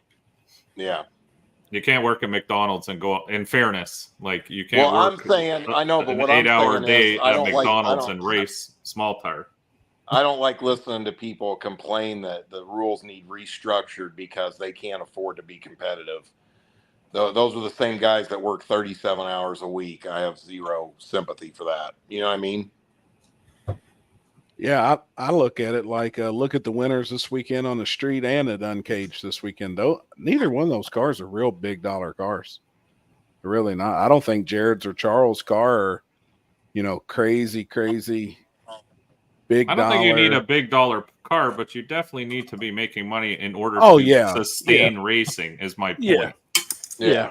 A new set of tires for the weekend, diesel to get you there and back. Yeah. race Jared's got 3 gas. sets of tires in his trailer every race. Hey, them guys deserve some props, man. They are dominant. They're good, man. You damn right they are. They're killing it. Good. And they're rigging the chip draw somehow because they miss each other every weekend till the finals. So something's. Hey, if you pay the right people, They're killing killing they must have learned my tricks about how I fix the race down at War in the Woods every time. Exactly. Right. Somebody asked Jason time to pay the chip draw off for sure. Yeah. Somebody asked you where the '69 Camaro is. It's in the shop, right? No, it's in Louisiana. The guy that owns it is really, really cool, man. My dad's got to drive it again, which was really cool. And it's 95% the way that he raced it when he sold it. He sold it in the 80s. So it's got a Lincoln Felder 427 in it, and it's a time capsule. It's really cool. But he just had it gone through, and he's actually wanted. My dad's never going to watch this, so but he's really wanting to bring it up and surprise my dad and let him race it again, like for a weekend, which would be really cool. Man, that'd be awesome. Today's the day your dad will be watching. Yeah. I don't know what that is. God, I hope not. Yeah. Right. Maybe Ronnie's an avid table listener. You guys are your biggest fans. Dude, how cool would that be though for him to bring that car up to a race? Just let him make it pass. Awesome. Yeah, I would be like sick, to man. get in it too. I'd like just be cool. Yeah. Yep. Yeah. Mike, we're not paying off the right chip people. I know. It's easy, man. Nah, me and him draw each other every damn time. So it's a few $100. It's easy. You just gotta... Hey, us Americans haven't fully accepted the Canadians yet. You're that's the problem. I see how it works now. It all makes sense. Yeah, dude, shipping guys stuff is awful. Every time I slip that maple scented $100 bill, you don't accept it. It comes back. Hey, I'll tell you one way that could change if you guys would volunteer as labor at War in the Woods. That would probably go a long way to helping. I was trying to help you, but you were just on a mission. I was riding around in the golf cart with you doing You shit. gotta watch helping Jeff too, that he doesn't run you over with the golf cart if you're not paying attention. Oh, do you remember me just what's his name in the S10? Can 2. Do you remember that, Jeff? You were backing up full blast, and I kept telling Can 2 to move, and he wasn't listening. He was checking the rubber with his machine, and you almost backed into him, and I literally shoved him, and I thought he was going to fight me over it. I was like, bro, you would have just lost your legs. You were rolling Jeff will run backwards. you down. Yeah. Sometimes things are slightly chaotic for me. I apologize for my. Jeff, I'll come and take care of the flowers down the middle of the track there for you if you want. Okay. Yeah. He needs water them, prune them. Yeah. I will help more next time if I get my parking spot back. You let all those bike guys. You let all those bike guys take our spot. Unhappy with their parking spot, Trevor. It's a very long list. Nobody's totally happy with their parking spot there. Next time, we got pretty good spots. Next time I'm coming Tuesday. You know what I hear all the time? It's not even flat over there. I look. I go like this, do a 360. Yeah, it's not flat anywhere up there. Anywhere. No shit. Not even the bottom's flat. I'm just gonna drive up Tuesday. Actually, I'll come over and park where you're at now that I got a motorhome. I just unload my shit at right. Christmas and then go back on the hill and park. I seen you were doing it, so I had to do it. So you finally made it home in the RV? You got it home and everything? Oh yeah, I got home that day. It was the alternator wire I didn't have on properly, so it was just draining the battery. And then by the time I got home, the alternator wasn't working anyways. So I got it respun now and get it put back on. But once we charged the batteries, it drove like a dream. You're gonna drive that thing across the country to Indiana and places? Absolutely. Fuck. Don't call me. I'm not gonna. It's got a Cummins in it. It ain't gonna break down. All right, Jeff. I heard all the campgrounds filled already. Already sold out. Yep. Yeah, I'm going to be at the track next week, putting a new electric service in and putting all the permanent lights up on the track, and then we're building a bridge over a creek to make a better pathway from the campground over to the track, so that people don't come in towards the end of the track. Gotcha. And also, it's a constant thing I do every race now. I'm always just trying to find more parking. So, but we got plenty. And yeah, I think it'll be huge. We'll get good as long as we get good weather. It'll be a wild one. That's my goal, is to have this car done for War in the Woods. Trying to get them soldier boys to come down there. I'm gonna have a one-on-one with Big Brain Brad, I guess. Yeah. Mm-hmm. Yeah. How's it? Have you got a quote on the walls yet, Jeff? No, well, yeah, I have a quote on them, and it's hashtag unaffordable.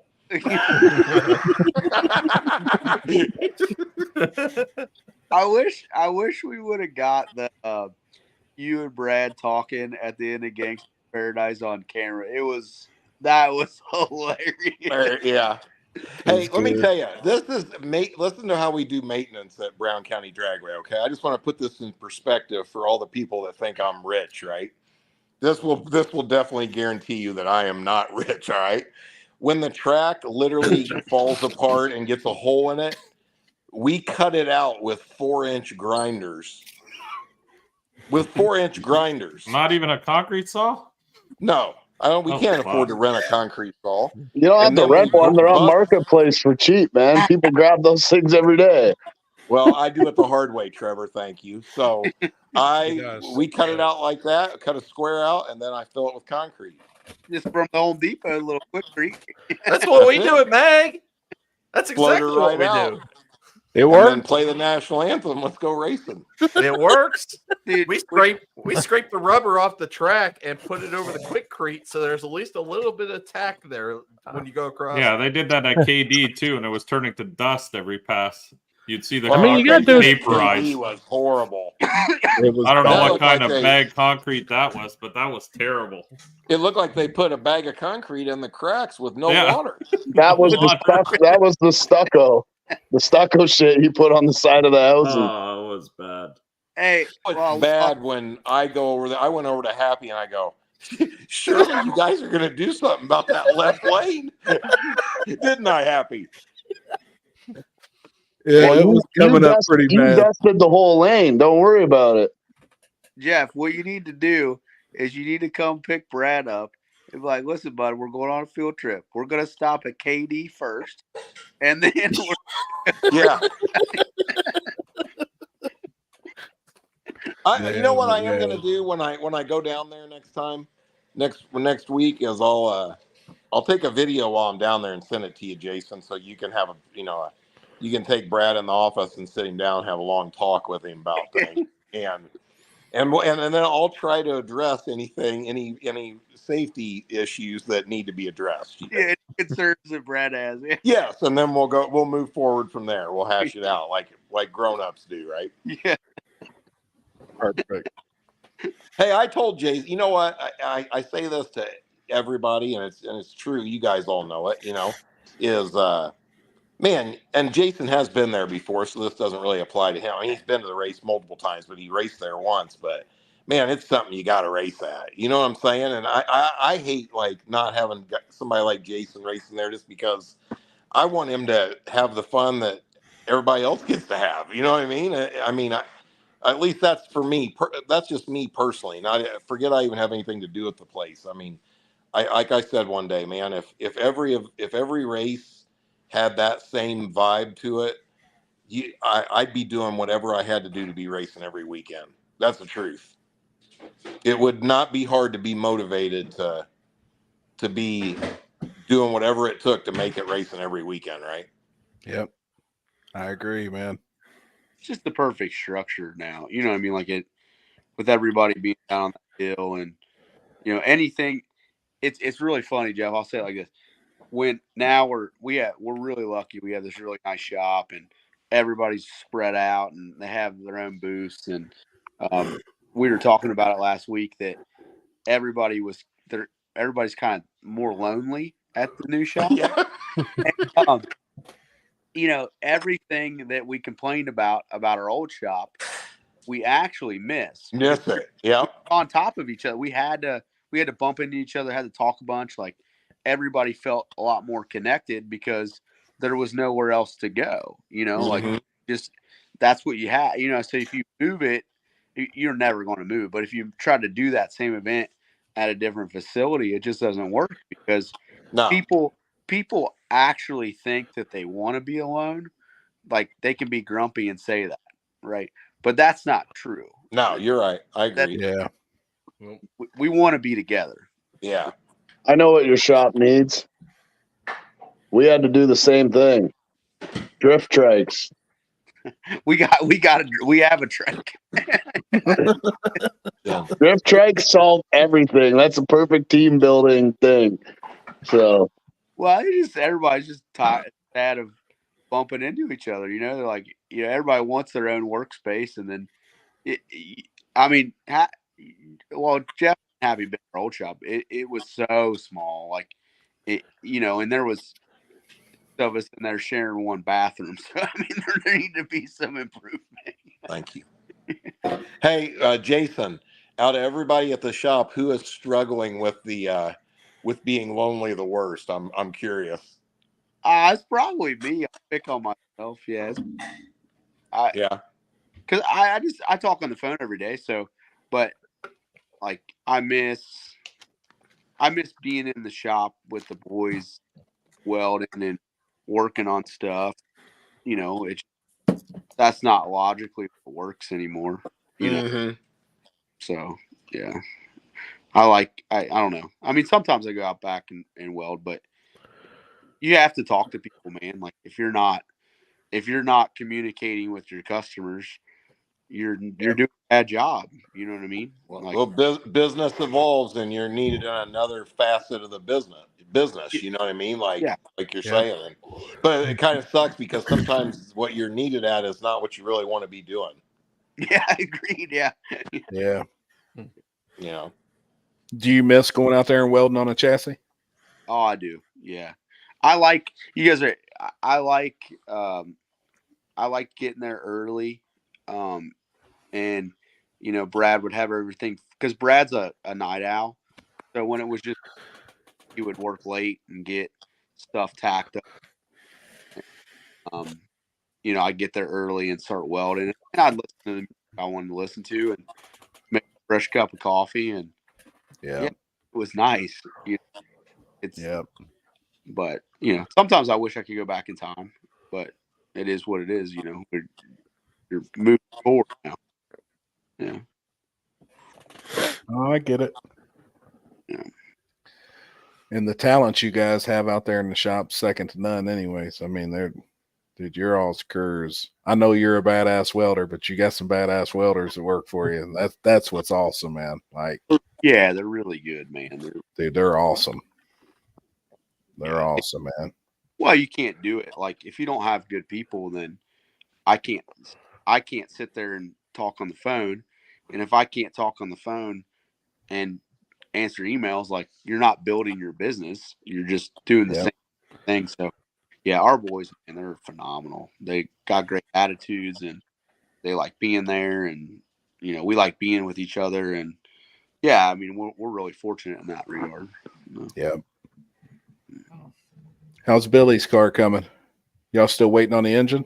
Yeah, he's supposed to have it by the end of the month, so it's done. I mean, it's just sitting there done as far as take it until we get the motor. Yep. I don't blame you. I wouldn't do anything off of a mock-up engine. It's just not worth it, man. You get burned too many times of like, guys, whatever. Yep. I don't blame you, man. But especially with the quality of work you guys are doing, it's hard. Build a whole turbo kit off of a mock-up block and head. Yeah, and then something's not right exactly where you want it or whatever, man. That sucks. Yep. Yeah. Most of the time, the issues that people have building cars because they don't have patience. They do something in the wrong order or don't wait till they get something and then they're screwed. Did you hear that, Trevor? Have patience. I don't have any. I know that. There. Not on my own stuff. I have patience on my customer stuff, not mine. Right. Oh, I used to have no patience, dude. And then, gosh, I was a hillbilly. I sucked at putting stuff together. Yeah. My big brain partner really taught me patience. And Jaybird. Jaybird taught me. Jaybird. It's hard to more patience than anybody. Well, I'll tell you the real skill to it, man, for like when you build a whole car like that is like you just said, Jason, knowing the order to do things, because like with your tin work, it can turn something into a disaster if you haven't built it correctly. You know what I mean? Like, being able to lay everything out to where you can actually do the tin work nice is hard to do. Oh, man, I see that every day. Like, because they love tube. People love tube. They think it's the coolest thing ever. And you look at the back. You look at the back of something. You're like, man, that's gonna like have 147 pieces. Yeah, exactly. Jeez. So yeah, Brad's always been really good at. He's really good at seeing where it's going without it being there. And now we have a rhythm of how we put, one of our cars looks really similar in the back. But man, in the beginning, boys, we was trying some stuff. That's where I'm at right now. I'm just winging this whole project, but I need to learn this stuff anyways. You should watch some of our videos. I try. I watch some. Yep. Look at a lot of pictures. Yeah, when you tin one like cars now, it's basically the tubs. Then you got a centerpiece of carbon with some wings, and then you typically got one piece that's on like right behind the driver seat that goes all the way across. So it's really simple. But you got to think through, like, you offset tubes, you do. I mean, there's a lot of stuff that if you're not really looking for it, you don't really notice it. But after you put a car together, you notice it, But I don't think a lot of people even know like what you're talking about on an offset tube, so that the tin work lays or the carbon lays right. A lot of people wouldn't even notice that. They're going to center their tube up and mount the carbon to the tube. And, if it sticks out a little bit to the common person, a lot of people's not even going to notice that. No. But then there's certain people, though, that can get underneath of them and they're like, you can really see the difference in two cars. Okay, Jason. So when you see me at the racetrack, do not come look at my car. Don't look underneath the car. Got AstroTurf as a floor in there. I'm going to put one full piece of carbon underneath, and on top, you're not going to see any tubes. You're going to sandwich it. Yeah, sandwich it. A lot of that stuff, man, it really doesn't matter. That's one of the reasons that we kind of got away from building cars, was like, you can spend 5 more hours making it really, really nice. And to Happy's point, a lot of people don't notice that. And a lot of guys just want to go racing. So, like, if for round numbers, if you're billing somebody $100 an hour, you charge them 5 more hours to make this thing really, really nice. Is that worth it? That's tough. So, to most no prep racers, the answer is no. Yeah. No prep. Some self tappers and 1/4-inch plywood, good enough floor. Let's move on to the seat. My buddy's like, we should put a bar right here. I said, we're going no prep, and I don't think they care. Put it together. Hey, Jason, they start out using all stainless button head Allens to bolt everything together. Oh, yeah. And that quickly evolves to self tappers and prop rivets. Okay, that's where this goes. All right. Oh yeah. Well, really, like some of the nicest cars that you guys see that are built, like, how many of those cars are actually what? Actually raced? Like, some of the nice cars that you see, how many of them are actually raced? Pretty small number, really. Yeah. Because they get so nice. Like Dave Fiskus's Grand National, he wrecked it, but like we fixed it. It's back together, all that stuff. But man, that car we had almost 3,000 hours in that car when it was done. And Dave, it's a really nice piece. And Dave has another car that he races that's not. I mean, it works. It's a great car. It works awesome. But he told me, he's like, I'm scared to death to race this thing. And he's scared to death to work on it most of the time. Like, he brings it back to us just to do simple stuff because he just doesn't want to mess it up, So you just, I don't know. You can definitely make them do nice, for what they are. But it's really nice car. Great show Hey, tonight, T-Bone. guys. Thanks for the laughs. I'm going to bed. Good night. Night, T-Bone. You just said something, and I had something pop into my head there. As a fabricator and a learning fabricator and a tuner and all that stuff, the internet really shows things that aren't right in real life, if that makes sense.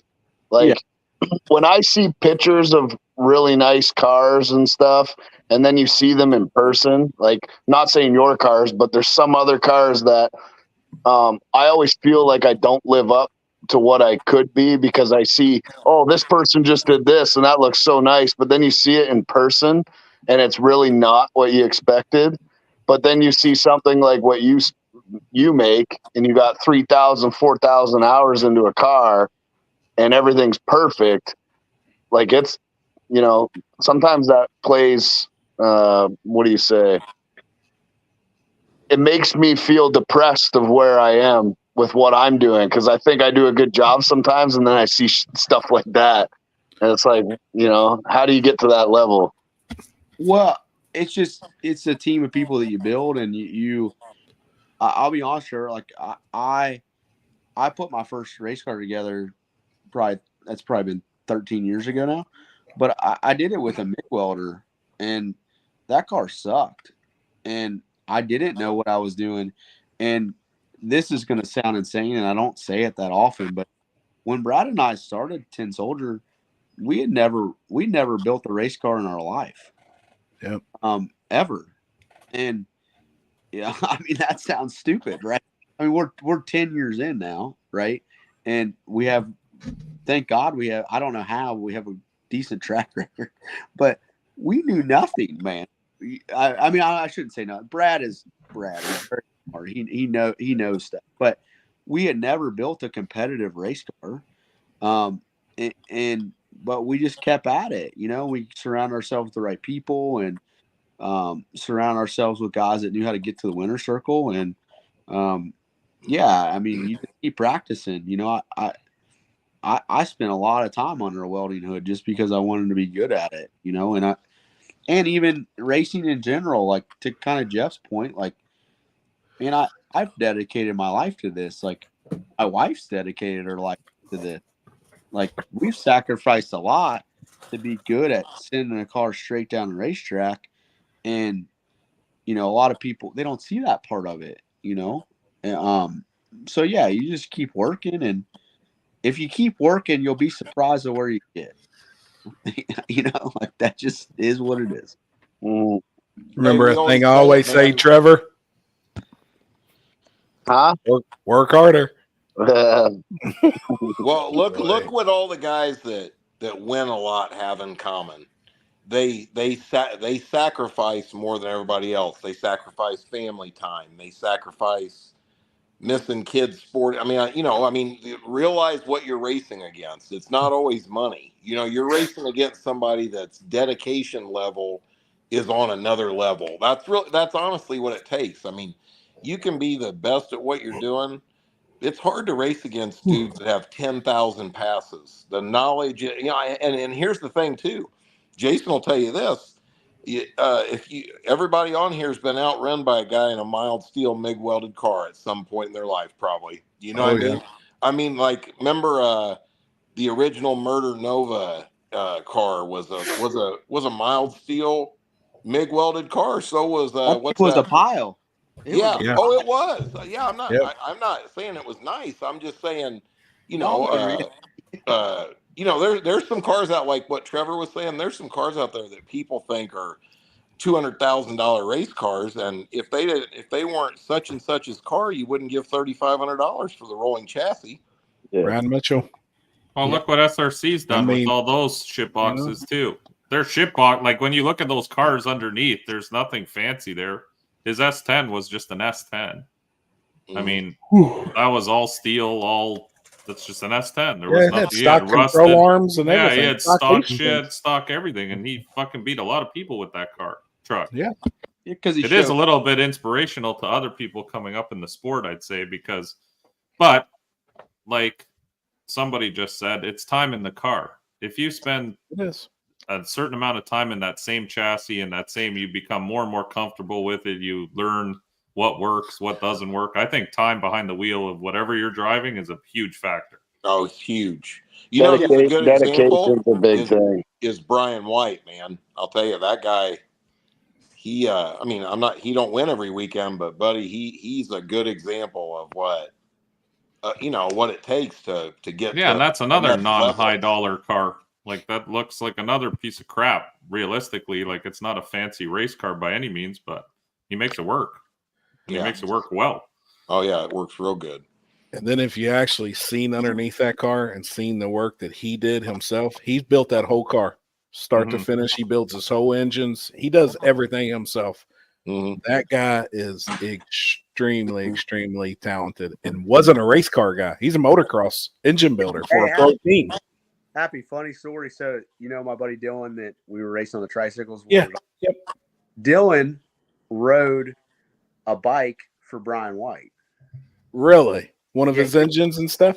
Yeah, he was on. So Brian White used to race arena cross. Well, Brian didn't race. He had an arena cross team. And Dylan rode one of the bikes Yeah, knows Brian really, really well. Oh, that's awesome, man. Yeah, it's cool. It like kind of comes full circle, but yeah, Brian did. I mean, he built a really good bike, for not a lot of money, really. Yep. I tell you what, the underneath of his car, that dude is talented. I mean, some of the stuff he did and the way he did the suspension. I know he don't let a lot of people look at it. He's particular about his stuff, but it is nice. Hey, you want to hear something cool about Brian? I'm pretty good, but I mean, me and him have a lot of stuff in common. He, he designed the ECU, so that just tells you what you're dealing with on a brain level up here. You know, what I mean, he designed and does the electronics on the new. What isn't it? What is it? I just forgot. Which bike is it now? He's on. Is it gas? Yeah, gas. Yeah. So, that's a whole nother, to me, people that are smart with electronics are geniuses. No, agreed. But I think even in the racing world, man, really get down to it, really only 5 to 10% of people, and it may even be less than that, really understand what they're doing, and really, and even if you take Top Fuel, for example, a couple years ago, we were at Indy, and we went into JR Todd's pit, and there was one guy that was going back and forth and tuning like 5 fuel cars, and them things are they're dinosaurs, honestly. But it was one guy that was putting the tune up in 5 of them things, different teams, whole deal, right? And really, like any form of drag racing is that. Like, I think to your point, Jeff, like if you don't understand electronics, you don't understand how that stuff works, like, man, you can get lucky and do some stuff, but yeah, you're behind, Yep. You better find somebody to partner with that knows how to do it. And yep. I don't know. Martin Conley always told it to me like this. He always said, it can't matter whose name's on the door if you want to get to the winner's circle. And he's right, man. Like, if you guys don't know, you probably none of you, well, Happy might follow Conley racing, but oh yeah, radio guys, but they race budget in comparison, and they've done some things. Yep. And there might be 5 or 6 of them paying for it, but it don't matter. They're in the winner's circle. Yeah. Dude, such an awesome team. I remember following him back on the OG 8.5 slick days. Yeah. Done it a long time. And then when they came into X275 with the big block and disrupted everything. Oh, I remember them all the way back from back in the day. They would come up to like the monthly shootouts at Ohio Valley. And at the time, not a lot of people even knew them. Like, and I'd hear this old country boy over here talking, and I'm like, who is this guy? Like, he's not even hardly speaking English. Yeah, he doesn't sound intelligent. And then they were just coming in there and cleaning everybody's clocks back in the day. Like the guys were. Then finally, I was like, man, who are them guys? And then I've been keeping up with them ever since way back. I mean, it goes way years. Before Duck ever started, before there was radio racing. I mean, really, back then it was the form of no prep racing that we race a lot at now. I mean, it was just a decent service. They show up, you race on whatever it is, and they had it figured out back then. They're good racers, man. I'll credit a lot of our success to them. Martin a lot, and he helped me as a driver. I mean, he made me. He took me under more than a year, but in 1 year, like we raced 235 with those guys on the radial, and that was my first year really driving, and we raced the first year 235, and he helped me so much. And the second year, we ended up winning a championship, and that wouldn't have been possible without him. Yep. We're just going that hard, Who's that? Who's the FBI watching right now? I don't know. Ain't me. Probably you, Happy. Ain't me. No, I think it's my phone. It's about to take a shit. So I'm going to say goodnight anyway because I'm going to run out of internet shortly.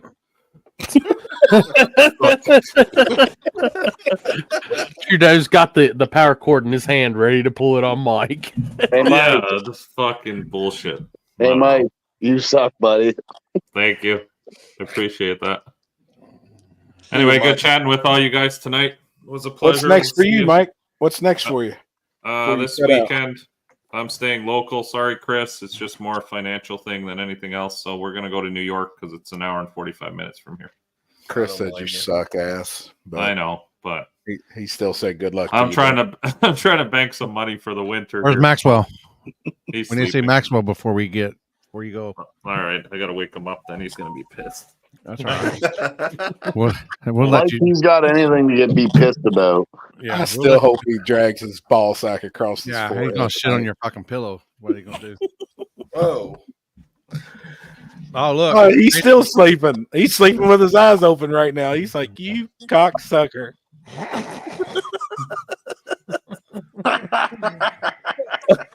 I'm sorry, Bob. Oh, he was, he's so he was out badass. cold. He's like, "What the fuck are we doing here?" Poopy just got half a bag of he told me he wanted popcorn. Damn it, So- man. So he got some popcorn. This guy's still asleep. You could see it. He Oh, can barely yeah. open his eyes. He's like, "What Dude, the he's- fuck?" Jeff, you get your plane situated? Yeah, I sent it to you. Oh, right. Dude, those tickets were expensive. No doubt. Oh, yawning boy. Where are you going? Me and Jeff are hanging out for the weekend. Oh shit! Donk racing. Donk racing. No shit. Yeah. Where Where are you at? going? Louisiana? No, Jackson, Mississippi. Oh, Mississippi. No shit. Yeah, is Trans Am back together? Good to Yeah. go. I got a question before I get off here. With those donks, do they work on the street? Because those ones on 1320 were fucking horrible. No. Well, you seen the one video I sent you when we were at Newport? Nah, but that's still a track. I mean, on the It's not. Newport on a is bare literally Newport is worse than fucking Sparta. Newport is the oldest, shittiest surface I think I've ever Yeah, seen. it's okay. crap. I was just wondering because I watched the latest 1320 in the shop today. They were in Memphis or something doing big wheel races, and fucking nothing could get down the street. It was bad. I just didn't know if that's like normal for those on. I know at the track they're fucking fast as shit, but We could probably make Justin's car work on the street. Take some work, but cool to see. torque arm car, man, just jack that fucking torque arm all the way up into the roof. Yeah, that's true. Jackson, Mississippi. You won't be too far. You'll be a couple hours from Matt, I think. Who? Oh yeah, Matt. Matty Fresh. Which track is in? We're is it- flying into Memphis and then going to Jackson. Well, we'll be hanging out in Memphis for a day or two before we go there, but yeah. Yeah, he's like Holly y'all going Springs? to the port. Y'all You go to wait the for port? hibachi, Jeff. They got a killer hibachi place right around the corner from the shop. Oh, cool. Yeah. How far away from Memphis is it? The track. Out 45 minutes an hour? Holly Springs? No, Jackson. Jackson Speedway or Jackson something. Jackson's in between Nashville and Memphis, right? It's Jackson. north of Memphis. I know which track now. Yeah. All right. Anyway, peace. See ya. See Have ya. a good night. Later, homie. We'll see you next week. Take Later, care, man. man. Damn, I didn't know they actually did the big wheel stuff at Jackson. That's where we were testing the whole first time I sent you guys videos at. Was Jack. Hey, Trevor, does he have anything locked in? Oh, I'm sure he does. Good. The motor's Is there just some going in. good- The motor just went in the thing 2 days ago. Oh God. There's some decent cars coming, you think? Probably. There's like 30 grand to win or something. There should be some people. Saturday? Up now. Saturday. I don't think it's 30 grand for one class. I think it's 30 grand split between the 3 or 4 classes there is. Let me see if I can find the flyer. Hold on a second. Yes, Jason's phone down. Oh, the death row race. 20 grand payout deal. This one. Yeah, post it up on here. I'll send it to Lampy. Is it Jackson, Tennessee or Jackson, Mississippi? Maybe it's Tennessee. I don't know. It's Tennessee. Yeah.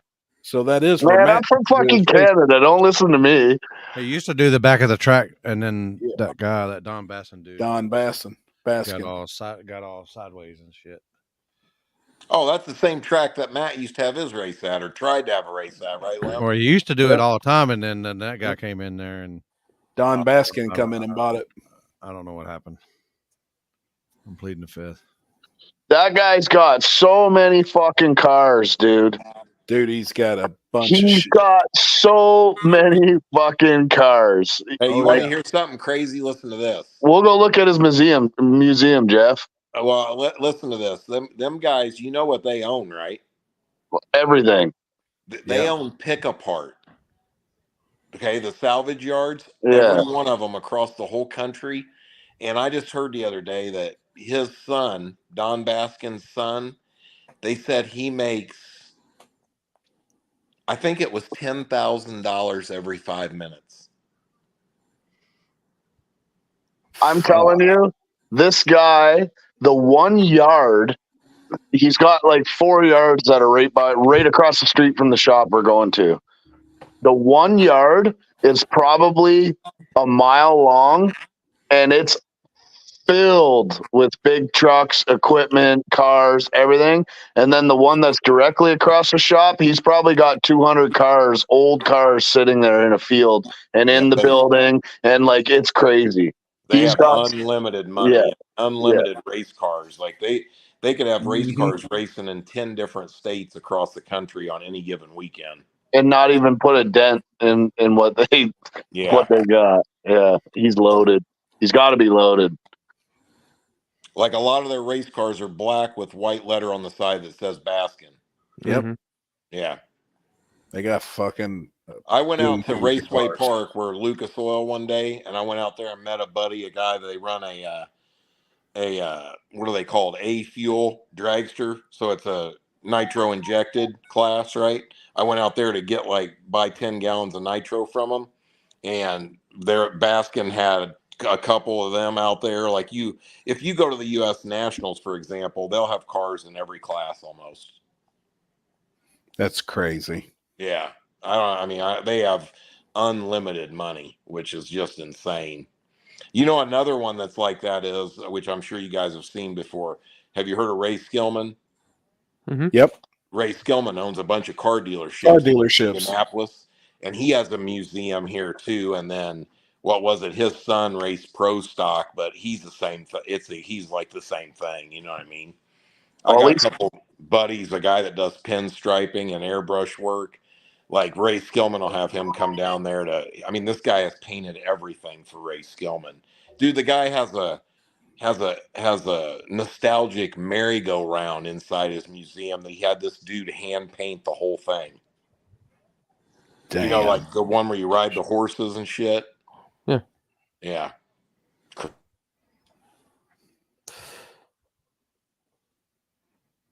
Yeah, his phone died. Oh, Jason. Jason, yeah. Easy money trying to call me. Oh boy. Damn, Chris, that's old girl's Snapchat. Do what? Was that her Snapchat that she put up? Is that what that was, or was that on Facebook? That's on Snapchat. Hey, Chris. 1069. So what was? I don't want to bring up something bad, but I got to ask because I've been out of the loop. I haven't been on social media really. What was there a questionable call? Something. Excuse me. Was there a questionable call at Uncaged or something? What happened? I really don't know the story. I spoke on it a little bit earlier, And well, somebody give me the rundown real quick, or if you don't want to talk, that's fine too. Oh, I made a wrong call. I misunderstood. I misunderstood Grab a somebody. drink real quick. On what? Like on a finish line or tire crack or what? Finish line. Oh. He called the wrong lane. What's the big deal about that? Yeah, big deal. He called the wrong lane, but then there was no video proof because the camera memory card was full. So they had to do a rerun. Oh. I see. Well, I'm assuming it was a real close race. Half a car. Half a car. Well, sorry to hear that, buddy. I really didn't know. I mean, I had no clue when it was even over. I just seen there was a bunch of drama on the internet about it. Still not that big of a deal. Shit happens. Yeah, exactly. I mean, you know what, man? That's another thing. It's the problem with the sport right now, man. It's getting too crazy. People I take think it too that's. I serious. think, dude, you get the wrong people in the right situation, and this has been happening since the first race ever happened in history, and it'll continue. I don't think it'll ever change. No, I know it's never going to change. It's just. I just don't think in general anything is really worse with racing. It's just racing goes through these stages. You know what I'm saying? And people whine about this or that, and then it goes away and everything's good, and then the next problem comes along, and I guess it's just kind of part of it in a way. I mean, don't get me wrong. I think a lot of it's dumb, and a lot of it's Happy. Thought you were eating better. I am. This is diabetic friendly pizza. Yeah, I admitted. Bro, you're gonna owe me $200 fucking here, bro. I never got in on the bet with you guys. Yes, you did. Me and you had a bet to see who was gonna lose some weight. I'm down. I'm under 300. I started at 361. What kinds of fat ass? I'm under 300 pounds. Mofo. You must have changed the lens on your fucking camera then. I'm telling you. I got on the scale the other day. It was 297. I'm trying to get to like 275, then 250. I'm trying to get 200. That's good, man. That's good when you're only 5 foot tall. I'm 5'9", motherfucker. Damn it, man. Is that 9 centimeters or? I don't know. I speak American. 9 meters. Hey, what else did I miss tonight? What did I miss?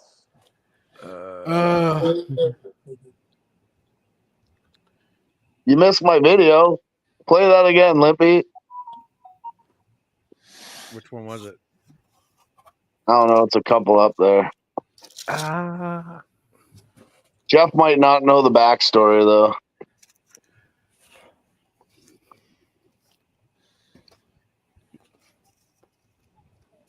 You missed the videos we played of the arguing. Billy Fields already fixed all my fiberglass. All done, ready to pick up. He sent me pictures. Did he? It looks good. It don't look good. It looks. Yeah, this one? It looks it's back together. Yeah. Just out here trying to figure out some issues. Not sure what the hell to do though. Oh shit! I forgot about that. That's probably the problem. You know the backstory though? I can't remember if you're seeing that now. I get like a random message maybe once every 3 weeks or once a month for this guy, and he keeps putting his email as Clown World, and he's basically chirping me, saying I'm a failure and all this shit. So I posted on Facebook for everybody to view, and then I come up with a shirt idea of this Clown World t-shirt of the clown tuning on a typewriter with a car on the moon looking at the earth.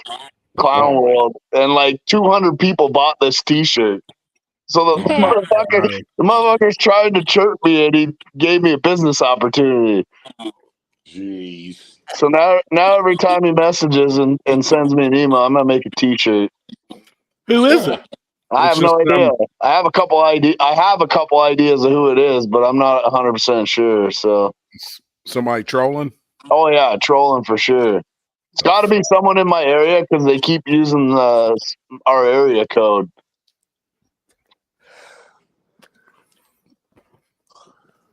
Happy, did you just roll that piece of pizza up like a hot dog? He did. Fucking right. Like a taco. Jesus Christ. I'm fucking starving. Sometimes you got to. Oh shit. What's new with you, Jeff? Looks like he's sweating. Just no, I have some kind of allergy problem where every night one of my eyeballs just constantly itches and drips water out or tears, whatever it is. It's horrible. That's why I'm always rubbing my eyes. It's driving me nuts. Nothing, dude. Just haven't gotten to race very much this year, so we're trying to get everything back together and stuff. You know what I mean? Just finished up that S10 I've been working on tonight. How's the other cars coming? Well, I'm supposed to get the Chevy 2 back beginning of next week from getting painted and build headers and wire it, and that'll be ready to go. And the Vega, the block will be done tomorrow, and I've got just about everything for it. So I finished up it'll be rolling it on the lift tomorrow, and that one's pretty easy. So I'm gonna hopefully I'll be racing that not this coming weekend, but the following weekend, or testing at least. Hopefully by yourself, right? No, I'll probably have Dean with me. Probably just go to the airport. So we'll see. Hell yeah. Slow motor. That sumbitch will be fast as fuck. I don't know. I mean, I think I have a better idea of how to, I mean, I'm not going to race it at something like War in the Woods. I'll tell you that.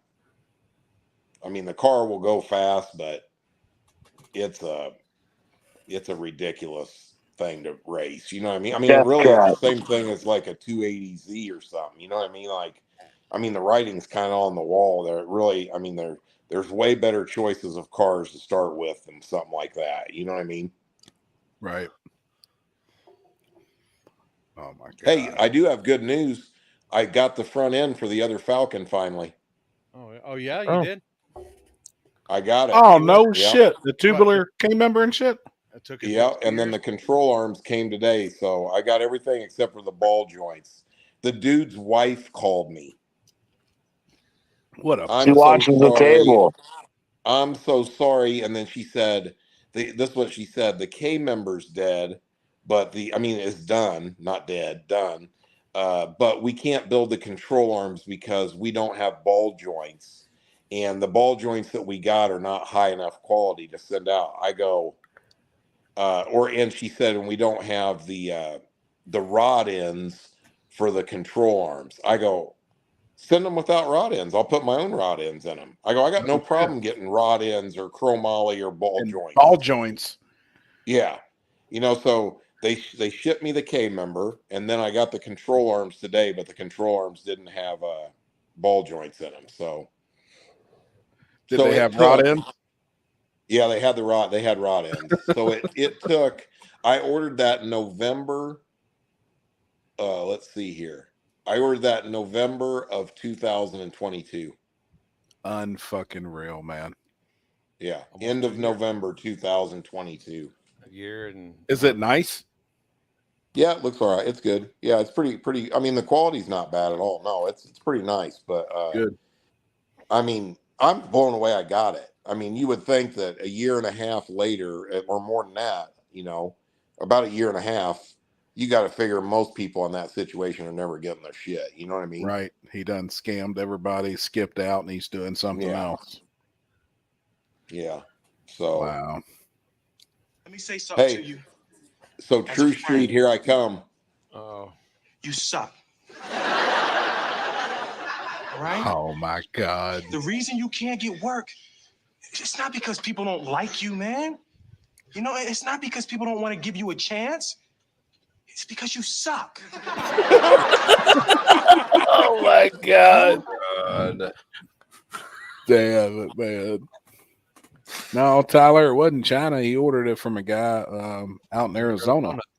Yeah. Highly not recommend. Well, I mean, I give the guy props for at least getting it to me and not dicking me over. But yeah, like the thing is I never was even hounding the dude, but it's like when they start ghosting your messages or your phone calls or, to not be a man and reach out to your customers, like, and say, hey, I'm not going to have this for 6 more months. If you want a refund, I'll give you one. You know what I'm saying? Or, yeah, you know what I'm saying? It's just bad business. I mean, in general, but, yeah, I don't know. I don't get it, but whatever. Damn. I think that car is that's gonna be True Street. Happy? No shit. Oh yeah, yeah. Hell yeah. That car is nice too, man. That's a good looking car.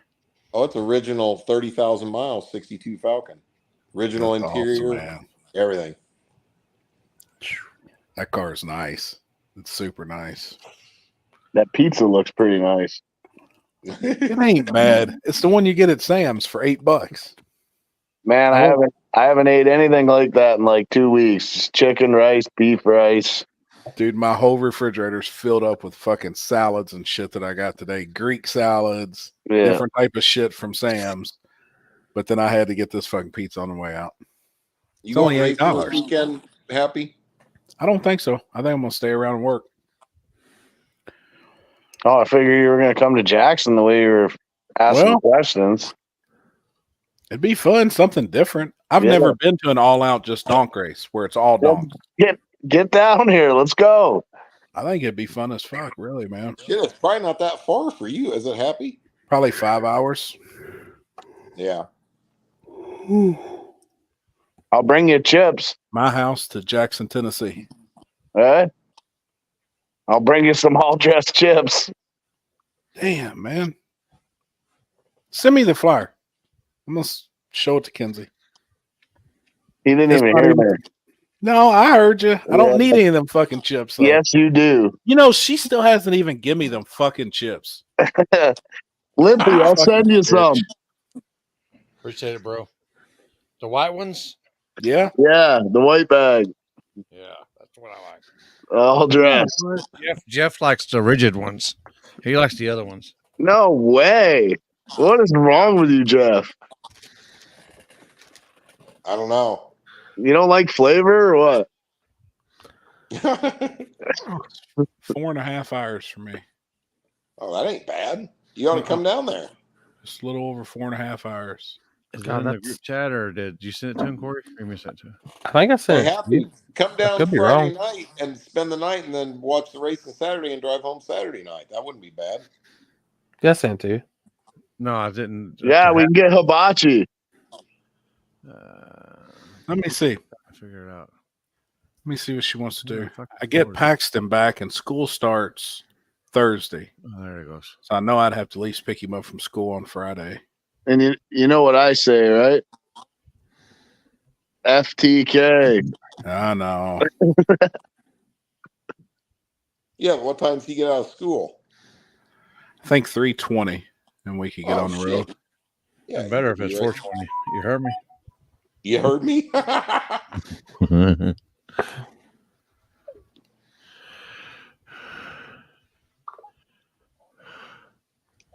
Man, I got to leave here at 1 a.m. tomorrow, like Thursday morning, to make my flight.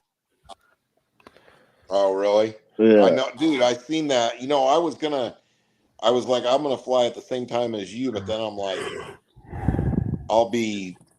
That would kill me on Thursday. I won't be able to ship nothing. You know what I'm saying? That creates a problem for me. So I'm leave. My flight leaves at 5:30. So I gotta you know what I mean? I can get a lot done Thursday before I leave. Who's RRR? Triple R. Trevor. Yo. It says hosted by Triple R, RRR. Who is that? Good question. It's the host. Well, I think Justin's putting it on. It's his car. DRR, Death Row Racing. Yeah. Oh, well, they fucked that up on the flyer. I can't see the flyer up close. Someone send it to me. I like that name, It's Death in the Row group chat. Racing. Check the group chat. No, it's in. That was to you. Here, I'll put it in the group Oh. chat. Yeah, it does say hosted by RRR. I think it's supposed to say Death Row Racing. Gotcha. Yeah. They got Death Row Racing at the top. Hey, Happy, I'm not putting the 18-degree heads on the small block motor. And I even ordered pistons, but I changed direction, dude. I got to really researching that more. And those things only have 42 cc chambers. And they're going to not be very tuning window friendly at all. No. You know what I mean? So I got a set of Promax 235s. I bought a brand new set. They're shipped already. And it's going to be a 23-degree with them 235s with a cast intake with a fogger and a 2-stage plate, 428. I don't know what that is. Super Victor or something put on it? Yeah, Super Victor. Yeah, it should make between 650 and 700 on motor. Yep, it's plenty. It should be, and then I should be able to, if I spray it 400, that's my plan. My plan is to spray 3 smaller kits. You know what I'm saying, and make it real smooth. Yep. But we'll see. How much were those Promax heads? Like $2,500. Dude, that's so badass. Dude, I've ran them. I've run the 375s on big blocks. They're a direct copy of an AFR. I had the worst experience with them fucking heads. What was wrong with yours, Trevor? Everything. And they're pretty local to us, right? In Promax? No, they're in Alabama. He owns Steel. The guy that owns Promax, Jason, owns the drag strip at Steel. Gotcha. See, now here's the thing you got to realize. I mean, I'm not just baiting what Trevor just said. Here's the problem that happened with, and this is across the board with lots of Chinese stuff in manufacturing over the last, especially in the last 5 years, it's gotten better. So, for example, Frankenstein is using the same Chinese castings that other people are. You know what I mean? But now Promax is putting their own seats in. See, the problem that people were having with a lot of the Chinese heads was like the seats didn't have the right interference fit on them. When the motor would get hot, a seat would fall out, or the guide would. You know what I'm saying? Like their quality control on their machining was dog shit. You know what I mean? The casting and the flow numbers on the heads, they're a direct copy. Like all these places like that, they're taking like on a small block Chevy, for example, they're taking an AFR 225 head and they're digitizing that. Sending you know what I'm saying? They're sending it out and have it cast. And then they're running their own CNC porting program on it. So it's a fully CNC ported head with Ferrea stainless valves, titanium retainers, and pack springs. You know what I mean? Like they're I mean, I've run them on the big blocks and they're awesome. We had 7 sets of heads go from them. A bunch of us all bought them at the same time. LS heads. How long ago was that? Yeah. When I first got my car together, so 2 years. Yeah. I stretched I mean, in the first for me, 3 passes, I stretched all the freaking valves in it. And then was trying to get help. He didn't help. The problem was the first conversation we had. I was on the phone for 45 minutes with him and tell him exactly what I wanted and pay extra for the best. When I build something, I want the best. That's just the way I am. You know what I mean? It went like that, and then 3 passes stretched all the valves. I was supposed to get bigger like the better springs, the packs, and I got like some type of gold spring in there, like I can't remember the name of them, but I guess they weren't very good. But like I said, there were 7 of us all around the same time, all did the same stuff. Yeah, I mean, I can only speak on mine. I haven't had one problem with them. You know what I've used Pro-Max on customers' cars before, and they seem to be fine, but we didn't have a good experience. Yeah. But they're also one of the only ones that make an LS3 style small bore head as well. Yeah. Limpy, where are you going to be at this weekend? Probably streets. Hell yeah.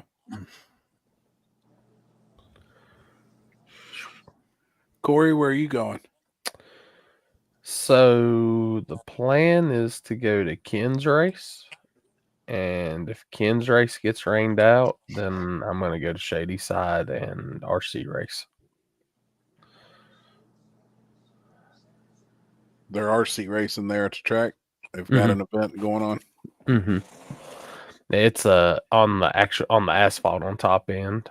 We didn't get to test this where we had to finish the race on Sunday. We didn't get to test on the racetrack end this past weekend. So we might end up making a whole weekend out of it if, like I said, if Ken's gets canceled, I'm going to go down there and we're going to race on Saturday, and then we probably move the timing equipment to the main surface, prep it up a little bit, and get some testing in down there too. Hey, Corey, when are we going to try that grilled cheese? Which one? The one I just sent you that said looks good as fuck. You sent me like 4. That's the problem. The last one I sent you. I'm game whenever.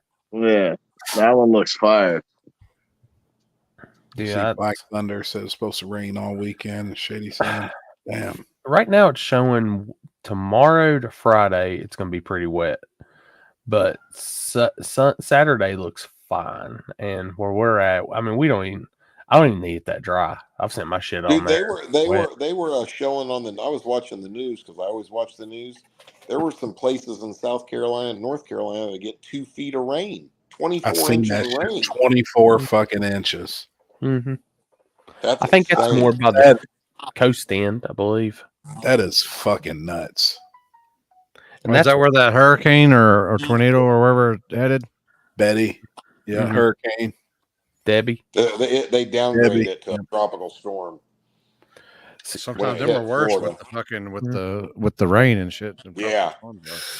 I've never even heard of that rain much do more water. damage than the hurricane. You know what? Yeah. Dude, I'm telling you, Happy. You remember how it looked when we were doing the table live down there and the water was coming down the track?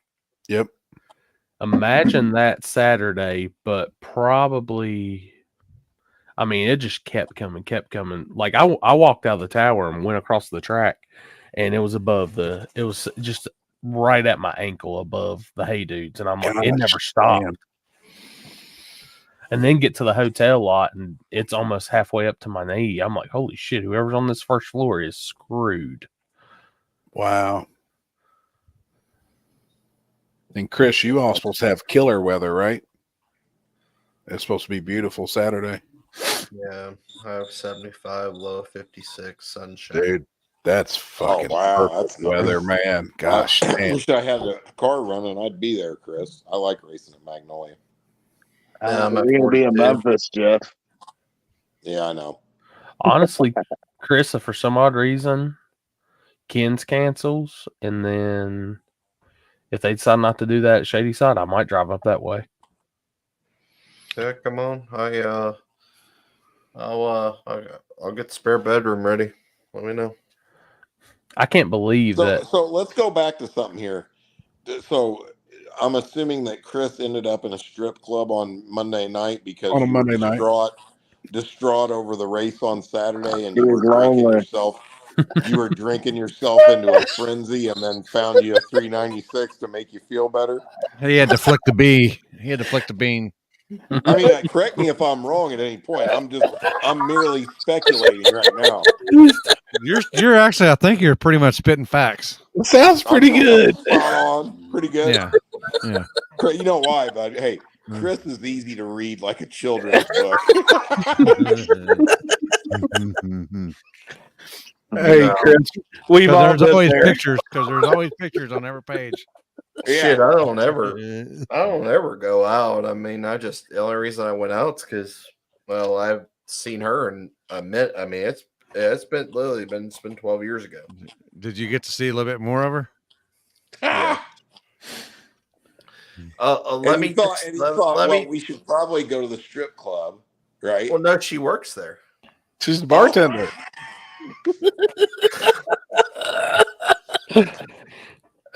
We need to make a reality TV show of Chris.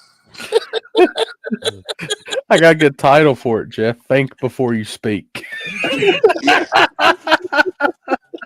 Whoa, Chris, look, Chris is getting ready to talk. Here's Jeff. Hold up, Chris. Hold on. I closed it down with her. Well, of course you did. What are you talking about? You closed it down. You had 2 drinks, wuss. Well, it was either you or the fucking midget. I think she probably chose right on that one. Jesus. 2 drinks is not closing that bitch down, Chris. Well, no, I stayed there till close. Like I stayed there with her till close, and then she came back and stayed the night here. And you think there'll be another night? You think there'll be more than one night? Yeah, I think so. I think Chris, watching Chris try to with girls is like watching soccer. You watch shit for 90 minutes and they try to score and then they fucking don't. We went to bed at 6:27 this morning. Oh my God. Damn, y'all talk a lot about it. Huh? Did you work today? Holy fuck. He's in that we talk all night zone. And then she goes to sleep and he goes to work. Damn. Hey, well, good for you, Chris. I hope it made you feel better. I don't. I was fine. I was fine. I mean, Sunday made up for it, so. I'm just kidding, Chris. Hey, did you get your pot split? I sure did. Hell yeah. Damn right. Was there any mellow yellow involved? Like there was not. Oh. But she's a bundle of fun. Come on. She looks it. Yeah, well, you said you had a big block, and I looked at that, and I'm like, that ain't no fucking big block, dude. I'm sorry. I was. That's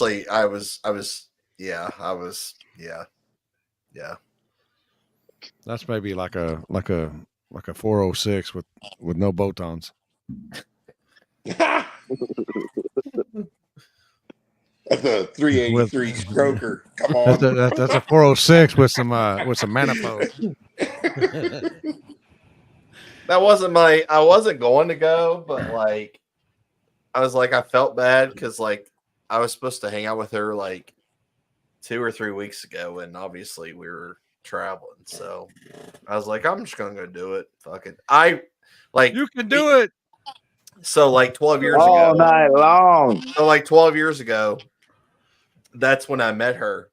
And we were supposed to go on a date. Well, I fucking was that in elementary school or what? No. Okay. She was just going to college. So I was, let's see.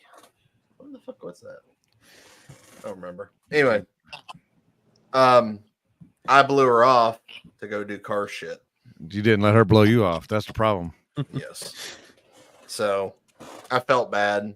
And I probably would have dated her then, obviously. But here's the real question: what's one of her butthole pictures go for? That's what I'm talking about. That's how you're speaking, Jeff. Now you're spitting facts. I don't care what them titties do. I just want to know what that butthole looks like. That's all. If it's 37, 36, 36. I just want to know if it's got a little loose or if it looks like a balloon knot. You know what I mean? My God. A balloon nut. At $36.79, I'm interested. 1069. 1669. Did you see what I put in the group chat? Yeah. For $14 and what was it? Shoulder Rachel. Oh boy. Now listen to that guy. He's trying to lead you down. Look at true. Oh, come off it. You come off it. You. That's true right there. We gotta watch that again, people. It's true. You're not just gonna let him die like that, are you? My shoulder Rachel. Now listen to that guy. He's trying to lead you down the path of righteousness. I'm going to lead you down the path that rocks. Oh, come off it. You come off it. You. Who made that one? That's awesome. That's great.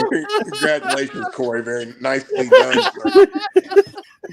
That's a good one. That's pretty good right there. I ain't gonna lie. That's pretty good. That was good. So, yeah. So, as per normal, I'm the angel. Limpy's the devil. I'm one of the ones that, you know, it's better to ask for forgiveness than permission. Yeah, I agree. What he said, I'm gonna lead you down the path that rocks. Yeah. We're gonna let that fucking band play. You hear me? Yeah, you heard. You heard me? You heard? Hey. Oh Hey, Chris, did you do your ABCs? You got to do the M's and W's twice. Remember that. Thanks. Hey, Happy, I had a dumb idea today, a pretty dumb one. Gotcha. Wonder if I could throw hard tires on the Vega for War in the Woods. Oh, shit. Oh, mother of hell. Let me make sure I got some extra bell room. It'd be worth a try. I think it works. Like I'm not a fucking Democrat. And what the fuck if I am, dude? I mean, shit. I think so. I'm farthest fucking away from a fucking Democrat. I think you might be if you keep talking about it, you fucking dipshit. I mean, Somebody are we back on this again? What is going on here? Again? Are we going to be back on this again? You dumb motherfucker. What am I missing? Oh, when we interviewed fucking Chris's fucking girl, he was all. Oh, I can't see the comments. He must be saying something. And then he was all fucking dry. So I fucking told him to fucking take a hike, and now he's back on here again. Oh, what are we not talking what you want to talk about? If don't like it, fucking then get the fuck off here. Get the fuck off here, dude. Shit. I know you're fucking Corey's good buddy, but fuck. I mean, shit, dude. I'm farthest from fucking Democrat, dude. Let me just tell you. That guy's got a serious boner for Limpy, doesn't he? God dang, dude. Wow. I am tears. You want to take a hit? I don't know many fucking liberals that fucking do this, dude. No, they just smoke dick. Boy, do you guys see Kamala Harris as vice president? No, I haven't had a chance. Oh my God! Wait till you see this guy. Hey, let me just give you a couple Dude. little facts about him. Oh, It's a dude? From Minnesota. He signed the bill to put tampons in boys' restrooms. He signed the bill to give illegals driver's license. Signed the bill to give illegals the right to vote. I mean, he's as far left as they come. He's just like her. Yeah. It's the fall of Rome, so to speak, is what's going on. What was I heard something about saying because y'all know I don't do nothing no more. If it ain't on YouTube, I ain't fucking watching it, especially if it ain't on my playlist. They said I seen something about the fucking stocks are going down, or they're doing something with the stocks or something. Well, Sandy it came lost back today, 200 but grand. yesterday it crashed the worst it's crashed since 2008, right? I think. And then yesterday the Japanese stock market hit the I heard shit that's what they're bad. fucking doing. Yep. Or somebody said that what'd they say, Russians and something China or somewhere. Well, there's a bunch of shit going on here, like just a couple things real quick. One, our election coming up. Okay. Number two, you realize like the American dollar has lost a lot of value, and it's not supported by gold or anything anymore. And now like Saudis and all the oil trade, they used to only accept the American dollar. Everything was based off the American dollar to buy oil. Now they're accepting other countries' currency. You know, like, so the Japanese yen was based off the American dollar, and now it's not. You see what I'm saying? So there's all kinds of wild shit happening. And then, you know, obviously, if this fucking bitch gets elected, you can kiss all your fucking dollars goodbye.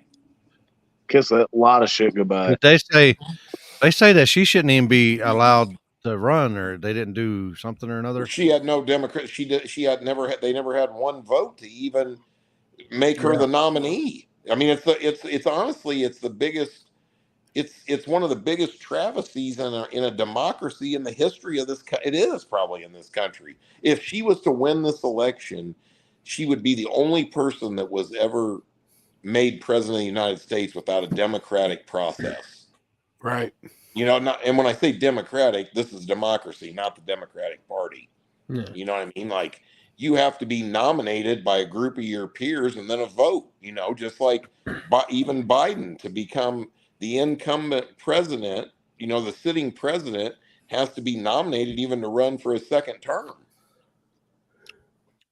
Yep. They nominated Is that on Biden both? and he Is dropped that on out. both? Is that on both parties too? Yes. Yeah. Republicans got to do that too. Just like Yes. Trump had to get nominated and win the primary to even be in the election for president in 2024. Sure. Rob. Yeah, Sandy says she lost 200,000 in the stock since Thursday. My friend Sandy. Yeah.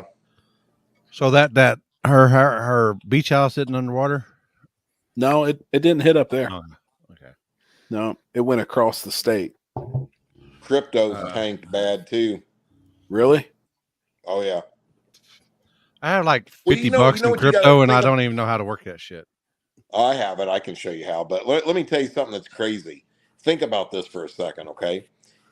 When the Great Depression happened in this country, all right, paper money was toilet paper because it had no value to it. You get what I'm saying? It really was. You could light it on fire. Back then, the American dollar was supported by the gold sitting in Fort Knox, okay? So gold was what had value, right? But really think about that a little different. Gold is just a piece of metal. I mean, at the end of the fucking day, it really doesn't have any value either. You get what I'm saying? Like, if the shit hits the fan, let me tell you what's valuable. Things that sustain life. Food, gasoline, clean water. I mean, that makes me sound like a doomsday person, but that's a fact, okay? At the end of the day, gold doesn't feed your fucking kids. You know what I mean? Yeah. So, you know, cryptocurrency is not supported by anything. It has nothing of value. You know you get what I'm saying? Like, you know, if the shit really, really, really ever hits the fan, it's all kind of immaterial. You know what I mean? In reality, I think, you know. Hey Jeff, you know, I got a perfect example of what you're trying to say here. Remember, where I'm going to tell my age here. Remember Gilligan's Island? Yeah. Well, you had everybody that had their own little special deals, but you had the Howells who had all the money, and they had money, but fuck, there wasn't nothing they could do. Yeah, they could have all the money in the world, but they're on an island. They fucking money don't mean shit. Yep, exactly. Same thing, but that was a TV show a long time ago. You know what I think's funny? You know what I think's funny is, and I'm gonna say, this is just a guess. I literally think at least 80% of the citizens, the legal citizens of this country, are so far in outer fucking space that they really think that nothing like this could ever happen here. You know, it wasn't that long ago that the Great Depression happened, and motherfuckers couldn't feed their kids. Okay, I mean, if you really think that can't happen, you're a special kind of stupid. You know, I agree.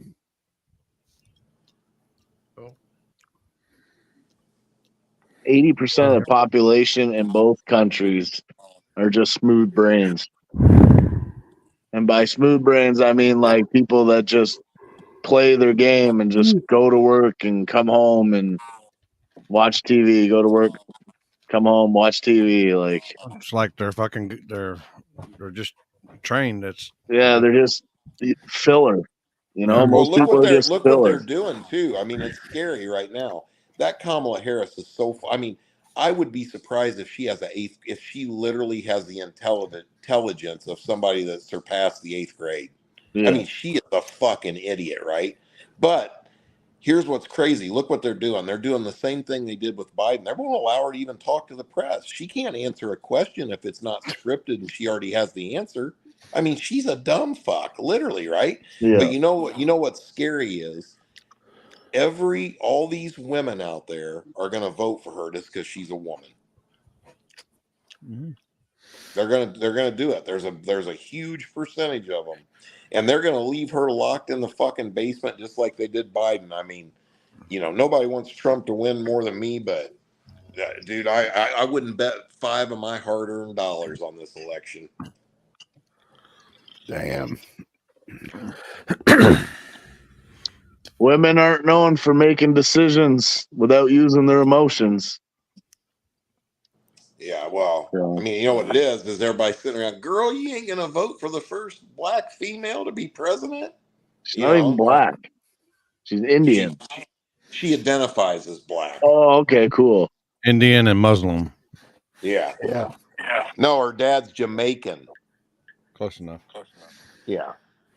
I'm kidding, people. I'm kidding. That must be easy money again. Tyler, you know Trevor lives in Canada. What did he say? He said, "Do y'all live in Canada?" ? Trevor. You know he does. Yeah. He's a Canuck. I don't want to be. Damn,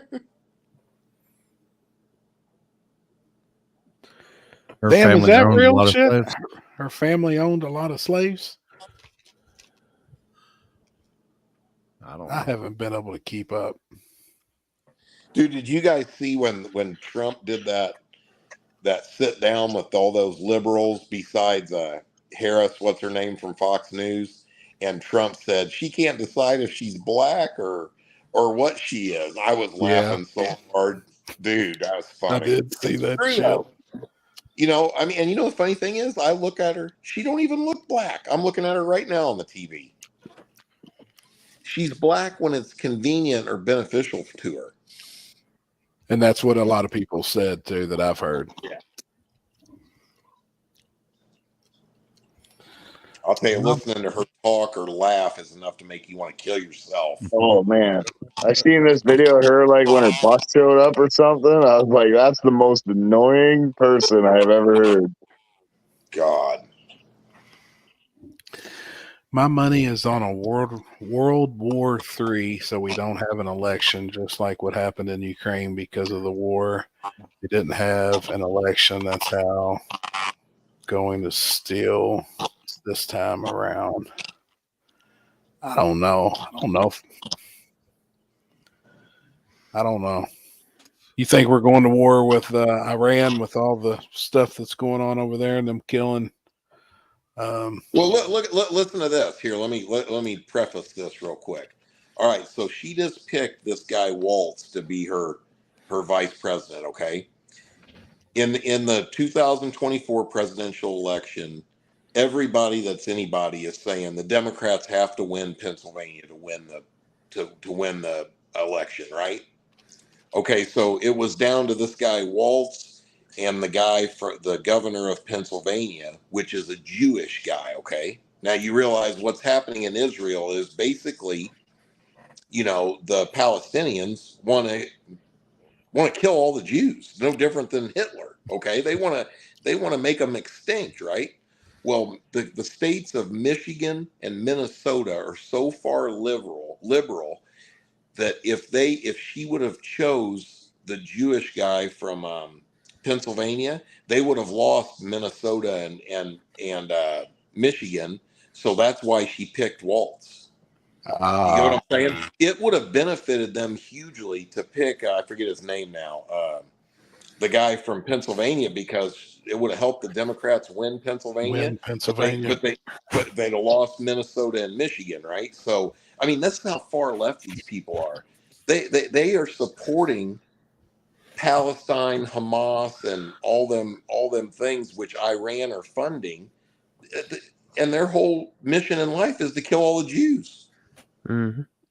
You know what I mean? I mean, it's literally that crazy that in our own country, Kamala Harris is a huge supporter of it. You know, so and what does that lead to? I mean, think about it. When Trump was president, there wasn't shit going on in the world. Wasn't nobody really fighting. There was no major problems, right? And yeah, all these things are humongous problems. I mean, our country's not even prepared to go to war. We've given up all of our ammunition to fucking Ukraine. Shit is crazy. I mean, you can't even get young. You know what they're doing right now? I just seen this the other day. Somebody I knew. They gave somebody I knew's kid just went in the Navy. They gave him a $12,000 signing bonus to join the Navy. Really? 12 grand. Well, you know what that is? That's because this young generation won't join the military. Yep. If there was a real war started, you'd have the draft again in a pair of seconds. They'd have to. I agree. And not to mention that this young generation's so soft. What the fuck are they going to do? Yep. Yeah, no, I agree. I'm waiting on Iran to attack Israel. It's coming. It's coming. Yeah. And now, I mean, they already threatened it. I mean, they told them. It's within it's within days, if not like 2 days. Now, and you know what? Think about it. Here's what's crazy. What date was that? What was the date that they came in and they flew in all them guys and parachuted in and killed all them everybody over there? How can you October of last year? Yeah, October the 6th or 7th of last year, right? How can you say one bad thing? What is Israel supposed to do? Right. They have no choice but to go in and kill them. These people want to come in and kill them. I mean, they flew in there and cold-blooded murdered 128 innocent people. At a fucking They started it. What are they supposed to do? You know? Yeah. Right. You know what I say too? If you live on the Gaza, if you're on the Gaza Strip, and you're a normal person that doesn't have shit to do with this, and you ain't smart enough to get the fuck out of there before you get killed, shame on you. Yeah, no, I agree. Yeah. Yep. I'm gonna tell you right now, you drop Jeff off in the middle of a desert where there's no water. You know what I'm doing? I'm trying to get the fuck out of there and get someplace where there's some water. Yeah. You know what I mean? Let me break it down in real dumbass terms for people.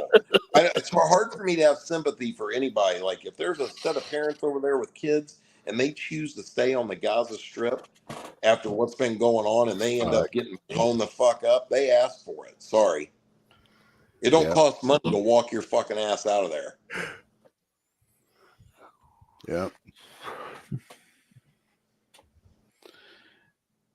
Don Williams, they will go to Canada like the 100,000 that dodged the draft in the 70s. Hey, this guy that's her running mate, you want to hear what's crazy? He was in the this guy's a real first-class piece of shit. He was in the Army National Guard, and when he got his orders that he was going to have to go to Iraq, he fucking pulled out and ran for Congress. And he was the highest non-officer in his platoon. So he was the leader of his people to go on that, and he fucking bailed out. He's like a fucking draft dodger or what's the name for it? People that refuse to kill somebody. What's conscientious objector. Damn. Imagine if that's our vice president. That's pretty pathetic. Well, go good right with society nowadays. Yeah. Especially them Gen I mean, Xers. Where are we at when some politician is writing a bill to put tampon dispensers in boys' restrooms? Dude, I don't know. I mean, seriously, when they always say when you hear people say, "Hey, don't go argue with them. They're so fucking stupid. You're wasting your time." I mean, that's on this level. How can a modern day government even sit down and waste taxpayer money talking about that? That's what blows me away. It's fucked up. Or how anybody would ever even want to listen. I mean, I just don't even see how it gets that far for How them about thinking of ideals like that. the transgender females boxing in the Olympics? What the actual fuck? What? Yep. That's so fucked up, man. They let a dude fight or a girl? Yeah. Did that dude fight a girl? Oh, motherfucker had a dick. The guy from Algeria, and he was fighting a girl from Italy, and 46 seconds into the match, she goes, "Fuck this! I've never been punched like that before." Well, no shit. You're getting punched by a fucking man. Fucking man. Hey, on a That's side fucking note, crazy. has anybody seen the video of the fucking pole vaulter with the fucking 12-inch dick? No. Listen to this shit. You got to Google it. Google it and pull it up. This dude is pole vaulting, right? And he goes over the, he clears the thing, right? And on the way down, he's got a huge fucking dick falls out. His dick hit the fucking pole and knocked it off the thing. It's viral. You got to see it, dude.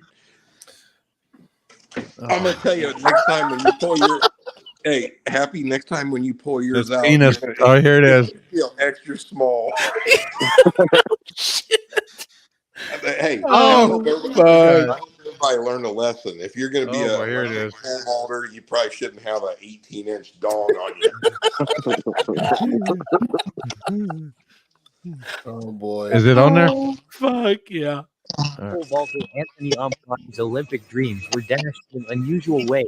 No man has done it. His body was on the brink of clearing 5.70 meters in his third qualifying attempt. The feat that would have secured an explosive the 21-year-old, competing in front of his home crowd, 0 meters in his third qualifying attempt. Look at that. Oh, perfect. Look at it. Look at it. Like, yeah, yeah, you know what's about to happen. What girl. the fuck are we watching? Listen, if that was me, I would go on national TV, and you know what I would say? I would say, yeah, I just lost the fucking Olympics because of this big fucking huge dick right here. Oh, shit. Oh my god. Yeah, you ought to look up the bitch that boxed, Limpy. And I mean, look at this motherfucker. Like that shit's fucked up. Was it? This Olympics has literally been the most messed up Olympics ever. Guys, people have been talking about shit like this happening for fucking 60 years. This isn't a surprise to a lot of people. Shit is fucking nuts. Damn, that Andy guy called the whole Kamala shit like fucking 3 years ago on his podcast. What do you mean called that type of shit's He wild. called exactly what's going on. Oh, really? Yeah.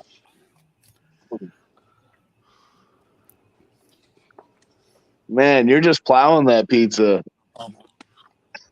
What the fuck? Good. Oh gosh. You make me hungry. Is that it? Oh shit. I'm ready for a nap. Ugh. I'm fucking ready for bed. I'll fucking go. Yeah, I gotta be up early too. Fuck. So That even looks like a fucking dude. Well, it is a dude. Shit's fucked up, man. Ah, fucker. And they let that happen? Yeah. Yeah. Ah, fucking piece of the world we live in. You see the meme where they had Mike Tyson in a fucking wig, and they're like, Mike Tyson will call this guy out.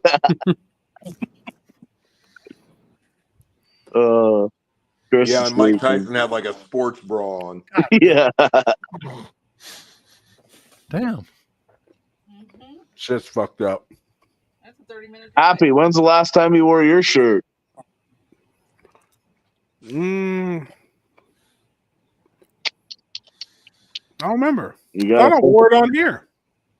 No, you wore it. I seen it once. I wear it. Fucking even gave you that thing for free.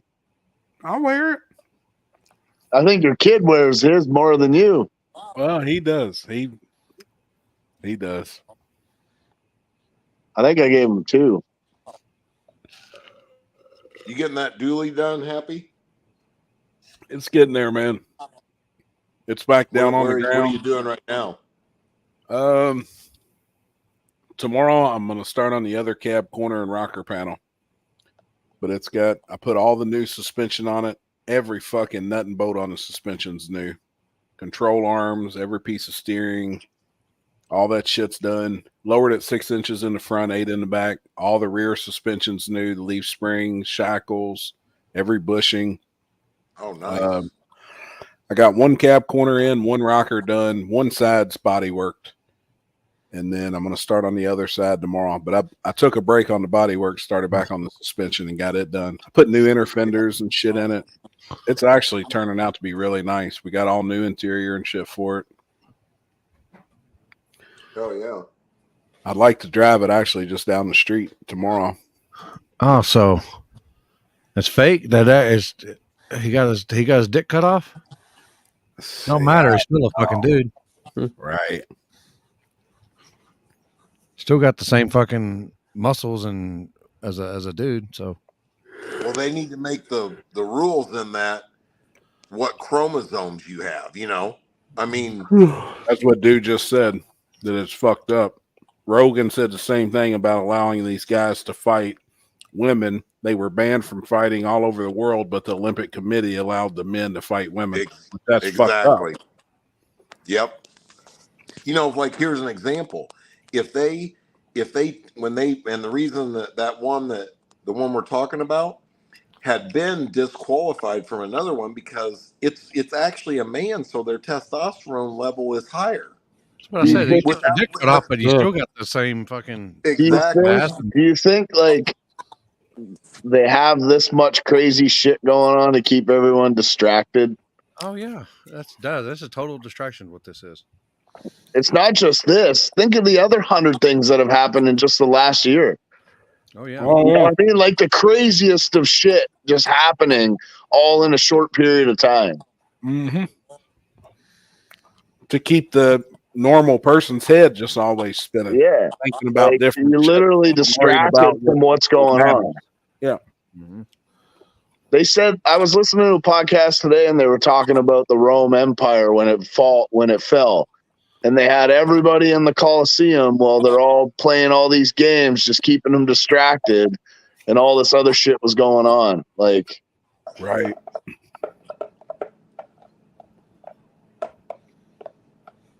Yes, Ryan. How many pieces you got left in there? I got a whole fucking pile. Oh, you suck. I would have had that thing crushed. I ate 3 pieces. Can you tell I'm fucking hungry? I was fucking starving. I'm fucking starving too. I'm starving too. I'd take a piece right now. And I think I'm gonna go cook some burgers with no buns. I've got 2 burgers in there too from last night. That's what we did. We grilled burgers.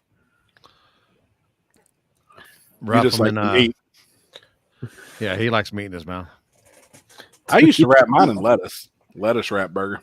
Fuck that bullshit. Fuck that. I don't eat what my food eats.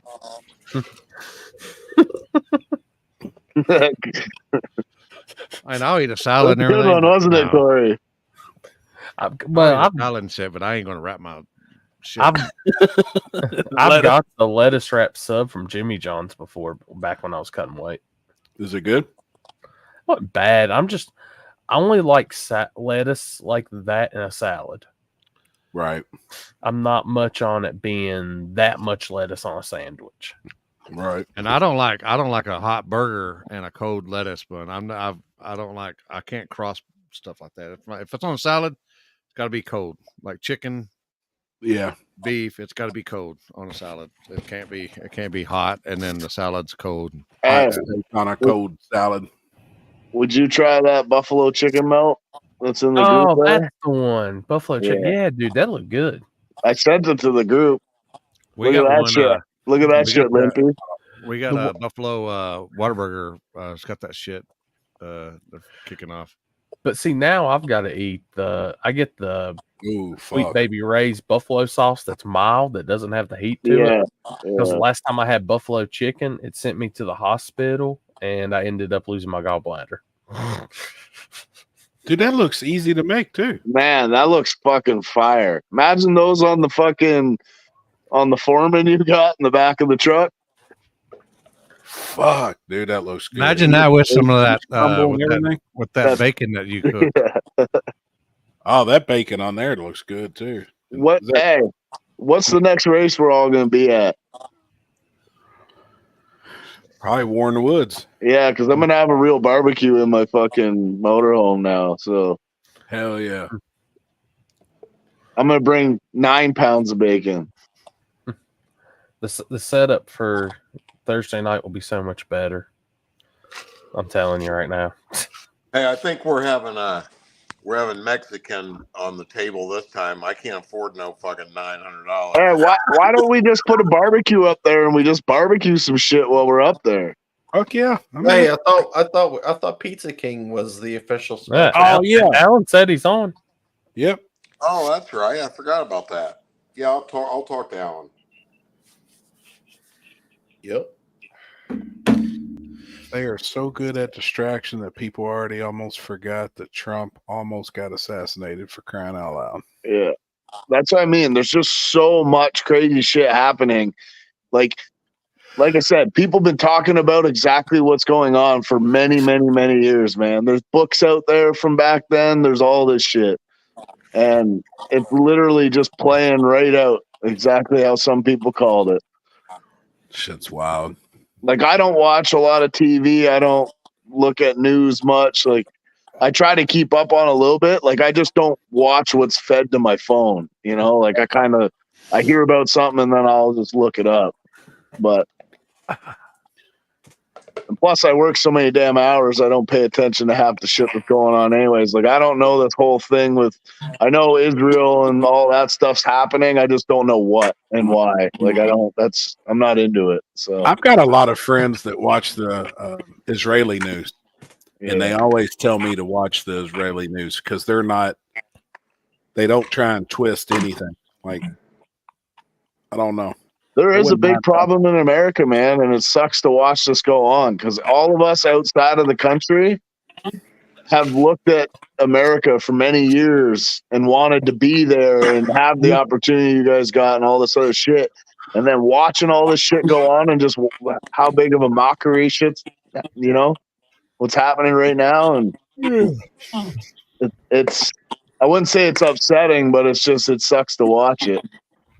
Hey, let me tell you this though. There is a ray of sunshine.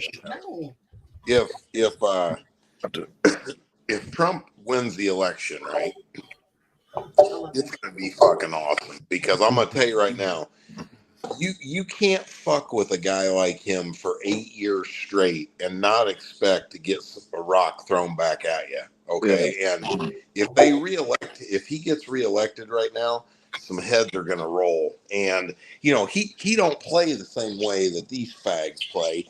I mean, he'll put tariffs and sanctions on China. He'll cut the money off to Iran.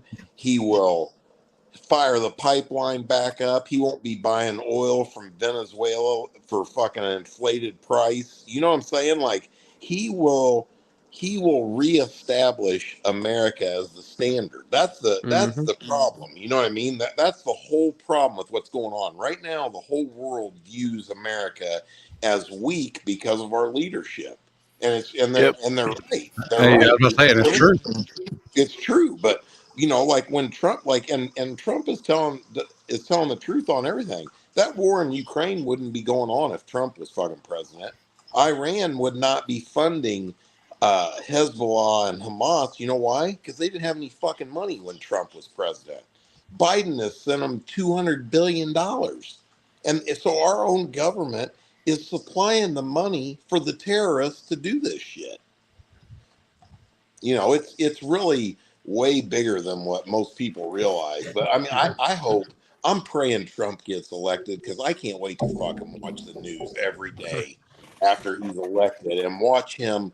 You know, I mean, some heads are going to roll there. I mean, it'll be, I think it'd be pretty, I mean, like, you know, like what about Fauci with the COVID deal and what's his name? The guy that's the over the border that's on TV all the time, you know, from our government. That guy needs to be put in prison forever. The guy that goes in front of Congress and says the southern border is secure. You know what I mean? I mean, Yeah. I mean, it's Come on down here and crazy. live. Yeah, I mean, it literally is just, it's retarded, the shit that's going on, you know? And you know why it bothers me? Because I'm smart enough to realize that this shit gets just a little bit worse. You guys can forget racing. There won't be no racing. No. You know what I mean? Like, and some people will be like, oh, he's so full of shit. I'm a realist, man. Yeah, I You know, agree with you 100%. Everything. I see what's going on. You know what I mean? Like, here's a cool statistic, or not cool. They said that the amount of people using credit cards to pay for groceries and gas is up 52%. Unreal. Now, you don't have to be a real responsible person to know that you shouldn't be paying for groceries with a 20% interest credit card. Unreal, man. You know what I'm saying? If you got to go spend $150 at the grocery store for the week and you just put that shit on a credit card, you got a real short timeline before you're bankrupt. Oh, for your homeless. Yeah, exactly. You see what I'm saying? So, you know, like the things out here financially, to somebody that's not paying attention, maybe they don't look that bad. And here's the thing, to people that have money, like I don't consider myself to have money, but the grocery store isn't making a difference in my life. But for people that are on a budget, it's a big fucking deal. Yep. You know, imagine you live in California and you got to commute 2 hours to work every day. That's normal out there. So your car runs for 4 hours a fucking day, and it costs you another $600 a month in fuel. That's a big deal. You know. Yep. I mean, this stuff is just crazy. I mean, it's literally crazy. It just wouldn't take long. And you know, I always keep wondering too. You know, like you look around. I mean, like look at Uncaged Saturday. They had less than 50% of the car count they had at the same event last year, right, Chris? Yes. You know, and they still had great, you know, still a good race. I mean, I watched a little bit of the live feed and stuff. I mean, still by most people's standards, a good turnout, right? Yep. But to have less than 50%, you know, I mean, same thing with spectators, you know, like we were just like you guys were just they were talking about like the US Nationals. I mean, you think that when it costs $75 to get in for one day, that there in this economy, there's people that ain't gonna come? Shit. You know? Exactly right. I mean, this stuff ain't rocket science. You know, another one that's hilarious I laugh at now, when the Trump assassination. Everybody, they're all all these people have all these theories. I mean, Ray Charles can see what happened right there. The current administration hates Trump's guts. They're in charge of the Secret Service. Need I say any more? You're surprised he didn't have good protection? You think that they're not involved in it? They hate his guts. They want him dead. They've been trying for 8 years to do anything they could to get him out of the picture, right? And they failed at every single thing. So the last thing left to do is kill him. I mean, I can't believe there haven't been 10 more attempts on his life. Yep. Yeah. Nope. All right, guys, I gotta get off here. I'm more out. Yeah, that splitting the pot really fucking did a job on you, huh? Yeah, I'm exhausted. You look it, homie. Get some sleep. Get some rest, buddy. Yep. See you 5,000. Yep. Hey, I'll later, catch homie. y'all. Catch y'all later. Yes, See sir. you, buddy. You're still there.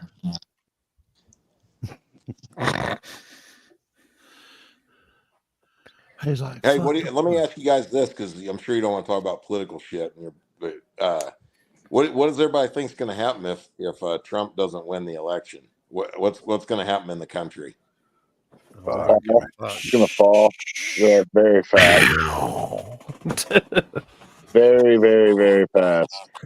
Yeah, I really think so too. I mean, but here's the thing. I feel like if Trump doesn't win, I think what's going to start it is this.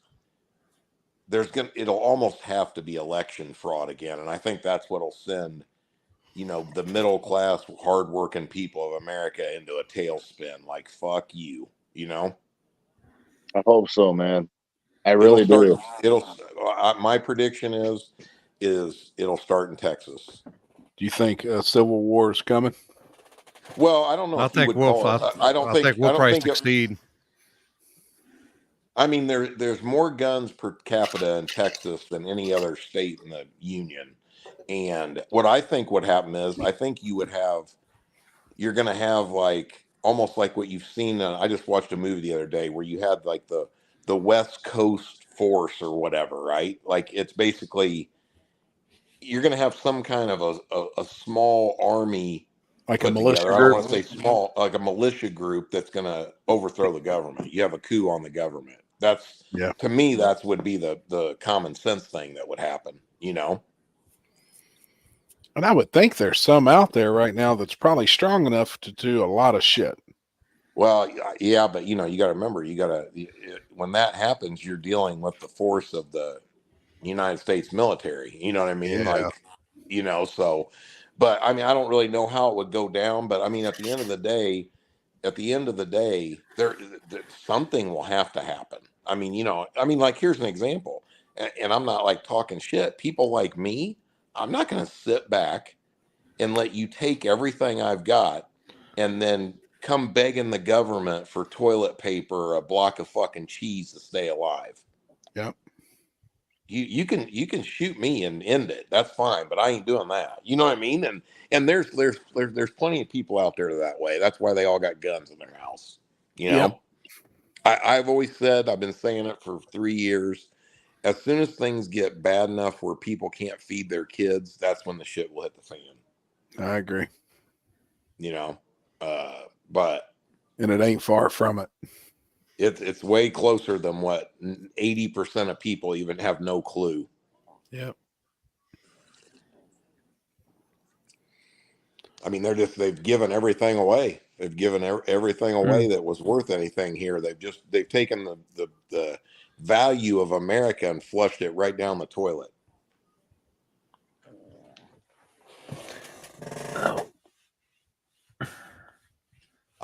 We may have to all move to Texas. I have a feeling Texas would be like the safe zone. Come on. I'm ready for us to leave the union and succeed. Yeah. Yeah. I see that happening too. I think if it happens, then that's probably what's going to happen next year. Yep. I'm game for some burger.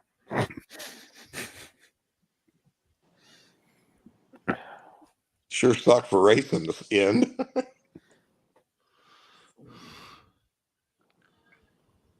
Hey, look at this. Their Green New Deal, I'm sure it doesn't have provisions for fucking drag racing. Yeah. Oh, shit. This shit's got to change, man. It's got to fucking change. Yeah. It's got to change here, too. I have a fucking great idea. Send all the hardcore left people to fucking Canada and then take the rest of us that are normal, bring us to America and keep all regular people in America, and then all the flamers and everything else, not flamers, but the trans, you know what I'm talking about. That might be the best idea you've ever had, Trevor. Yeah.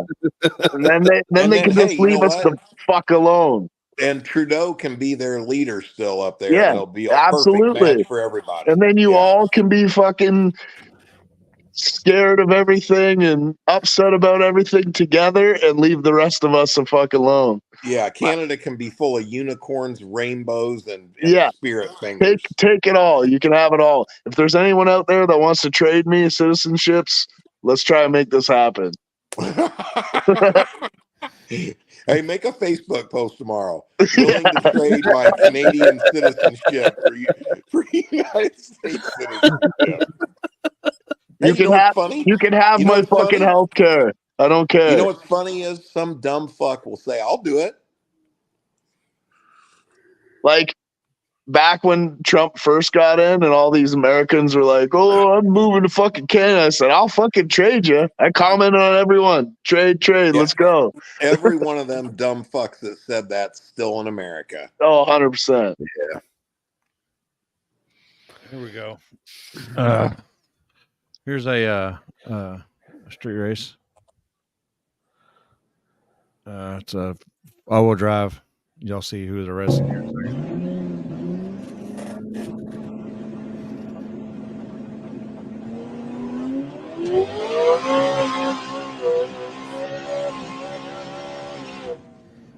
Damn. They checked out. No shit. Bobby and them checked out. So Fuck yeah. So did his fucking heads. So did everything, I think. That was the next race. They ain't scared to blow up an engine. For damn sure. The truck was all-wheel drive too. It's an all-wheel drive truck. Hey, I talked to Jeremy Wagler today. Oh yeah. Yeah, we're planning on having the new billet blocks at PRI. No shit. Yep. Fuck, man. Hell yeah. Fuck, we're almost at PRI time again. This year flew by. Big block Chevy and LS. No shit. I have both of them. I might try to fly in. I don't know. If I'm the big block Chevy's already digitized and drawn and everything. And Jeremy just bought a new Mazak 88, $1 million machine to do nothing but sit and run blocks all day and all night, 24 hours a day. Holy shit, man. $1 million machine. 5-axis CNC. They were pouring concrete today. It has to sit on a 3-foot base of concrete. Holy shit. Pat. I can't wait to go up there, man, and check out all of his stuff. He messaged me last week. He's got the new Fickum for my dually. Oh, yeah. And he said, "Do you want me to send it to you, or you ride up here one day?" And I said, "No, I'd rather bring it up there." And... I'm going down there next Tuesday if you want to go on Tuesday. Are you? Yeah. I got to go down and pick up the block for the Falcon. It'll be done on Tuesday. And I got customers. Did I tell you guys? Did I tell you about that? Lee Brown, that owns Brown's Oil Service, brought me an original 427, 425 horse big block Chevy. That's a very rare motor. Mm-hmm. Like came from. Is that what you unloaded at his when we were there last time? Out of the back of your truck? No. But anyway, listen to this. That motor had been sitting in fresh from the machine shop, never started. New pistons, reconditioned rods, the whole thing had been sitting since 1974. And the whole thing rusted right up. It sat here on an engine stand in my shop for 2 weeks. I had to let it soak to even get it. I couldn't get the crank to turn around to even get the rods all off of it. Holy fuck. Brand new, never run. Never started. So anyway, I'm redoing that, and that block I got to go pick that up down there too. So could the rods and crank and shit be saved? Could it be cleaned up? The crank rods are good, but the bores were pitted from rust, and so it's got to be bored 60 over to clean it up. But what's he putting that in? He's got a 69 Chevelle that, and actually what I'm doing is I'm just putting this motor all back together to sell, and I'm building him another, like a 505 big block and we're putting a little Pro Charger on it. Oh, hell yeah. Cool. Yeah. To go on a 69 Chevelle. But anyway, I'm going down there Tuesday if you want to. Yeah, I may holler at him and like see if that and maybe, Tuesday be good. Like Tuesday, like go down, meet down there, like it'd be better to go down there and meet there at like 5 or something, Happy, because that dude is wide open all day. Like if I you really could want to tell. go in there and be able to See check some it shit. out, and it's badass. You'll be blown away. Hell yeah. Yeah. I mean, he has got some shit in there. Pretty impressive. I'd like to see like that new machine running. Like whenever it gets up and running, I'd like to just be able to stand there and watch that thing cut on a block. I bet it's fucking impressive. Oh, you ought to see the other one. He just got another one like 3 months ago. This thing has I can't even remember now. It holds 300 tool holders, right? And it changes. It can, you know what I'm talking about? Tool holder, Oh like yeah. to hold Oh a yeah. pin mill or boring bar, whatever. It can change tool holders in like 1.2 seconds. Gosh damn. And it's got pallet changers and everything, so it can load a whole pallet in there and just keep running. Yeah, it's pretty crazy shit he's got down there. Damn. So what other big races is there? I'm definitely going to go to that. I mean, with a little help from the good Lord upstairs, shit'll go right with the Vega. I'm going to be at the arm drop one into the month. Oh hell yeah. Cool. I plan on coming to that. War in the Woods. War in the Woods. I got a list of shit, wrong button. Let me see what I got here in the slides. Be going to New Mexico next weekend. So yeah. Once again, that's Ken's this weekend. Let's see. Chris is this weekend.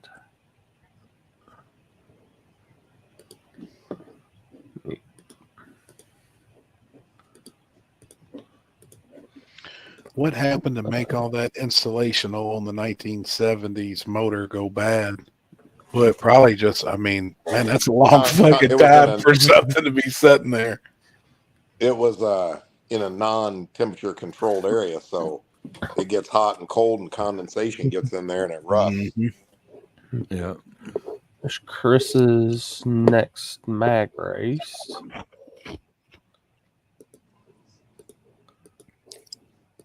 Let's see. We got arm drop.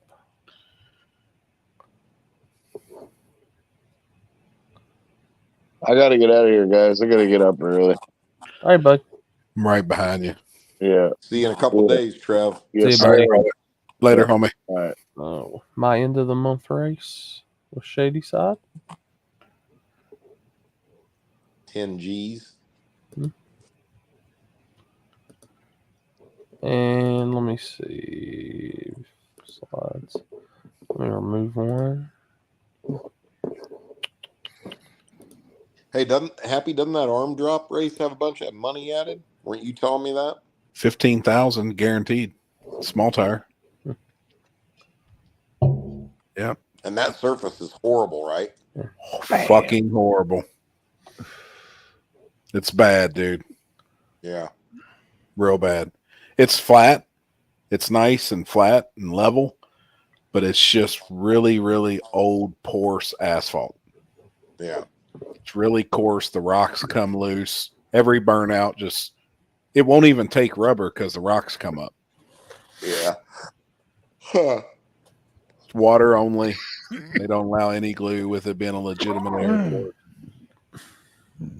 Cool. It's a good time, though. I've got to look at my schedule because I know after War in the Woods, my shit's all twisted up for the rest of September because I don't know what's even going on in September. I don't either. Really? I do that 10K race, and then we've got that big front side RC deal, and then War in the Woods, and then September's kind of a blend of I don't know, and then you got Turkey Bash. When does Landon Helms race at Cumberland?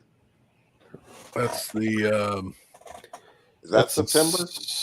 That's October. October 17th. second weekend, I believe. Yep. Oh shit! Easy Money just text our slip hit. What'd y'all hit tonight? I don't know. Let's ask him. I'll tell you right now. 2024. Landon's races. I'll be back at the track in October Ozark. 19th. I'll be back at the track in Rogersville at the Ozark Raceway Park. Back at We the just track. hit End of September. 6K, 3K each. No shit. No. Damn, man. Hell H-Town, October, H-Town. Hey, how what's the date on H-Town? Is that? Oh shit. The 25th, 26th. Hey, Limpy, remind me when you're in town for War in the Woods when we're out here bullshitting in the shop.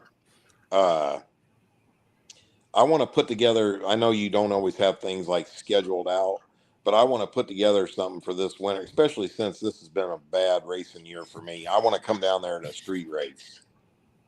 Like I already talked to Jen about it. Like we might come down. We'd like to spend the week down there, go to the stockyards. I'd like to race 2 weekends, stay down there and race. You know what I mean? Yeah. Yeah, because I'm literally like 10 minutes from the stockyards. Man, yeah, that'd be so much fun. Yeah, that's. I mean, you know what I'm saying? That would be a get 2 for 1. You know what I'm saying? Mm-hmm. What's the best place to eat in the stockyards? Depends on what you want. Steak and potatoes. Probably Cattleman's. Either that or probably Cattleman's. Jen went down there a couple months ago with her friend. She loved it. Yeah. H3's down there too. H3's pretty decent steaks. But Risky's is down there, barbecue. They got there's all kinds of stuff down there. You can get a beer and walk out and walk down. Walk around. Yeah. I still want to go to that place. It's a couple hours from you where they only do the hand-cut ribeyes on Friday and Saturday. You know, that place looks so fucking good. Open fire pit. Oh, yeah. Nothing's measured. It's just just cut and throw on the fucking fire. Man, that place. I just watched it. Me and on YouTube. Me and Jen went to one in Iowa, and it was that way. You had a big grill pit where you cooked your own thing on, and on that grill they had this big iron pot that had like potatoes in it. That were, man, it was fucking good. I love it. You picked your steak out and then cooked it yourself. It was really good. Is it like a do they bring it out and you pick and then they bring it out with all the stuff and you go to this big window like the grocery store and you pick the steak you want. Damn. It's all in there's a place like that in Dallas. I think it's called the Butcher Shop, and then pretty much you have a table and then it's kind of like a hibachi deal set up where you can grill or whatever your own steaks and gotcha. Yep. Kind of. Yeah, I've never been to like an expensive steakhouse like a what's the expensive one? Like Bob's or something. St. Elmo's in Indy. Yeah, St. Elmo's in Indy. Yeah, I've never been to like a big fancy steakhouse like that before. Oh shit, we'll go to St. Elmo's when you come to town, Limpy. It's good. Dude, they're it's good. Really good. You can cut a fillet with your fork. Yeah. Shit. It's good, man. You know the nice thing about St. Elmo's, like say Jen and I go there, it's like $150. It's not bad. It's not even that bad. And you don't ever get a bad meal there. Is that where Matt was and we picked him up and not far from it. And you dusted him? Yeah. He was actually literally just like right down the street. I didn't know if it was the same spot. He's fucking hot. He was fucking pissed. fucking happy fucking ripped one and fucking locked the windows. Caught him in fucking mid talk too. He was like, this motherfucker, this motherfucker. Hey, Happy. I damn near shit my pants the day before yesterday. I don't know what was wrong with me. Welcome to the old man club, dude. Dude, listen to this. I was sleeping in bed and I woke up and I think I was having a dream that I had to fart or something. Oh, and I yeah. was like, oh God, I just shit the bed. And then, anyway, listen, I called Julie even yesterday. Dude, something was wrong with me. Yesterday morning, I get up like 6:30, have to run to the bathroom. Don't feel sick or nothing, right? Then I go back to bed. At like 7:30, I get up. I make myself a cup of coffee and 2 pieces of toast with a little butter on it, right? I ate that and drank half the cup of coffee. I'll bet you Had a 3 shit. minutes later, it went right out my ass. I Oh, have never had something it might like be this. it might be lactose intolerant starting to turn on you. No, I'm Today, better than you're that. right. I'm all right today, but I'm gonna tell you, dude, I felt like I was doing a bodybuilding show again. I was so dehydrated. I couldn't drink a glass of water without it. It was like my mouth was a funnel hooked straight to my ass. You had like a 24-hour stomach bug. Did you lose any weight? It was. Well, I didn't weigh myself, but I sure felt skinny. Yeah, I didn't eat shit for 2 days, and then last night I had 3 BLTs. You're stacking weight now, huh? Yeah. Shit. Don I thought of Williams. Happy though when I did that. I should have. Yeah. I was gonna actually call you. I was like, God damn, near just use my underwear for a coffee filter. Now you know how much. Now you know why they charge him so much when he go get his butthole bleached, because they got to no bleach the back shit. of his legs and everything. Yeah, it's a real job, isn't it? Yeah, they get a lot of Yeah. paste on that thing. Everybody like pasting it with like a paintbrush. Oh Lord. With the little, you get the little spatula. You know the little. They got the fine. You know they spread it out and they get the little crevices. Damn it, man. Jeff, you didn't. I got old man glasses now. These are like real glasses. You got a set of prescriptions? Yeah, I'm old man Damn. now. I've got them too, buddy. Don't feel bad. Well, I go like this. I go like this, and I can read. I can read, but it's all clear right now. Yeah. I still watch TV. I'm like, oh yeah, that's better. Until there's shit and comes up, and I'm like, damn. I can still see the TC tune pretty good on your shirt. So let me move a little closer. I can see it better. I'm telling you, man. I got to put my 175s on to be able to read up close. I told you guys that Ezra turned 21 on July 4th, didn't I? Yeah. Yeah. What did he wind up doing? Nothing. I ain't done shit with him yet. I'm pissed off. He wants to do everything with these girls and shit and not with his old man. So now I told him, I'm like, next time if you go out to the bar or something like that, you better tell the old man so I can stop in. Yeah, call me. No shit. He's scared to death to bring me around any of his little hookers or anything. oh boy. He's afraid that you're gonna like embarrass him, like you always do. He knows I will. I say Come shit to like daddy. this. Come to daddy. I'll say shit like this. You ain't gonna hurt her with that little thing. Quit acting like you will. Insane fat boy, where'd y'all eat? He said the steak we ate at War in the Woods from a place in Nashville was the best I ever ate. Me and Charles started out sharing a knife, but didn't even need it as we finished. Where'd y'all go eat at? I bet you that's where they had where we had the tomahawks. I bet, isn't it? Is that the That's same the Chop place? House. Yeah, I'm sure it is. Man, that place is fire. That dang filet. Fucking Jamie. Oh Well, my he sucked the god! bone marrow out of that thing. He told me he still have wet dreams about that meal. Well, if your old lady made you go out in the front yard and eat your dinner, Yeah. No shit. I remember every time I'd send him a picture. We're having barbecue up there when they're out there mowing. Every time we're having barbecue out here for you. Poor guy. And when we were at fuck, Corey. when we were out there at what'd I do? Oh, that was loud as fuck. When we were at when we were at KD when he was like eating the brownies and he's like, man, I think I'm fucked up. And Jeff goes, where you fucked up? These brownies. And Jeff goes, they ain't got shit. He goes, oh, okay, I guess I'm fine. Fucking, I lost my shit, dude. I fucking lost my shit on that. I've talked to Jamie before, and he's like, "What are you doing?" I'm like, "Well, I just left Outback. I just had me a big old steak dinner and shit." I go, "What'd you have for dinner?" He goes, "I don't even want to tell you, man." I go, "Just tell me." He goes, "I had these tofu hamburgers." I said, "Tofu? Oh my God!" It's like a fake hamburger made out of fucking vegetables or something." He had a sponge that looked like a hamburger. Oh, that's insane. No, that's Randall. That's Randall. Yeah. Yep. I didn't know that. I didn't know that was Randall. That's Randall from Alabama. Randall.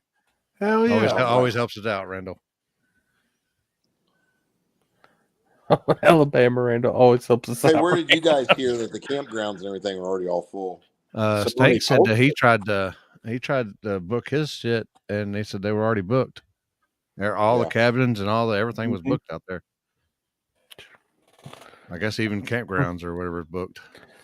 I got my 20-minute ride. I'm okay with it. I guess me and Olay's gonna sleep in the fucking car. No. I'll make a call. See if I can figure something out for you. No. I'm hoping we're gonna get. I'm gonna get one of them. I'm gonna get one of them. I'm gonna do like one of them campers like Patrick did. Oh, maybe. Yeah.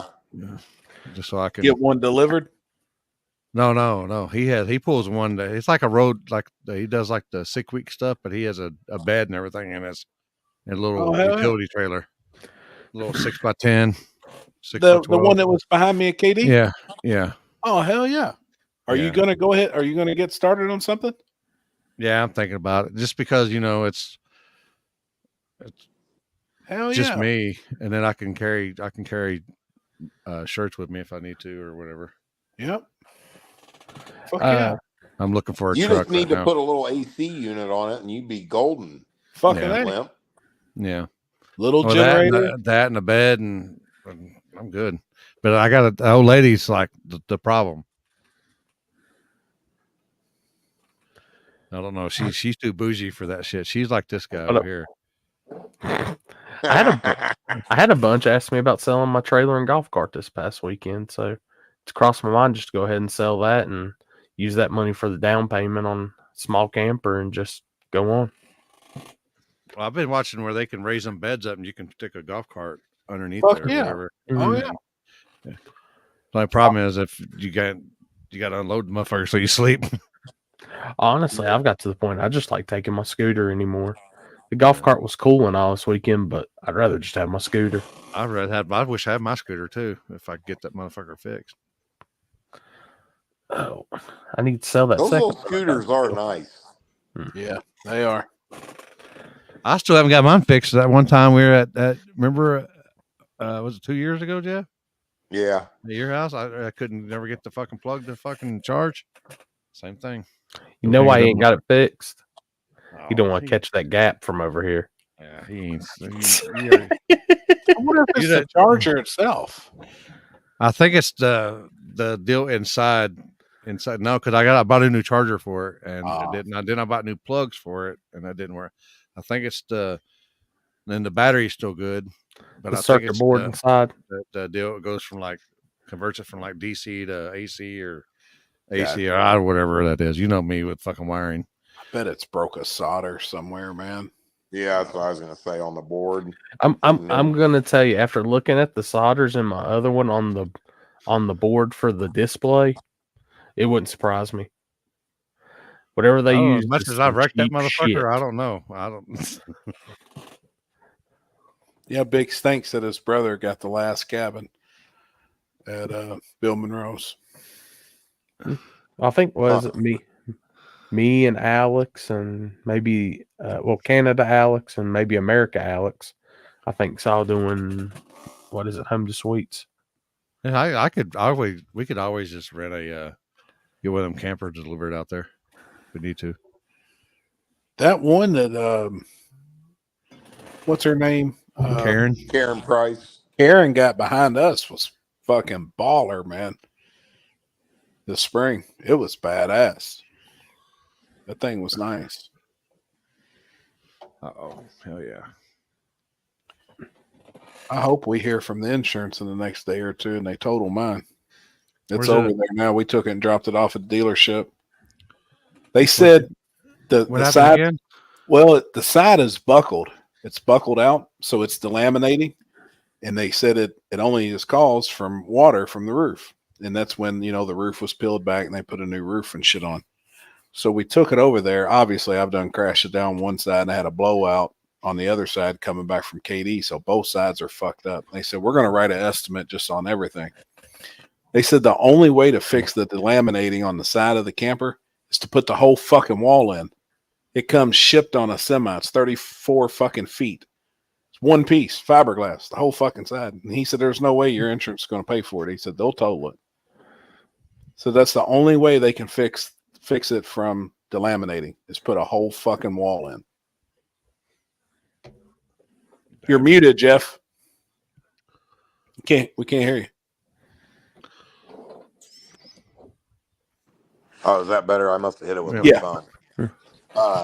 So do they pay you fair market value or replacement? Like, are they going to replace it with another one? Well, I don't know. That's what I've been asking Kenzie. And this is what's even fucking crazy. She's only got it estimated. I only give $24,000 for that thing. Mm-hmm. She's got it insured for $35,000. It books today at $54,000 while we were over there.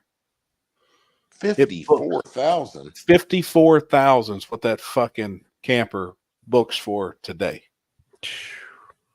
Did you buy it new? No, fuck no. I bought it used up in Indy.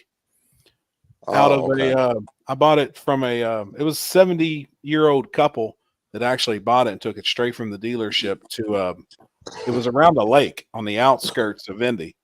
It was a big campground and they never hauled it. They just set it up and it stayed there. Yeah. Probably underneath the canopy and everything. And yeah.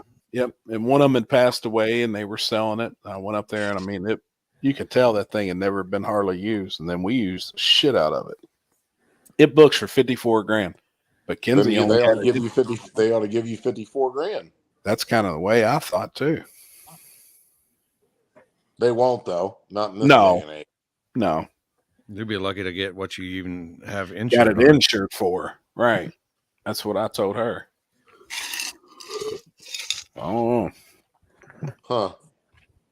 I told you the other day, if that's the case and like say the insurance will pay you out $35,000, I'd be going and buying you a diesel pusher. That way, once you're ready to start racing, you can hook your trailer to it and go. Yeah. I need to actually sell my race trailer. That son of a bitch has been sitting here for 3 years. I got a 50-foot with live-in quarters and the whole shit. Because I told her, I said, if we don't have a camper here soon, I'm going to unload. I've got my all steel, all glass car in the trailer. Mm-hmm. I'm going to unload it, put it in the fucking barn, and I'll start just carrying around my damn enclosed. We can stay in it. It's got 2 AC units, shower, king-size bed, TV. And then if people want to stay with us, they can stay in the damn race car part. Put air mattresses back there. And yeah, but you know what, dude? I'm telling you, long term, you'd be so much more happy with a nice motorhome and buy you a new 32-foot or a 30 or 32-foot trailer. I mean, you know what I'm saying? Like, yep, I agree. I agree, man. I mean, the only reason I really say that is just in the money wise. Yep. No, I agree. Listen to this. Jerry Busing messaged me the other day. He fucking just bought it's a 2004 37-foot diesel pusher with a 350 Cummins in it, and it had 30,000 miles on it, and he sent me pictures of it. Brand fucking, I mean, way nicer than mine on the inside. $13,000. Jesus. He said, "See you at War in the Woods in my new motorhome, buddy." Damn, man. So, hell yeah. That's bad. I guess they made it home and everything or whatever. Yeah, dude, they didn't get home. It took them. It was a week after Digger died before he got home, if not 8 or 9 days. Oh yeah, shit! Take his time and get back.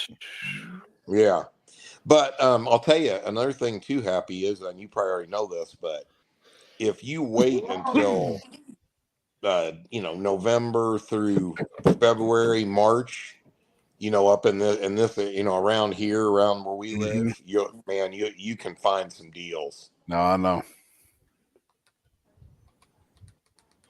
I know, man. Jet Black, what's Donk Master hauling around these days? Donks. Mm. He's got a new white one with a big block in it and blown.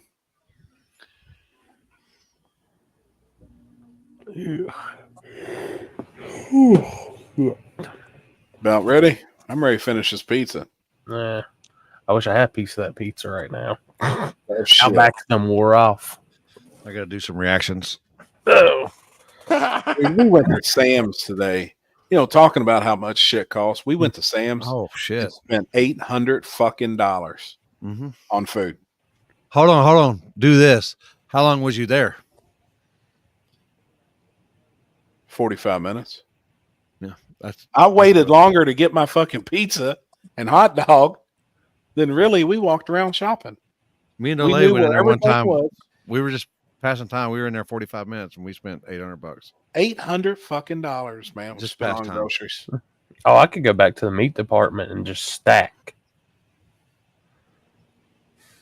I was like, what the fuck? Oh, it's crazy, man. And she tells me all the time. And it don't look like $800. It don't fuck look no, like we had one shopping cart. Yeah. It ain't like we walked out with fucking 2 or 3 fucking carts. No, so if anybody crazy. on here has got food stamp card they want to sell, I'm buying them 50 cents on the dollar cash. I bet you know a couple guys you can get them from too, don't you, Happy? Promise you. Promise you. Bet. I was going to ask how much you spent today. We spent $400 at Costco every other week. Yeah, I mean, we don't she just runs up to Kroger's and shit and spends $100-$200 usually a week. Well, it's been a little bit because we were traveling a bunch and now we're going to be home. And she was like, let's go to the grocery. And fuck, man, I was like, holy fucking shit. Dude, it's grocery shopping. It's terrible. It's crazy. We had to get stocked up because little man, like I said, he's going back to school Thursday. It's his first day. Already? Yeah. God dang. Yeah. I'll tell you, I'll buy my meat and stuff at like Sam's and then like an Earth Fair or something like that to get that shit. But anymore, my main grocery shopping, I'll go to Aldi's. You get a shit ton of stuff for Aldi's. I've told her I wouldn't mind going there too, actually. But they just opened up one of them Sprouts. Y'all got Sprouts up there? Nope. It's like the fancy. It's like Jamie would shop there. It's like really. It's like bougie fucking like an Earth Fair organic type place. Yeah. Organic stuff and stuff like that. They opened one up here. Now, I've waited instead of going to Sam's to get meat. I'm going to take a road trip down to Publix and go get a bunch. Because I looked at theirs when I came back, not this time, but last time from Shayside. Dude, they got a lot of nice. Their meat looks good at Publix. Like we just got our first Publix. They just opened our first one here. I seen when I was in Iowa. I seen a Hy-Vee or something. Hy-Vee. Yeah, Hy-Vee. That's Hy-Vee. Yeah. And I was like, what the hell? Because I seen one of them trucks going down the road. I didn't know what it was, and then on the way to the track, there was a Hy-Vee, and I was like, Hy-Vee, they're nice, real nice. Are they? Oh yeah. Oh, I was going to sneak down to Whataburger and Limpy on the South Carolina side this past weekend. Even at night, like we're talking 10, 11 o'clock at night, 45 minute to an hour waiting line. It's their first one. I like going after 11. Get breakfast. and dinner. Yeah, there's 2 now in South Carolina that's down from the track, and then they're putting one that's about 35, 45 minutes away in Hickory, north of the track. Spicy ketchup for the win. Hey, can you guys do me a favor? You guys see I posted that smart car on a raffle on my personal page. Share that for me, would you? Yep, I'll do that tomorrow. It kind of stalled out, but share it, and when you do, go on there and go. go to the original post on Jeff's page and grab you a spot. You know what I mean? Yep. Tell him I need it for grocery money or some shit. Oh shit! Put on there. Jeff said he'd buy me another fillet if I share this. Yeah.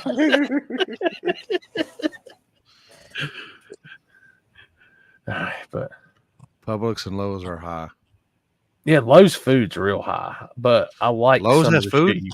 It's called Lowe's Food. It's a food store, and I don't know where else they are, but they're all through Carolina. Oh, they're not talking about like the No, it's not like it's not like lumber that. store. It's not a Yeah. lumber store. You can't get a 2x4 and a steak. You in get the hot same dogs place. and stuff out when you walk out and stuff, but Yeah. Happy knows about that, you know. Damn right. I do a lot. I seen Con mention Food Line. I go to Food Line a bunch too. It's about 20 minutes down the road. There used to be a big Food Line warehouse. We used to street race in front of north of us out there. That Food Lines didn't last very long around here. They're still popular in the South, like Carolinas. Seen some in like Food City's taking over most of their stuff they had in Tennessee and all that. Beneficial. Is Tupac alive? No. Yeah. No. He is in my heart, bro. Right. Yeah. Let the band play. Tupac and Dolph are somewhere right now, just chilling on a beach. As Kevin Gates said, Dolph never died. He's right there, and he's back there in the studio with him. Yeah. Hey, that reminds me, dude. You know what? You want to talk about another corrupt thing? Whatever happened to P. Diddy? Nothing, right? Don't hear shit, man. Nope. I ain't heard shit. Nothing. I'm actually gonna look that up too when I go lay down. See what the latest on that is. I mean, how could that? How could all that? I mean, you heard that? Like, I mean, obviously the dude was doing some shit. You heard? Yeah. Facts. Way too many people seen it and was around it and knew about it. I mean, that's shit. Is that the one that he thinks that he's left-handed? Well, he was fucking dudes. No, Yeah. there were some guys that come out and said that they had been sexual. Yeah, and one of them's Justin Bieber. Yeah, I mean He that's said shit. he said he hit him. I hear he So railed who is the pitcher and who is the catcher? I'm guessing Justin was catching on that one. Catching. Oh boy, Yeah, he probably wasn't sitting down for a couple weeks, right? Oh shit. Oh yeah, there was guys that come out and was saying it. Yeah. So, yeah. I thought y'all were talking about like he was like he went like to the island and shit. Well, he done that shit too. They called it the freak off parties. I don't even know what that means. That's so ignorant sounding. Oh, they was freaking. They were all right. I heard he was just holding his mouth till it changed his flavors. Yeah. Guaranteed. Oh, he ain't gay then. You're right. Oh, what was the saying? What was it? Take that, take that, take that. Fuck. You know, you're right though. I hadn't even fucking thought about that. I ain't heard. I don't even know why I shit just about thought of that, but I was like, I remember that was a big thing there for a minute, and then all of a sudden it just disappeared. You know? Yeah. He's probably not in the country, is what Con said. Right. Probably right. I squashed that shit quick. I already heard anything. I didn't hear anything about it. I thought about he banged other than what y'all said. The Urkel TV dad who was the black cop in Die Hard. No shit. Damn. Yeah, that's he's banged a lot. I bet you they like. I bet you. Do you think that he's all in the index racing? Obviously. I heard P. Diddy never offered a reach around in return. Hey, Poland got butthurt last week when I made a comment about little gangsters. How much your payout? How much your payout? Yeah, I'm gonna next time I see Poland, I'm gonna tell you got to thicken that skin up a little bit, bud. You gotta dish it out. You gotta take it. I mean, I hate it. I'm right. You know, yeah, you're allowed to your opinion just like everybody else is. I mean, they pay $1 million like at a bracket race. That still don't make it cool. Yeah, just because you make a tree with a light on the end of it, don't mean it's fucking right. Hey, you remember when Street Amundo? Let that tree. Hey, do you Fuck remember that when tree. Street Amundo had a fucking almost threw down with that tree at the Yellow Belly? Yeah. Oh, did you? Where was that? Did you send that to me? Who? Me? Yeah. Oh yeah, I sent that to you earlier. Was it in there or was it in the was it in the group chat? No, it's in your personal. Which one is it? Oh, there it is.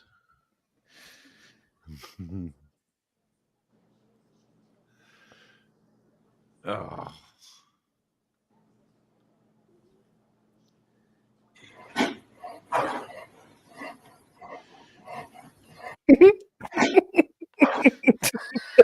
Oh my God.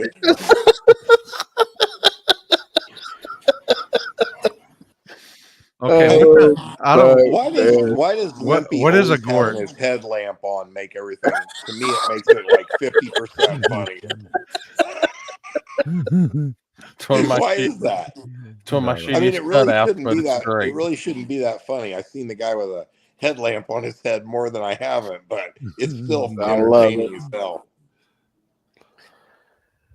Happy Limpy, how you like the S24 phone? I love mine. Yeah, I love it, man. I got the big dog. I got the biggest one they got, just so I ain't got to fucking ever worry about fucking space ever again. I never used the pen or nothing in it, but I like it having it. You know, the stylist. If I do, I think it's nice to drag shit though. The camera on that motherfucker is legit. Oh, it's gangster as fuck. I mean, check out my Instagram. I've taken some pictures of the garden. It's badass. I love it. Hey, you know something? I think I'm going to do at War in the Woods. I think I'm going to offer $200 extra for anybody that has a call out first round. So if John Smith calls out Terry Jones first round, there's 200 on top of it. I love it. Jeez, I like it. I don't know if that's enough money to really help somebody, but I figured I'd do $1,000 if I could get 5 call outs. The first 5 pairs down to be call outs, that'd be cool. Yep, I agree. Dustin, I think my Note 10 that's like 5 years old is probably better than an iPhone 15. I'm just saying.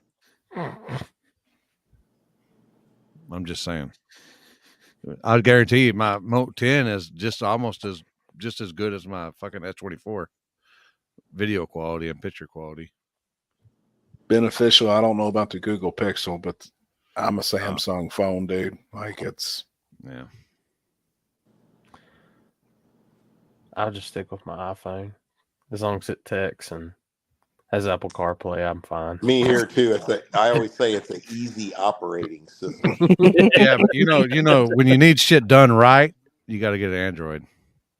Facts. Look, I don't know. The YOLO box is Android, and I've cussed that thing plenty of times.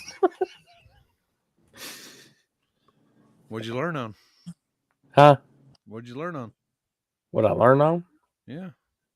That they need to make an iPad version of the YOLO box. They do. They've got an iPad. It's called fuck. What's it called? That's the reason why I didn't fucking get it, because it's fucking iPhone shit. Huh?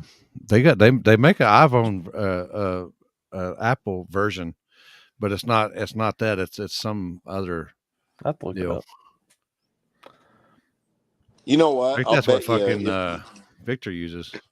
If you knew the exact numbers on it, the phone industry has to be one of the most highest profit things there is. Oh fuck! I mean, the fucking what population of the world is what, and I guarantee you, 80% of them have a phone.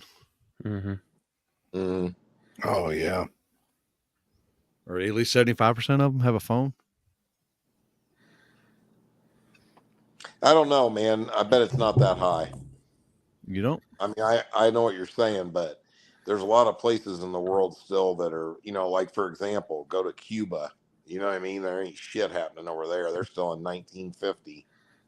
They're still on that rotary dial a shit. lot of places like Africa, South America, where they're way behind. I'm talking about. I mean, they ain't even got power or running water. They ain't got no cell phones. Shit's wild. I'm still a 9+. Limpy remembers that Samsung Cup phone that him and Moses used to talk on. Yep.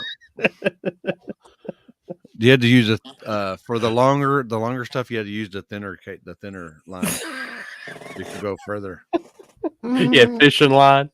Yeah. Well, no, it was just regular, like where you sew with, that kind of thread. Thread. Yeah, this is where I was like thread. We're letting the band play. Is what the problem is. His original Google phone had the rotary dial, all that good shit. Mm-hmm. Texting was hell on it. If my old lady could still fucking have a fucking a Crackberry right now, she would have a fucking Crackberry phone. Oh shit! Stank on your ass. They had to use the burning bush to signal each other. 70% of the world's population, 5.68 billion people. Fuck. That's 70% of the world is 5.6 billion. Gosh damn. I'll tell you, in all honesty, Yeah, well, in America, there's 330 million. Isn't that right? Let me see. No, there's more. There's like how many residents are in the United States? I bet there's a billion people or so. 333.3 million. Yeah. Well, that's of half of that's fucking homeless in Austin. We're out in homeless in California. You know why they're homeless in Austin, right? That's because they came from California. Yeah, the tree put them out of a job. What's the percent of people living in the United States that was born here? You think percentage-wise? That was born here? Yep. Oh man, I don't know. That's a good question. This just popped up. A percentage? 80%? 86. I was about to say, I was going to say 80 to 85. God.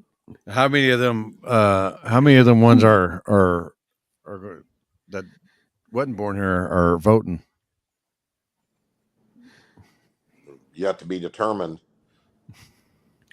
Yeah, it says about 86.9% of people living in the United States were native-born citizens. 6% were naturalized citizens. 7.1% were non-citizenized. Yeah, so 7.9% are born here are illegals. Yeah. You get what I'm saying? That's like when Pedro and Chantalisa come from Tijuana, and he knocks her up, and she gives birth to the baby here. That baby's a citizen, but nobody else is, right? Yeah, but how can they do that? The parents are supposed to take care of the kid. How can they make the baby a citizen and not the parents? I mean, they shouldn't make any of them citizens. Don't get me wrong, but dual citizenship for the kid, wherever they send them. Hey, I'll tell you guys a cool story. A guy named Heath something ordered a set of struts from me the other day, and he said, I want to pick them up. Heath from Australia ordered a set of struts and said, I want to pick them up from you at War in the Woods. Holy shit. Hell yeah. That's cool as fuck. Yep. He said shipping's fucking outrageous. I'll just pick them up at War in the Woods. I said, I don't blame him. Gangster. Yep, I don't blame him. Put them in his luggage and fly back. That's cool as hell, yeah. Corey, you live in the whitest state in the United States. Who? Corey. Oh yeah. Well, hell yeah. They're all kin to each other. West Virginia. 97.12%. That's racist. Wow. It is. You live in the most racist state in the United States. Well, you know that. Hey, 3 days a only week. I think it's only 14% of United States citizens are black, which that blew my mind. 71% white. Well, yeah, but I just read it. Do what's black. You got other Oh, nationalities in there too. Yep. Yeah. It's only Probably like right. 14 or 15% that are actually African American, which I was blown away by that. I would have figured it was higher than that.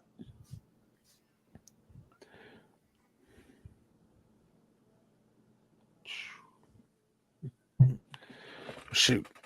I think I'm about ready to call it, guys. Yeah, I'm out. You fellas have a good night. You too, homie. All right. Later, bro. Good See you, buddy. See you guys. What is the best state to live in 2024? None of the above. Utah. Well, hell yeah, you can have all the wives. All right. Is that where they have you can have multiple wives? Yeah, that's where all the Mormons are. It's the number one state in America in the U.S. News and World Report being best state rankings for 2024. Wow. I don't ever just sit down and look at this type shit. What state is the least populated? Wyoming. Well, hell yeah, it's mostly fucking mountain. Who has the number one population in the United States? California. Hold up. I got this. 39 million residents. Hey, Siri. Texas is second, 30 million. Who flagged the first chariot race across the Red Sea? Limpy. Okay, good. iPhone still got it. There's 30 million in Texas, 39 million in California. There's less than 1 million people in the whole state of Wyoming. That's fucking crazy. Damn. Hey, Siri. Wyoming has the devil knob. What's the best burger at Whataburger? I don't know where you are. Siri. Never mind it. Dude, I'd tear up some Whataburger right now. I'd go on a Whataburger run if I had one close. One that's about 2 miles that way. I got no. I don't have any. I did have. Bad. I did have a cookout twice this weekend, and I had tacos from that Mexican joint up from the track twice. Well, you got cookout. I don't even know where the closest cookout is to me. I'll tell you right now, I'll Getting trade you a close. cookout for a Whataburger. Ryan, I'm getting close to putting stereo in. Hopefully, maybe next week. I ventured off into looking at subwoofer enclosures for the F-150, and they make one that goes under the back seat, Happy, and it fits 8 6-inch subwoofers. 6.5s. It's something like, yeah. And I'm like, dude, I can't wait to hear. That's a lot of work. 8? Dude, that's what I did. I mean, just 2 in my dually. But I actually, if they sound like what I think they're going to sound like, I want to put like 10 of them in my Impala. I was looking at subs are sick. They've got a box that'll fit behind the back seat in those F-150s. So yeah, I'm like, that might be in the future plans. And like, I really talked to Ryan a lot. We had quite a few phone conversations. And when you're limited on room in a pickup truck, he said, do not try and run like a shallow mount sub. Like, you know, the 10s, they're real shallow. They don't have like a big magnet or nothing hanging off the back.